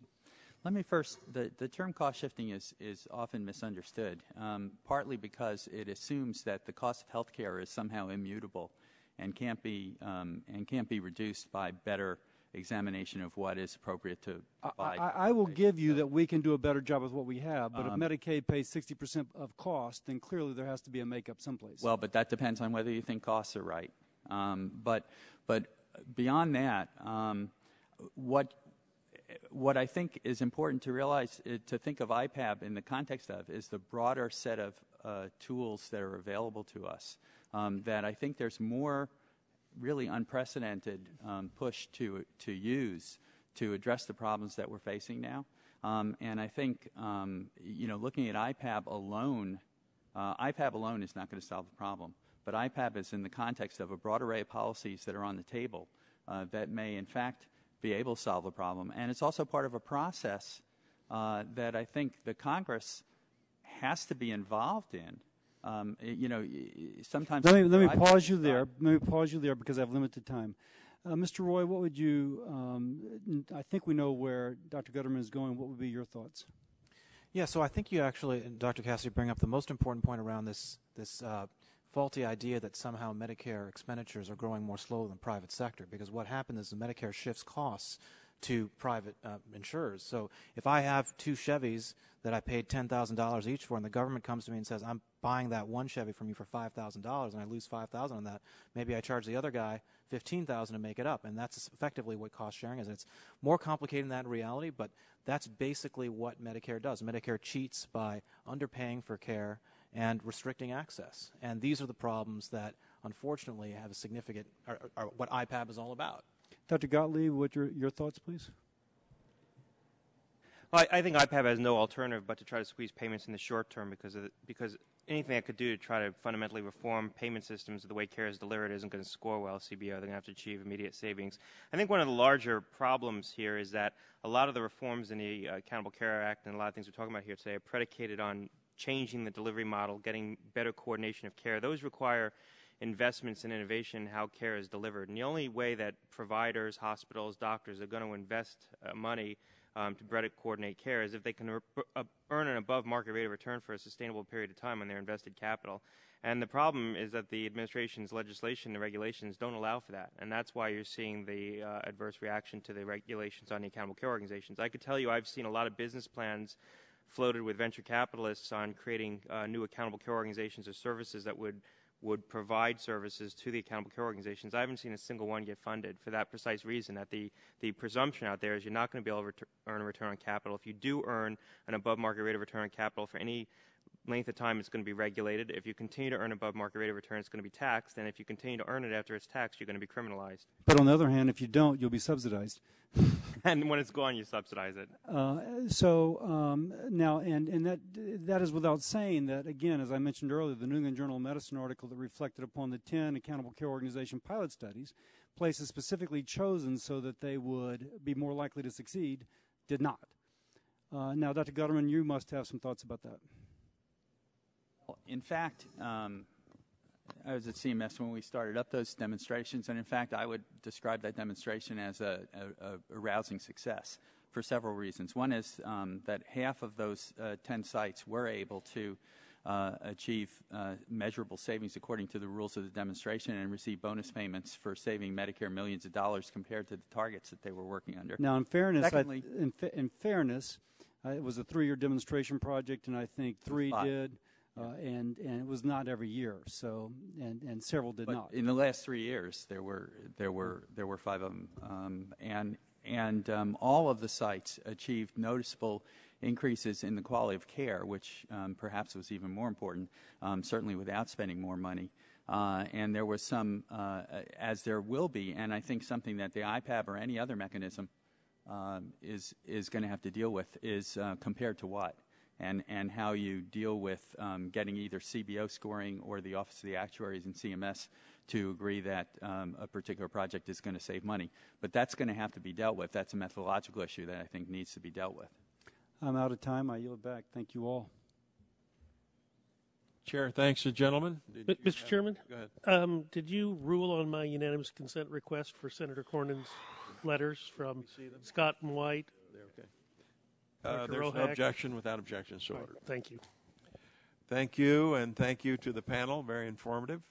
Appreciate your patience. We'll now change panels to a fourth panel, and I'll introduce the fourth panel as they come to the table.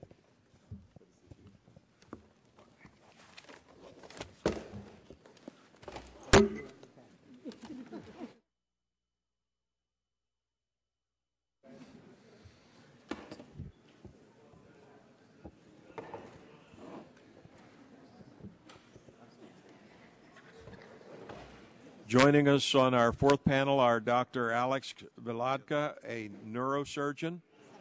He is the Chief Executive Officer at the Seton Brain and Spine Institute, Austin, Texas. He represents the Alliance for Specialty Medicine.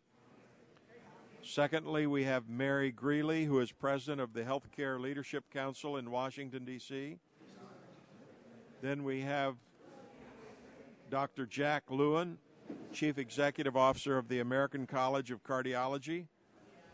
And fourthly, we have Teresa Morrow, who is the co-founder and president of Women Against Prostate Cancer.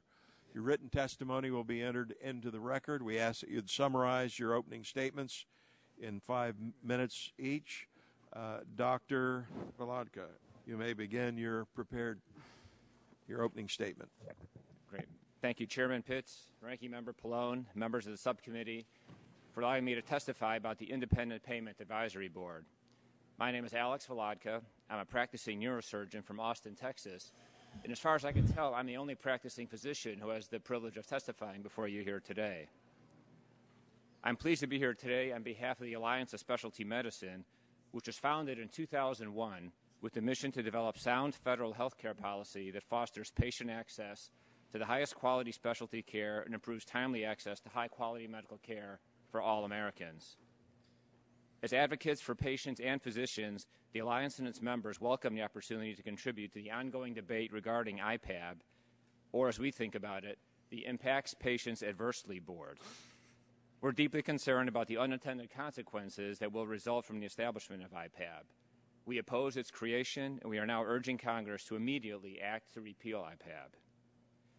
Now, I realize that by this time in our IPAB-a-thon here today, you've had an earful, and I don't want to be overly repetitive, but I do want to make you aware that America's specialty physicians have numerous concerns with both the concept of IPAB and its structure. First and foremost, the Alliance believes that under the IPAB, access to specialty care will be severely limited due in part to the additional payment cuts that it will impose on physicians. Medicare physician payments are already well below market rates, as we heard earlier today, and they continue to be subject to deep cuts as a result of the flawed SGR formula. Cuts to physician reimbursement under IPAB will only exacerbate those already imposed on physicians as a result of SGR cuts and other cuts that are going to occur each year as part of the Medicare physician fee schedule for things like problems with electronic health record, value-based quality modifiers, meaningful use requirements, and things of that type.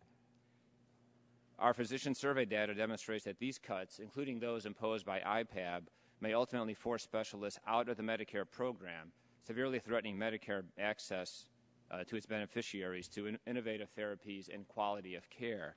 And to echo something that was said earlier today, participation in Medicare is not on or off. Many physicians still continue to participate, but they have to limit the number of Medicare patients they can see in their offices or otherwise provide access to. Our second concern is that IPAB lacks accountability, sets a dangerous precedent for overriding the normal legislative process. As drafted, the IPAB has little, if any, accountability to the Medicare beneficiaries whose health care will be affected by its decisions. And yet its recommendations will have the force of law if Congress fails or chooses not to act. The Alliance maintains that Congress should be the entity to legislate health care policy, not an independent board. An additional concern is that the limited transparency of IPAB proceedings severely limits congressional oversight of the Medicare program and replaces the transparency of hearings like this one with a less transparent process overseen by the executive branch, not the legislative branch. The IPAB statute also provides fast-track procedures for IPAB proposals, which will automatically become law unless Congress can act very quickly to amend the proposal. Congress already faces significant challenges in moving legislation through the regular legislative process, and we seriously doubt its ability to jump through all the procedural hoops within the required 7 months to override IPAB recommendations. Although its proponents argue that the IPAB is critical to holding down the growth in healthcare spending, providers representing nearly 40% of Medicare expenditures, including hospitals and nursing homes, are exempt from the reach of IPAB for several years. We agree with the CBO that this will place greater pressures to achieve savings on physicians, which, as I previously noted, will ultimately curtail seniors' timely access to specialty care. Finally, and again as discussed earlier today, the process for making appointments to the IPAB is imbalanced because appointments are made solely by the President. This structure also ensures that the board will have inadequate expertise, since it fails to include practicing clinicians like me, who can draw from firsthand experience when considering how proposed recommendations could impact the delivery of health care from both a patient and provider perspective. Although the Alliance recognizes the need to hold down the growth of Medicare costs, the IPAB is simply the wrong way to go.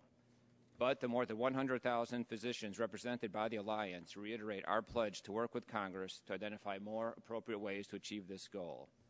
I ask that you make the same commitment and work with the medical community to meet the challenges facing our healthcare system and not leave these very important decisions to a group of 15 unelected and largely unaccountable individuals. Mr. Chairman, thank you again for allowing the Alliance to testify, and I'll be happy to answer any questions. Chair thanks the gentleman. Recognize Ms. Greeley for 5 minutes for opening statement. Chairman Pitts, Ranking Member Pallone, members of the subcommittee. On behalf of the members of the Healthcare Leadership Council, I want to thank you for the opportunity to testify on the ramifications of the Independent Payment Advisory Board, or IPAB, for patients and the U.S. healthcare system. Now, already today, you've heard a number of perspectives on IPAB.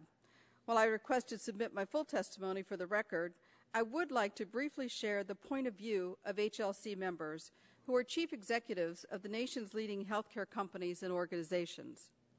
The views I express today reflect the conclusions of hospitals, academic health centers, insurers, pharmaceutical and medical device innovators, distributors, pharmacies, and other sectors within our healthcare system. Mr. Chairman, we fully agree that it is imperative to make Medicare a more cost-efficient program, that its current spending growth rates are unsustainable. The question is how to address this challenge in a way that strengthens and does not undermine the accessibility, the affordability, and quality of health care for Medicare beneficiaries and for all Americans. Now, there are different approaches available to Congress in pursuing this objective. On one hand, you have the direction embodied in IPAB to simply slash expenditures whenever spending exceeds a certain arbitrary level. Now, we can talk all we want about the expertise of those who conceivably would be serving on IPAB, but those credentials are largely irrelevant. IPAB isn't designed to develop meaningful long-term reforms to strengthen the value of the Medicare program. Rather, its mandate is to achieve immediate, scorable savings. Now, according to analysis from the Congressional Budget Office and the Kaiser Family Foundation, this imperative to make immediate reductions means that IPAB's course of action will likely focus on reducing payments to providers. The impact of this action is easy to predict. Today, as we've heard, an increasing number of physicians are restricting the number of Medicare patients that they see in their practice because of low payment rates. According to a survey of the American Medical Association's members, that number includes 1 of every 3 primary care physicians. Now, if IPAB, as expected, cuts payment rates to even lower levels, then we will almost certainly see more physicians unable to treat Medicare beneficiaries, and access will become a more critical issue. With those 80 million baby boomers entering the Medicare program at an average of 9,000 per day, and the projected physician shortages already on the horizon, we could find ourselves on the verge of a healthcare access perfect storm that will hit seniors the hardest. These payment cuts also will likely result in greater cost shifting to private payers and their beneficiaries. It should also be noted that IPAB will function much as that deadly robot in the Terminator movies. It will have a single-minded, relentless focus on achieving its cost-cutting function. There is no statutory latitude to take into consideration unforeseen public health concerns that may, in the short term, necessitate more, not less, healthcare spending. It does not take into consideration the potential of new medicines and devices that may have high upfront cost, but that will reduce Medicare spending in the long run.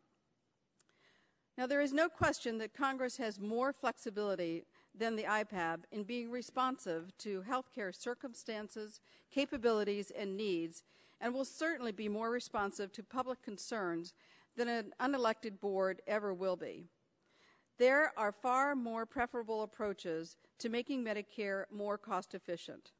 There are multiple provisions, for example, as we've heard today, within the Patient Protection and Affordable Care Act that are focused on moving away from the fee-for-service model and aligning incentives to reward providers for high-quality, cost-effective care. We should give these reforms an opportunity to work before we think of turning to an approach as extreme as the IPAB. Also, throughout the country, private sector healthcare providers are demonstrating innovative ways to generate better health outcomes with less cost.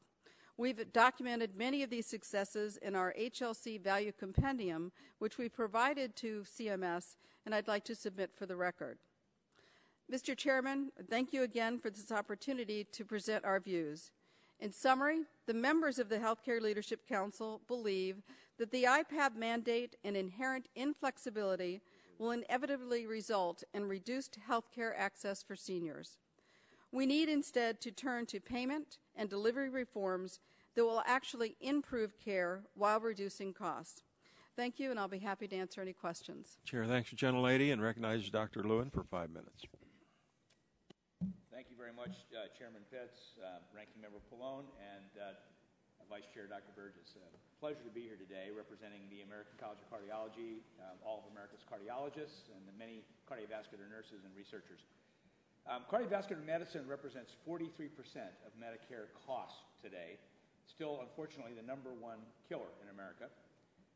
Yet, we have made some real progress. In the last decade, morbidity and mortality for cardiovascular disease has gone down by 30% in the United States. And that's because of new imaging techniques, new procedures, new therapeutics, new approaches to prevention, but also because for the last decade, we've been able to take electronic tools, guidelines, performance measures, appropriate use criteria, and apply them closer and closer to the point of care to measure best evidence and get the best results, reducing unnecessary spending and activities. The Door to Balloon campaign is one approach where we've been able to speed the treatment of heart attacks in hospitals through system improvement using the data we collect in the registries we have in 2,500 U.S. hospitals.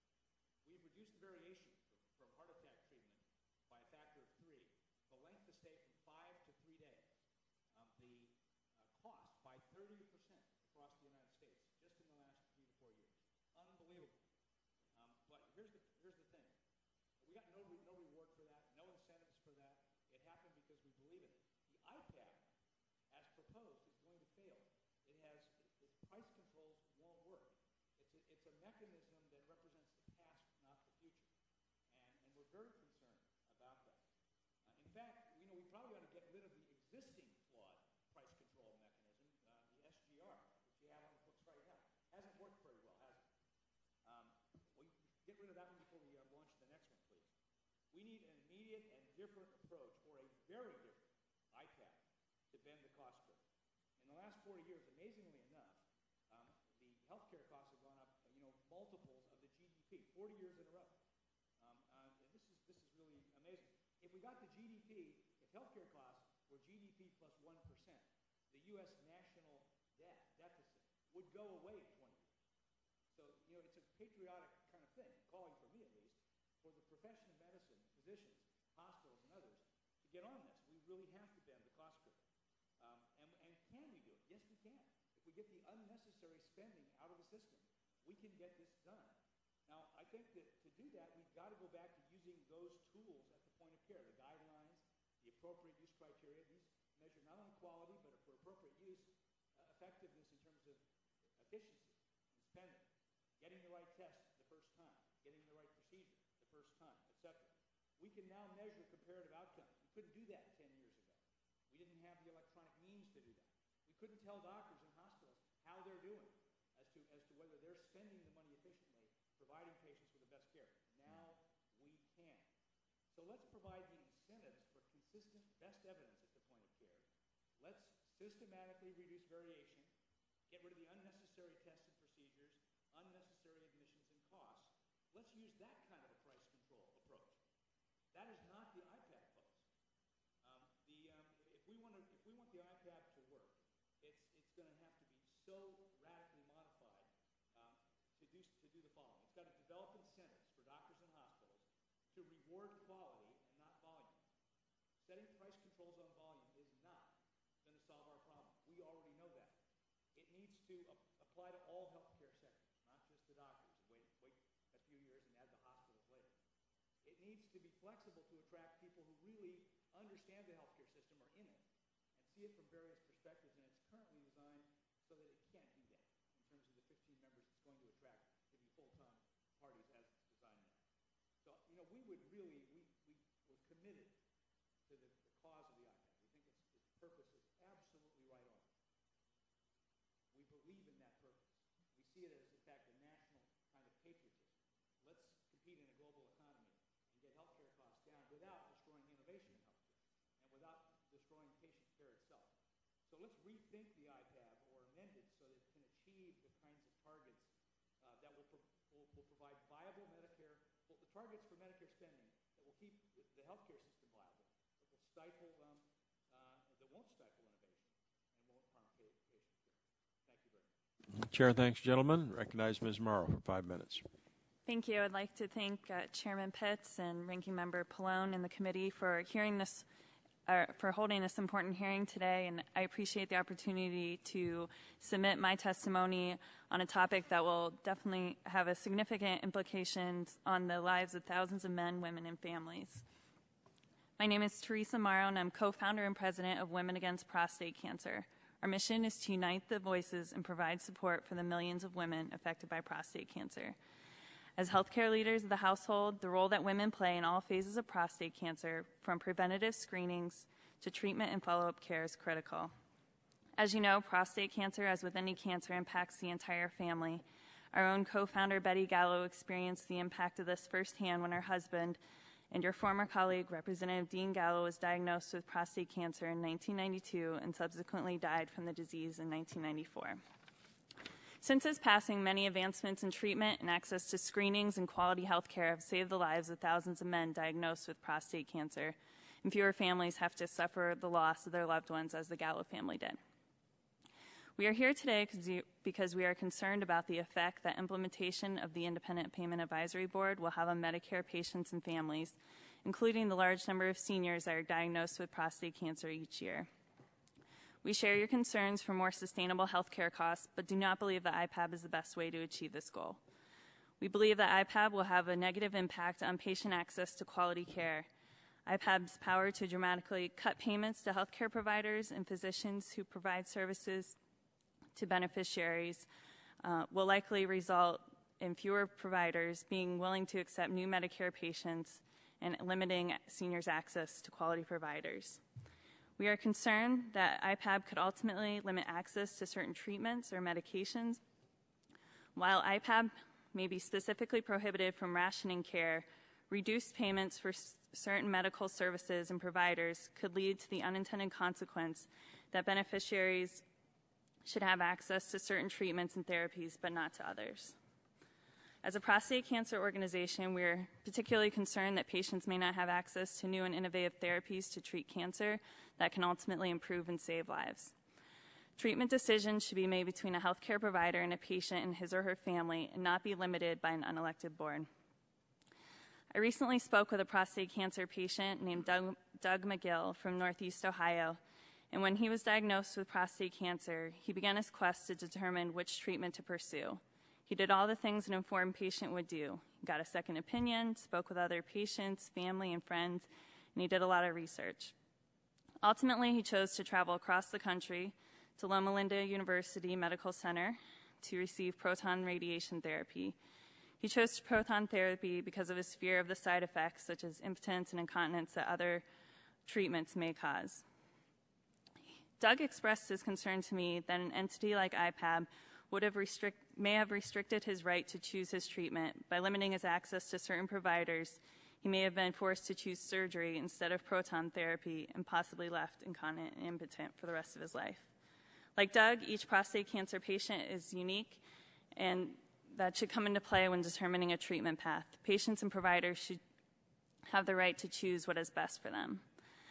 Another negative impact to seniors will be IPAB's requirement to achieve savings in one-year periods. This means that the focus will largely be on cutting payments and other short-term savings rather than on long-term savings and reforms that could save money or help patients avoid unnecessary care in the future. More emphasis should be placed on prevention. Catching health problems in their early stages while they are still treatable and preventable is the best way to ensure that seniors stay healthy and incur less expense to Medicare in the long run. More emphasis should be placed on participation in benefits like the Welcome to Medicare physical. Currently, less than 10% of those eligible to participate in this screening do so, even though it can serve to provide guidance for seniors' health maintenance as they age. Finally, we're concerned about the lack of oversight of IPAB. The board has the power to change laws previously enacted by Congress without actually needing congressional approval. Furthermore, the Secretary's implementation of IPAB's recommendations is exempt from judicial and administrative review.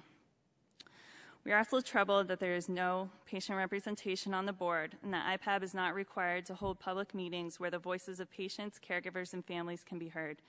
Important healthcare decisions that can dramatically impact patients will be made by an unelected board without accountability to the public. In conclusion, I would like to thank the committee and just reiterate that while we agree that healthcare costs do need to be reined in, we do not believe that IPAB is the right way to do so. Thank you. Chair, thanks to the gentlelady. Thanks, panel, for your testimony. We'll now begin questioning, and I'll recognize myself for 5 minutes for that purpose. Dr. Volodka, you state that the IPAB, as it has been described in statute, will simply ratchet down cost in the absence of adequate clinical expertise or the research capacity to examine the national and regional effects of proposed recommendations to ensure patients are not unduly impacted. Are you concerned that the IPAB's mandate to cut spending in the short term will undermine longer-term improvements to Medicare and the health care system in general? Would you elaborate? Yes, thank you for the question. One aspect of this which has not been addressed much this morning is the fact that Medicare not only funds a lot of practitioners in the private sector, but also is a huge contributor to medical schools and other places that do research. And that margin is getting thinner and thinner. As one who spent over 12 years as a medical school faculty member, I can attest to that firsthand.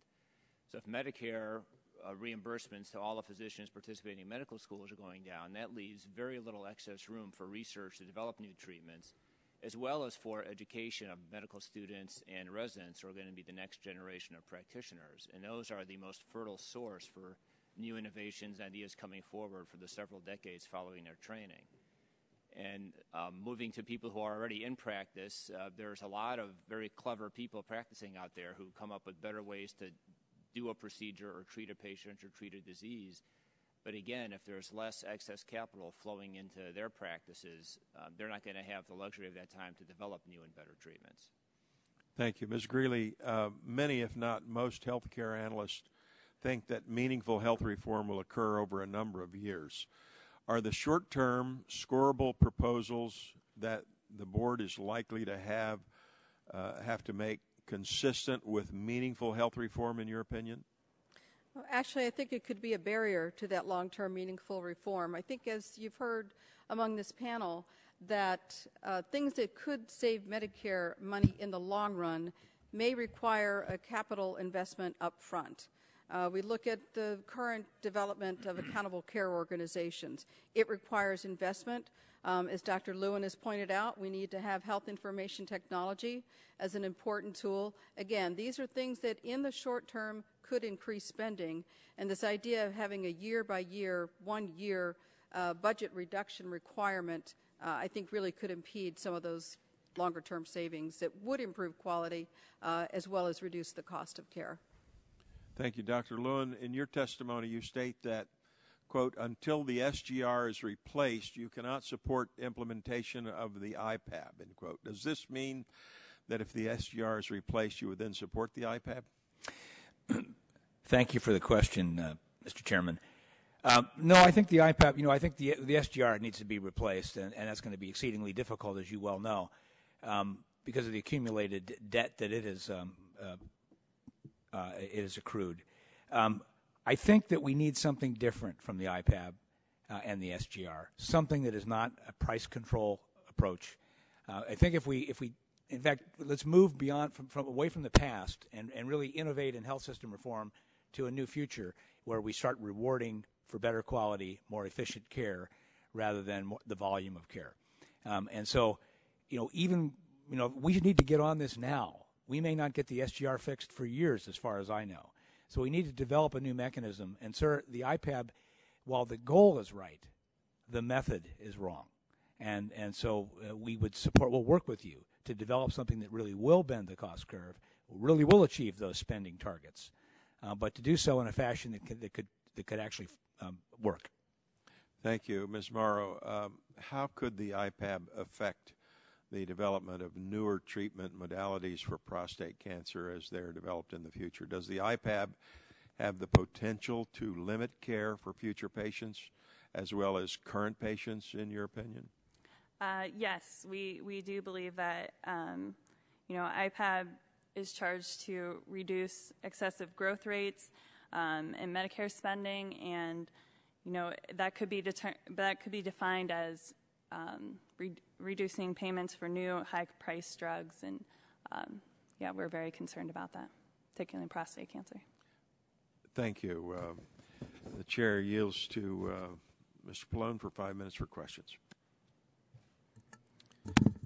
Thank you, Mr. Chairman. I wanted to ask Dr. Lewin, one of the many ideas put into place by the Affordable Care Act was the Center for Medicare and Medicaid Innovation. It's a new effort by CMS to research and develop ideas to save money and improve quality in Medicare and Medicaid more quickly than before.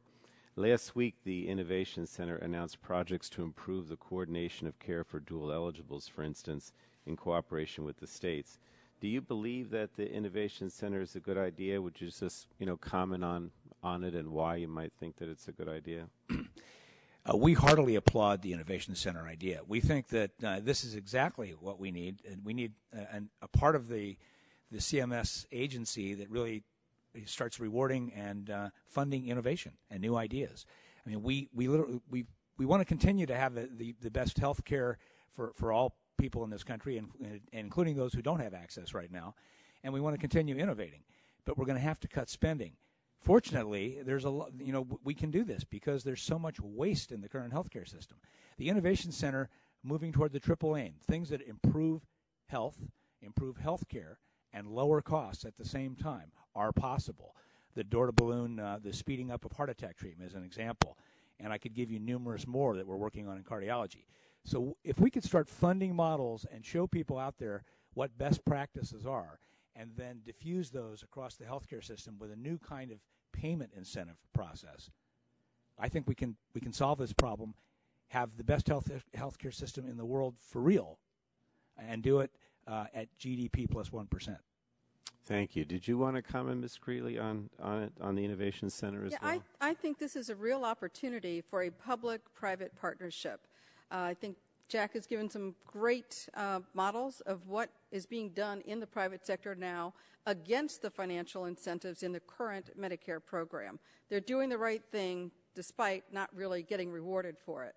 The value compendium that we have submitted will show you other examples of that. So I think it's an opportunity for the Medicare and Medicaid programs to learn from the private sector and to test pilot these things.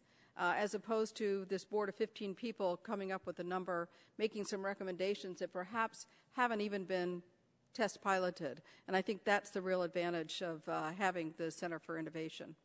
Thank you. I was going to ask you also, Ms. Greeley, this is a quote from the CBO analysis of the Republican plan for Medicare and Medicaid, in their budget.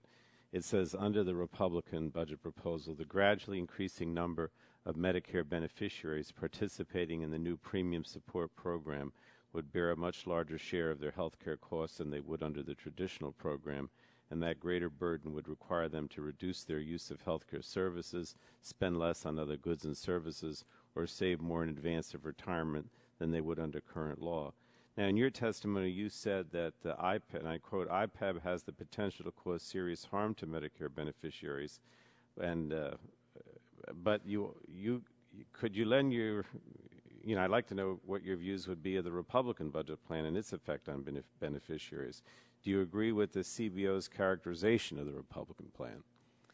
The Healthcare Leadership Council for over a decade has supported the concept of moving to a premium support model for the Medicare program to give seniors more choice to have those private plans competing, much as they do in the Medicare Part D program. I think what we need to do is to look at the premium support model. There are many components to it. We probably would recommend using a different inflation factor. Much like Alice Rivlin, we would probably recommend maintaining for a period of time the traditional Medicare program. So I think there is a lot of merit to the concept. I think there's some modifications that we would make to the proposal that was put forward. Thank you. Let me ask, I guess I have another 50 seconds here. I wanted to ask Ms. Morrow, again, you've made your concerns about IPAB clear, but as you know, this was developed as a backstep mechanism to address the growing cost of health care. And the Republican approach in the budget is very different. They would simply slash existing programs. They would end Medicare as we know it, and they would slash medical research. And I'm concerned about the impact on medical research of the Republican budget. The NIH budget was actually cut under the continuing resolution for this year, and for 2012, it doesn't look any better. If NIH, if you would just comment on it, I mean, I'm just concerned where are we going with research, with what happened with the CR and what's in the Republican budget for the future. Yeah, continuing research in cancer is extremely important to us, and we do advocate for increased funding for research. And I'm not familiar with everything that's in the Republican plan, but I mean, we will continue to support more increased funding for research. Okay. Thank you very much. Thank you, Mr. Chairman. Chair, thanks, gentlemen. Recognize the Vice Chairman of the subcommittee, Dr. Burgess, for 5 minutes. Well, thank you, Mr. Chairman, and I thank you all for being here. This has been an interesting, although Dr. Vlatka, you are correct that this was what did you call it, the IPAB-alooza? IPABulous? IPAB-a-thon, but IPAB-a-thon. IPAB-alooza applies as well. I do so welcome the comments of all of you. I think they've been very helpful. Ms. Greeley, I hope that you will take some time and take the Secretary of Health and Human Services perhaps to lunch and explain to her what premium support actually is. You might even want to include Ranking Member Waxman in that discussion because he seems to have some difficulty, and even the President of the United States required a little more remedial education on the difference between a voucher and a premium support system. Dr. Vlatka, let me just ask you, we hear a lot about the IPAB, we've heard a lot about it today, but I get the general impression that doctors and patient advocacy groups do not support the IPAB. Is that a fair assessment? And if that's fair, why do you suppose that is? To borrow a line from a high-ranking member of this body, when the health care debate was going on a couple years ago, you have to pass the bill to find out what's in it. And now we know. I think now that I've had that same conversation with many of my colleagues in the operating room, in the ICU, in the hallways, where they don't really quite know what IPAB is. And the more you talk to them and educate them, I don't think anyone thinks it's a good idea. And I think it's been gratifying to see this started as a very obscure issue that only policy wonks knew about. And now you're seeing it discussed in New York Times, Wall Street Journal, CNN, mainstream media outlets like that. So I do think that the more people learn about it, the less they're going to support it. I think that's in general true. Now, Dr. Lewin, you talked about repeal the SGR before you do the IPAB. I got to believe that really you're the membership of the American Association of Cardiology would, or the American College of Cardiology would not support either of those control mechanisms. Is that correct? Now, the AMA did during, unlike Mr. Pallone, who voted for that bill, I voted against it. I thought the AMA was wrong to support it. What does your membership say? Well, we certainly don't have any affinity for the SGR. It clearly doesn't work, and it's too bad we didn't deal with it 10 years ago, right? We all wish we had. I wasn't here then. I think what we have to, and the IPAB as it's currently designed, we don't believe will be effective in any way, shape, or form. It's going to be another price control mechanism. So we would like to get on with the challenge that we have as a nation of creating the healthcare system of the future that provides access to everybody, that continues to reward innovation and improve quality. And we think we need a different approach than the IPAB. Well, let me tell you the problem, though, because you referenced the SGR and your pessimism that the SGR, that anything meaningful will happen. I actually, this year, I'm more optimistic that something's going to happen to the SGR than any time previous in my 9 years here. But here's the deal. You're exactly right. What if in 1998 someone had the courage to say, oh, this SGR thing is going to be a disaster in 10 years' time, and I'm going to fix it? Well, we have that opportunity with the IPAB now. Once the IPAB begins that cumulative effect of the dollar, the specious thing of the dollar saved, then there's going to be a CBO-directed cost associated with its repeal. And it won't be too terribly long before that cost becomes a mountain too tall to climb, just as the SGR is today. So yeah, we got to kill one that's mature, which is the SGR, but the other one, we do need to get a handle on it before it ever gets out of the box. And I would say the time is now to repeal the Independent Payment Advisory Board, and I'd encourage Mr. Pallone to join with us on that, because once this thing gets away from you, it's Katie bar the door. It'll be impossible to undo it. And I think, honestly, that's what the administration is banking on. They want to get this thing up and running, and it is another method. Let's be honest. This thing was not about health care, never was. It's a tax bill. But bottom line, it's about control. They want to control you. They want to control Dr. Volodka. They want to control what you do. They want you to do only what they tell you you can do, and they want to be able to tell you when to stop. Don't do any more. That patient's had enough. That's where this thing is going. Ms. Morrow, let me just thank you for being here. I don't have a question for you as relates to the IPAB on prostate cancer, but I do remember in the discussion of healthcare reform as it was going through, I read somewhere where some healthcare thinker said, we'll be able to tell if the Congress is serious about reforming healthcare as to what they do with prostate cancer, because the implication was we overtreat prostate cancer in the United States of America. However, recent studies comparing survival rates with prostate cancer in the United States versus Europe, it's like 99 versus 77%. I'd rather be here with all our faults than anywhere else in the world. Do you have any comments on that? I've seen those same statistics, and, as far as overtreatment, we strongly disagree with that term. It's up to the patient. The doctor and the patient can have an informed discussion about that person's prostate cancer and whether it's going to grow and affect them in their lifetime, but the decision should be between the patient and the provider. And not the IPAB, the provider. Exactly. Thank you. Chair thanks the gentleman and recognizes Dr. Cassidy for 5 minutes. Dr. Vlack, a friend emailed me and said, how come you don't have a practicing physician on the panels? One passionate about our practices. And so I'll have to email her back and said, although I didn't pick it, we have one.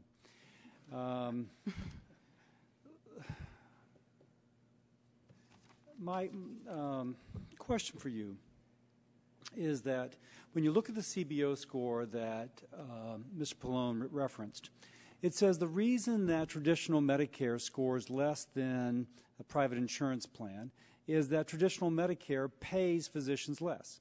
Indeed, the way CBO scored it is although they don't assume the SGR cuts go through, they also have no inflation adjustment. Now, that's been the case since 2002, and effectively Medicare is paying physicians significantly less now than they were in 2002. So much so that Richard Foster says that within 9 years, Medicare will pay less on average than Medicaid.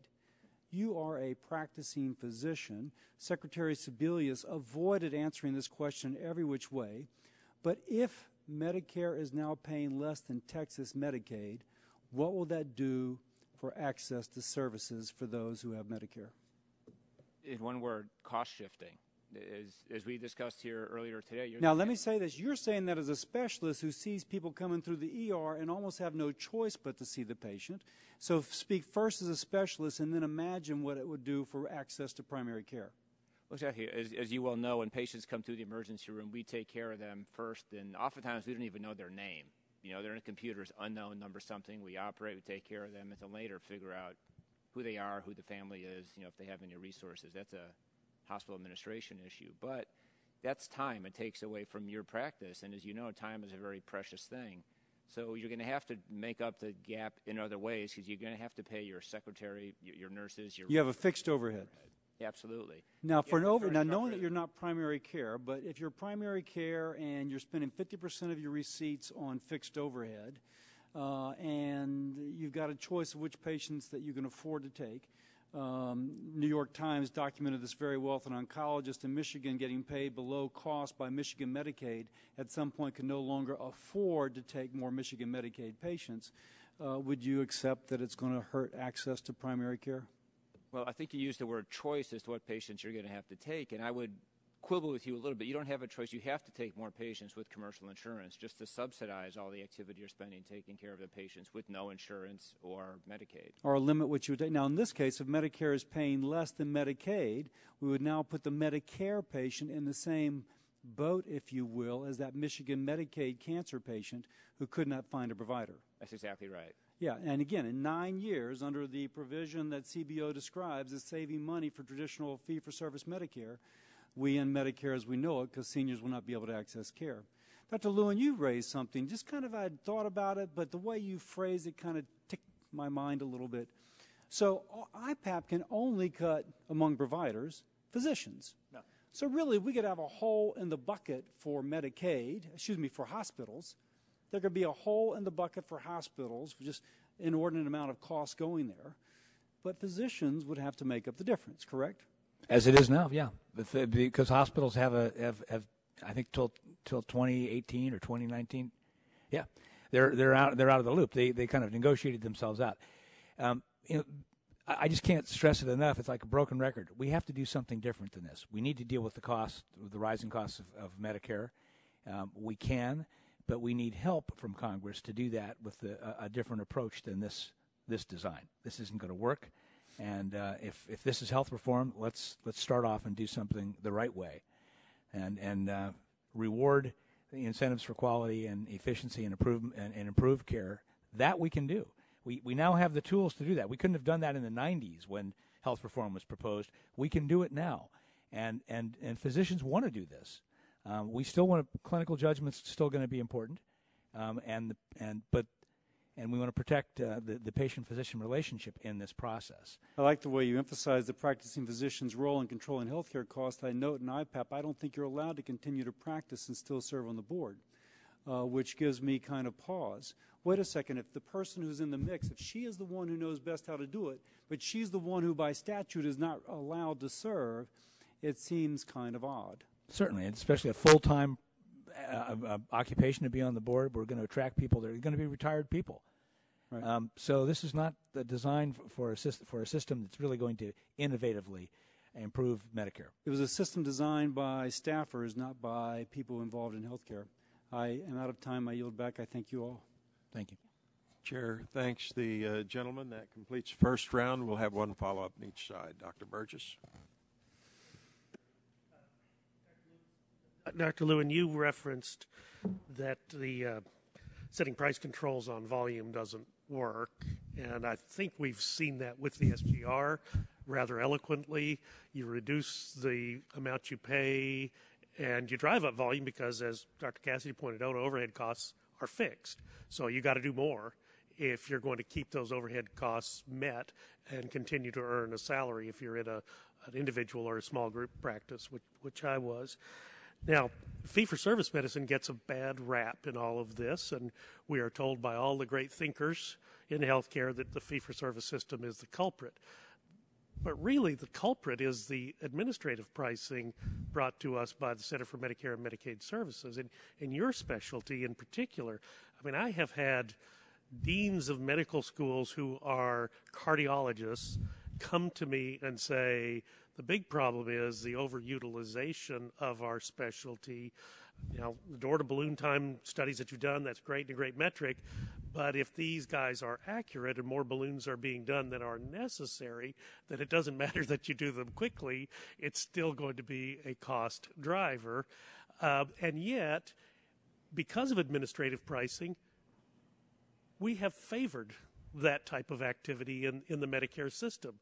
You know, you'd ask yourself, the big problem that everyone talks about is childhood obesity. You got the First Lady that's her main cause.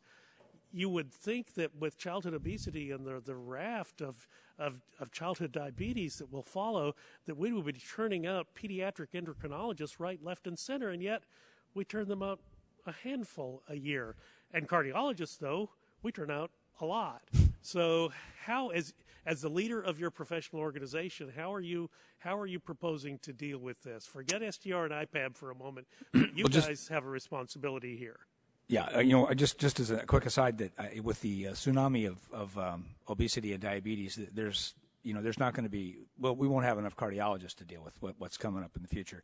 But we really have we have the tools now to make sure that people who have chronic stable angina, who are approaching the system for care, don't get a stent when it wasn't really needed, or don't get bypass surgery where a stent would have been better. or get to optimal medical therapy when the data shows that the results will be better and they'll have no risk of complications in the meantime. We have these tools. We have the science, but there are no incentives to apply them in hospitals across the country. We have incentives to reduce the use of implantable defibrillators for people for whom the science says they shouldn't have gotten them. We published it. We've published our data. We have 100%, thanks to Medicare requires the use of our registry. We have 100% of the implantable defibrillator data in the United States. We pointed out 23% of them apparently were placed without the best guideline evidence being present. Now, we want to go around and educate everybody, but the incentives are not there to say to the hospitals and the doctors, we're going to reward those who start to reduce that variation, not pay for the volume. Well, how will IPAB reduce that variation? It won't. It will not. IPAB has no way to do that. We need a different mechanism, and that's payment incentives for improved quality and outcomes and efficiency. And measure, you have to measure to manage. So you've got to have systems out there to give doctors and hospitals feedback, dashboards of feedback on how they're doing as compared to all their peers. When they have that information, they will change. Dr. Vlaka, let me just ask you, you're the only practicing physician that we've heard from all day. What about how does medical liability reform factor into what Dr. Lewin was just talking about? I think liability reform is a huge way to try to bring down cost in the healthcare system. Now, that's not part of IPAB. Of course, we may be getting far afield, but you're a Texan. You've heard about the Texas miracle. And following tort reform there in 2003, it did everything that its proponents said it would. It lowered the cost of professional liability insurance. It brought more PLI carriers into the state. And most importantly, it brought a lot more physicians into the state. And those guys are going to the rural and underserved areas just as much as going to the major metropolitan centers. The only downside has been the flood of applications of Texas medical boards. Yeah, the Texas medical board's in trouble.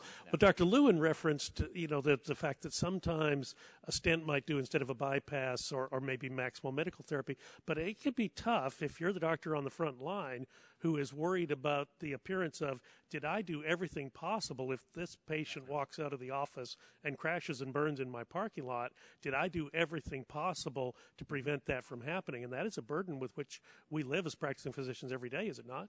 Oh, that is absolutely true. And to put that in perspective, that is going to happen a certain percentage of the time, even if you do everything right.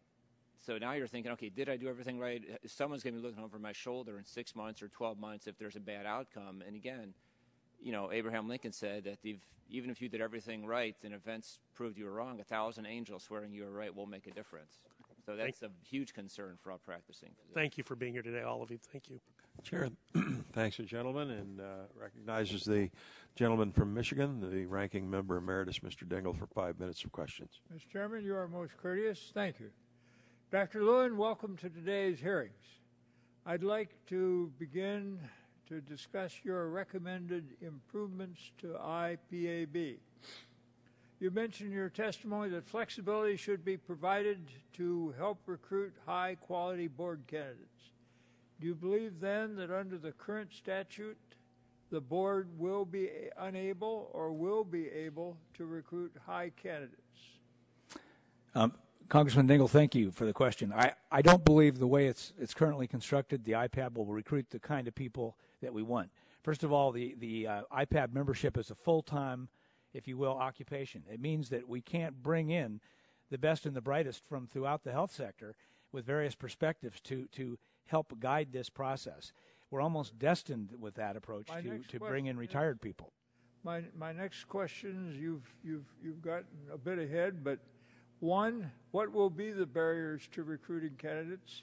And two, what should we do to eliminate those barriers to enable us to recruit the strongest candidates? My guess is that the importance of this process is that there's some excellent candidates may come to serve just with their expenses covered. But I think that this shouldn't have to be a full-time commitment on the part of those individuals. We need people who are the best and the brightest in the healthcare sector, who understand the economics as well as the clinical realities of this and the patient perspective part of this, to be sitting at around this table. So I think that the way it's designed in terms of the pay and the requirement that it be a full-time occupation will make it very untenable. Okay, now, Doctor, IPAB establishes a consumer advisory council to advise the board on how payment policies impact consumers. However, this is an advisory capacity only and does not include patient representation. Now, as a physician, how would you recommend addressing this problem and encouraging patients' participation to help in decision-making necessary for the board to issue the best recommendations? Well, I think the IPAB ought to have patient representation sitting right there on the board itself, if it was to exist. Patient representation should have been part of the process of the IPAB. But I would say, Congressman Dingell, that I think we have to reconstruct what we consider this IPAB model if we wanted to actually achieve cost containment over time by systematic improving quality of care. I think the way it's designed isn't going to work. So I'm not so concerned about how we get the members on it right now. I'd like to see a design of a system that might actually reduce costs and improve quality. I noticed you, Dr. Velasquez, were nodding yes. Yes, I agree completely. It seems like we've gotten a little bit ahead of the conversation. We're talking about how to structure IPAB and how it should be set up with advisory committees. But I think a more fundamental question is really, will it achieve the aims it sets out to do without creating too many adverse events, like limiting access to care for our seniors? Thank you. Now, again, coming back to our first witness here, your testimony suggests the use of data registries is one way to ensure high-quality care while identifying areas to reduce spending. In particular, Doctor, you mentioned the ACC's Pinnacle Outpatient Registry. I happen to believe that the technology advances like electronic health records and registries can create savings, but also know that there can be a resistance to implementing such technologies. How many providers participate in this registry currently, Dr. Lewin? Thank you for that question, Congressman Dingell. Nearly all the major hospitals in the United States participate in the registries, and they pay us for the data, and that allows us to actually keep this very expensive operation going. In the physician outpatient setting, it's really hard to ask the doctors to pay us for a collection of data at this time. But 1,000 practices have signed up. We have 2 million patient records already with this relatively new system. And we can see measured improvement in quality across the entire Pinnacle network. I might add that 100% of the Pinnacle participants received the full PQRS reward and the e-prescribing reward, and we were able to file for them. So there is some small reward. But if we were to use payment reform to provide real incentives for improved outcomes and quality, this would go rapidly across the entire environment. It needs to reach to internal medicine and family practice and others who share in the care of cardiology patients with us in the outpatient setting. My time is up, Doctor, but I'm with the patients as a chair.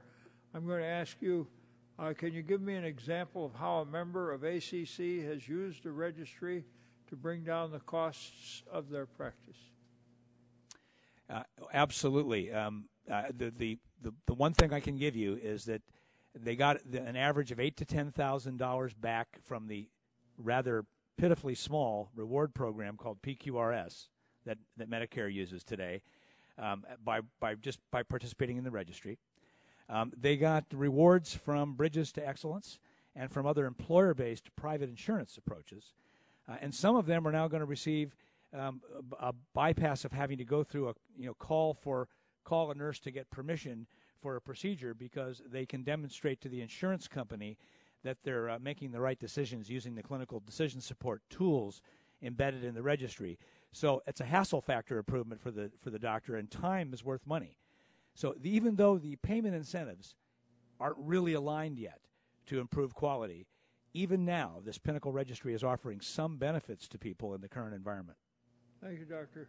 Thank you, Mr. Chairman. Chair, thanks, gentlemen. We are voting on the floor. We have 11 minutes to go. We have time for follow-up from Mr. Pallone. I'll be quick. I know that both Dr. Burgess and you, Dr. Lewin, brought up the SGR, and I do think that certainly when I hear from the doctors, they see the SGR and the cliff we faced in January as the biggest threat to Medicare, more so than IPAB. And I'm opposed to IPAB, but I just wanted you to comment on that. I mean, isn't this SGR a major threat, more so than IPAB? And what are the doctors telling you about it? We'd have to think that it's a major threat. It's certainly a threat to access. If more doctors can't afford to accept Medicare patients, clearly it's going to pose a nightmare for our healthcare system, for emergency rooms, and for the entire system. So we are very, very worried about it, and particularly because it's a big price tag to try to fix it, and we don't know how. I honestly don't know how it's going to happen, given the conversation on the debt ceiling and the deficit. So I assume we might end up kicking the can down the road again, and I'm very, very worried about that. Much more worried than I am about the IPAB. Well, I just wanted to say I know that Dr. Burgess mentioned that he hopes that we can get to it and do a long-term fix this year, and I'm very much supportive of that. I always kid him because he was I think the only Republican who voted for the Democrat long-term fix that we passed a couple of years ago. So I have to commend him for that, although maybe he doesn't like to be commended for that. But I would just ask, Mr. Chairman, that I know that we've already had a hearing on it, but I would urge that we do try to address it and not wait to the last minute and kick the can down the road. Thank you, Mr. Chairman. Chair, thanks, gentlemen. And for the information of the panel, we are going to deal with the SGR this year. We intend to do a long-term fix. We're in the process. We've collected information from all the doctor groups. We've had many meetings, and we're in the process of developing a vehicle, but it'll probably be after the break in the fall that before we get to it. But we intend to deal with it on a permanent basis before the end of the year. With that, this has been an excellent panel. Thank you for the information you've shared. That concludes today's hearing. I remind members that they have 10 business days to submit questions for the record, and I ask the witnesses to please agree to respond promptly to these questions. With that, the subcommittee is adjourned. Thank you. Say hi to Dr. O'Shea. All right, I'll see you in Denver. Okay. I'm not getting until midnight, so. All right. I'm not getting. Yeah. Pleasure. Thanks.